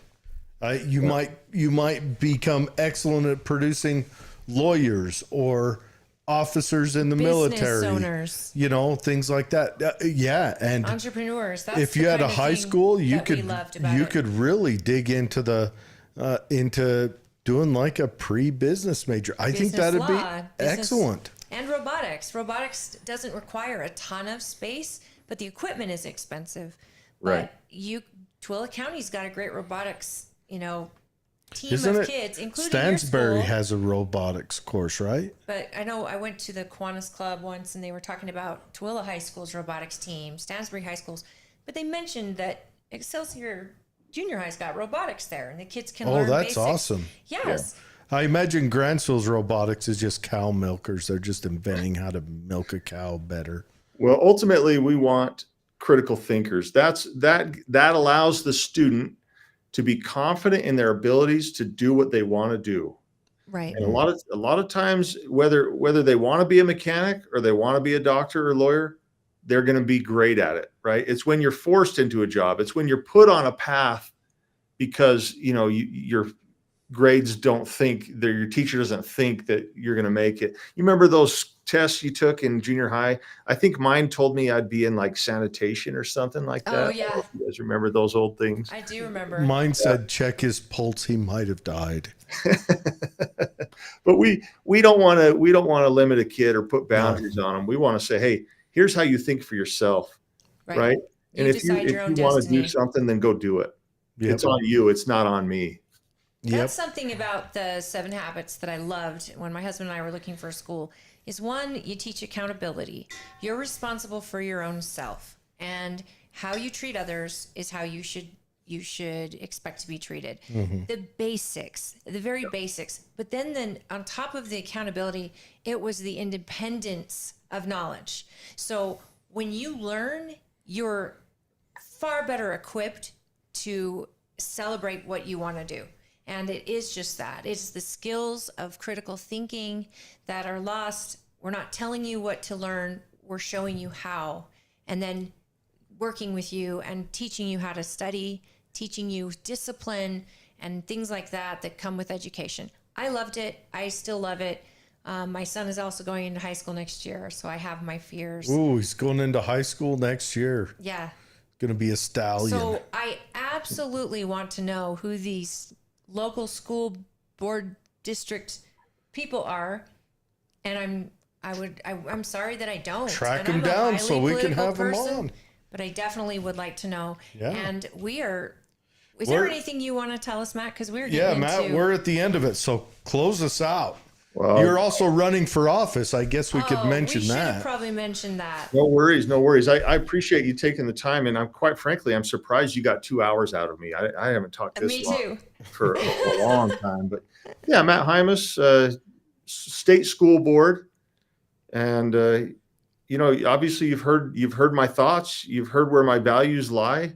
I want to make sure that parents are involved in their children's education. I want to make sure that they're a partner in this, and that they're not just receiving information, but they're working together with their schools. I want to make sure that our local schools, they have local authority, but that they're still doing the things that the law requires. And right now, on top of this, we're looking at making sure that they receive an appropriate education, that things like pornography are not in the schools, that we're, obviously we talked about Title IX, which was the main conversation point of this entire discussion of protecting our students in the locker rooms, in the restrooms, in their sports, hotel rooms, whatever else, wherever else any kind of danger could happen.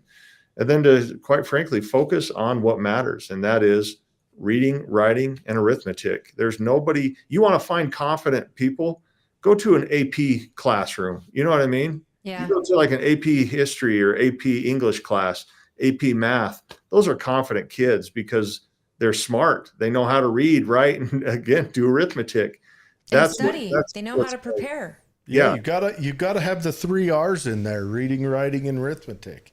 If you don't have that, what use is school? What use is school? So yeah, appreciate throwing my website up there. Feel free to call anytime. It's vaulthymus.com. Yep. There's also a donate button. So if you like what you hear and you would like to assist Matt in this campaign process, you can donate. Or I know he probably would appreciate talking to your friends and neighbors about him and what you've learned today. Read about him on the website, contact him if you have questions, and reach out to families that actually, I tell this to people, and of course I'm neutral. But when people ask me, I can say, well, what I know about Matt is what I personally experience with my children in their school, and reach out to parents that have their kids at your school and see what the principles are, because he's setting these principles and asking his teachers and administration to adhere to them. And you can actually, I think you can see it. You can see it, the actual standards that you're asking these schools to set, you're setting in your own school from the school board's perspective. So you get to see what the intent is of the school board at some schools. And there's no school district, board in the middle. Yeah.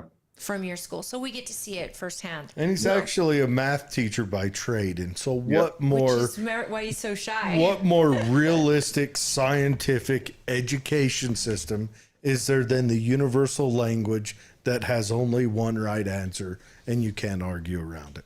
I love it. Hey, one more thing before I jump off here or you guys move on. I just learned, talking to my team, that only 6% of ballots have been collected. So fill out your ballot. Let's make sure that everybody's voting. We want to make sure that we get the votes in. I'm not saying that you have to, do it right away. But 6%, the ballots came out on June 4th. So it's been 10 days. Happy Flag Day, everyone. But it's been 10 days and we're only at 6%. So it's horrible. Fill out your ballots. make sure you mark Matt Hymas for state school board, and let's get the work done. Outstanding. I Perfect love it. end. And I'm going to add to this because you can vote in person this year. There are 3 locations for people who want to vote on voting day.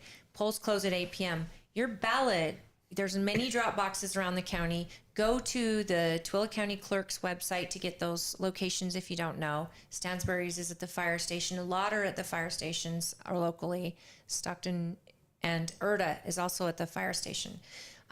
Drop your ballot. The sooner you bank your vote, the better.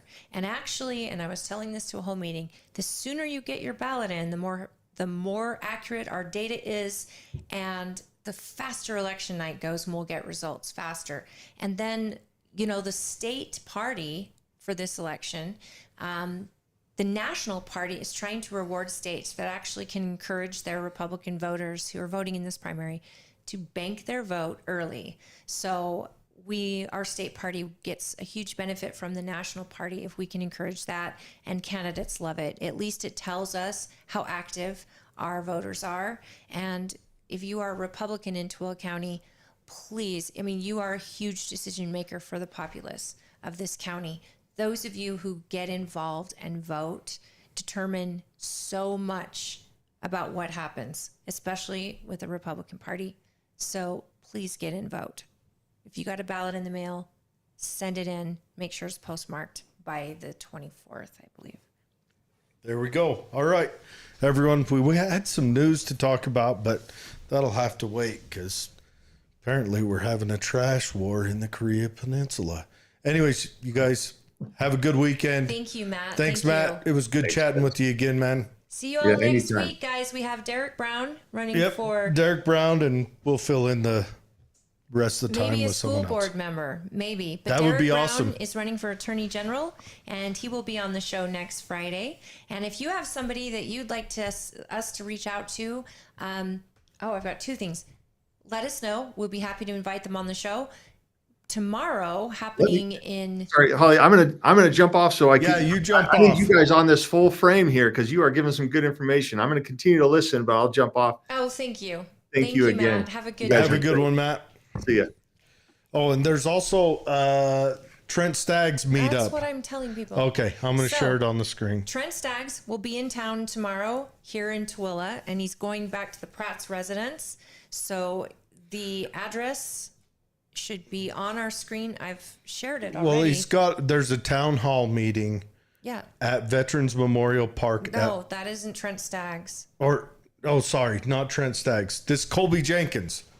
Colby, and joined by Mike Lee Yes, at Veterans Memorial Park, and they will be here tomorrow at 1:30. yes. Tomorrow, Get out there, 1:30 folks. at the Veterans Memorial Park. That's there on Vine Street.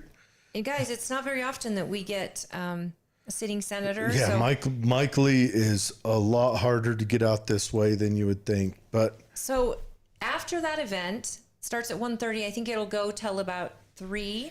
And then at 4 p.m., Trent Staggs will be here in Tooele at 743 Deer Hollow Road at the Pratt residence. And please take the opportunity to come and meet our candidate, our convention nominee, Trent Staggs, running for Senate. He's been out to the county quite a bit, and he's very personable, and you'll get an opportunity to meet him and talk with him. I highly recommend it. did you watch the debate that KSL put together with Colby and Celeste? I did not. So I watched that. That was, it's a good one. Very controlled and tempered. Okay, maybe it wasn't a good one because the message kind of runs the same across the board. Colby does have the benefit of being able to get after Celeste for some of the votes she's Yeah, had. because she has a record and he doesn't. Yes. But other than that, the message is the same. I know that. Do you want to go back to us? Sure. Or do you want to share that? Yeah, we can share that. Send that to me. But yeah, Maddie reached out to me and asked me to share this. So everyone, tomorrow, 1:30 at Veterans Memorial Park, go there, sit and listen. And that's a tough thing where their debate was the same, like their message is the same. That makes it probably a tough choice. Do you want to go with the incumbent who's already built some relationships and has some fuel behind her? You know, she's got a good working relationship with Jim Jordan, who's most Republicans are fond of him. Did you send that to me? I'm just going to share it on our page. Oh, share it on our page. And so that's a tough one. I mean, obviously, an easy choice right now appears to be the Senate choice. Trent Stagg seems to have most of the fuel of the Republican Party in Utah. Well, he got the nomination at convention. Mm-hmm. He won his over 60%. Doesn't mean they're not spending a ton of money to try to other senatorial candidates are trying to win this seat, of course. Donald Trump endorsed him, and you know the state GOP is endorsing him. Yeah, Donald Trump, win. Mike Lee, Rand Paul. Did Mike Lee endorse? I don't know if Mike Lee did, but Rand Paul definitely Rand Paul. No, I thought I saw Mike Lee on one of his late night commercials. If you watch the Vizio channel lately, we've been watching. I'm seeing him on YouTube all the time. What's that? Fear Factor channel? You're still on it. No, it's not me. I don't get to choose what we watch as we go to bed. Because your household is right. I just get to go to sleep watching people eat bugs. It's very disconcerting. But there is his commercials on there, and I do believe I saw one where Mike Lee did, but maybe I could be wrong. Rand Paul has been one. Yes, he's Rand got Paul. a ton of endorsements. So if you don't know about Staggs by now, he's been on the show with us. He was our first kickoff of Political Head Trauma. Yes. Our very first guest Yes, that we and had. you know, we're both fond of him. I like him a lot. I think he's a nice guy. Another thing to watch is, and I wanted to ask Nathaniel about this, is Tim Pool had Matt Gaetz on, and Matt Gaetz, every time he goes on there, he kind of shows you behind the curtain on Congress and the things they have to do. And every time you're like, we need a match. We need about 800 gallons of gasoline. We got to restart. The NSA is listening. We've got to just the building. But you saw what happened last time when it was just a building. It's the good point. It's just that the parties have destroyed us. They've destroyed us. Now Matt Gaetz is also endorsing Trent and has Matt been Gaetz touring came with out. Trent Staggs. Yeah. We got to see that event, and Matt Gaetz is a great guy. The thing is with these guys like Jim Jordan coming on the show, most of these guys get 30 seconds of snippets that the American people see in these committee meetings. And so when we went to the town hall with Matt Gaetz and Trent, we got to see a lot more. Yes. And that's something that I wish every single citizen would attend. Just get to know these people in person. We need more long form interviews with all of them. And that's one thing. I mean, Jim Jordan is physically working with Celeste, and he's speaking up for her. That's a big call. He's endorsed her, and yeah. So Colby and Celeste, I mean, that's a real fight. It is, because Mike Lee's endorsed Colby. And Jim Jordan and other members of Congress have endorsed Celeste, as well as our electeds here in Twilla County. And I mean, I think that she's made a heck of a first impression on the office, and she's highly respected by our local electeds. And Colby is making a heck of an impression on, federal ideas and the state and people. So it's such a tough race. That one's a toss up. You could toss a coin between those two, and I don't think you'd be wrong. But now we got Nathaniel in there. We need to interview him again, maybe. And I don't have to be neutral with Nathaniel. You don't, and I don't have to be neutral with anyone. I am neutral with all of them, because let's face it, I don't vote federally. Makes it easier. You're going to vote federally this year. If you're not registered as a Republican, but you're a Democrat right now, you can still, I believe it's over today, but you can if you're unaffiliated, you can register as a Republican to vote in this primary. if you're a Democrat, it's too late. You can't change your party to vote. I'm going to But wake up in anybody- November with a burlap sack over my head riding down the road in the Pretty back of a much. Nissan. Pretty much. It will be a Nissan. Well, see, here's the deal. But I'm not alone. A lot of people get irritated by people with opinions that don't vote. Use your words at the ballot box.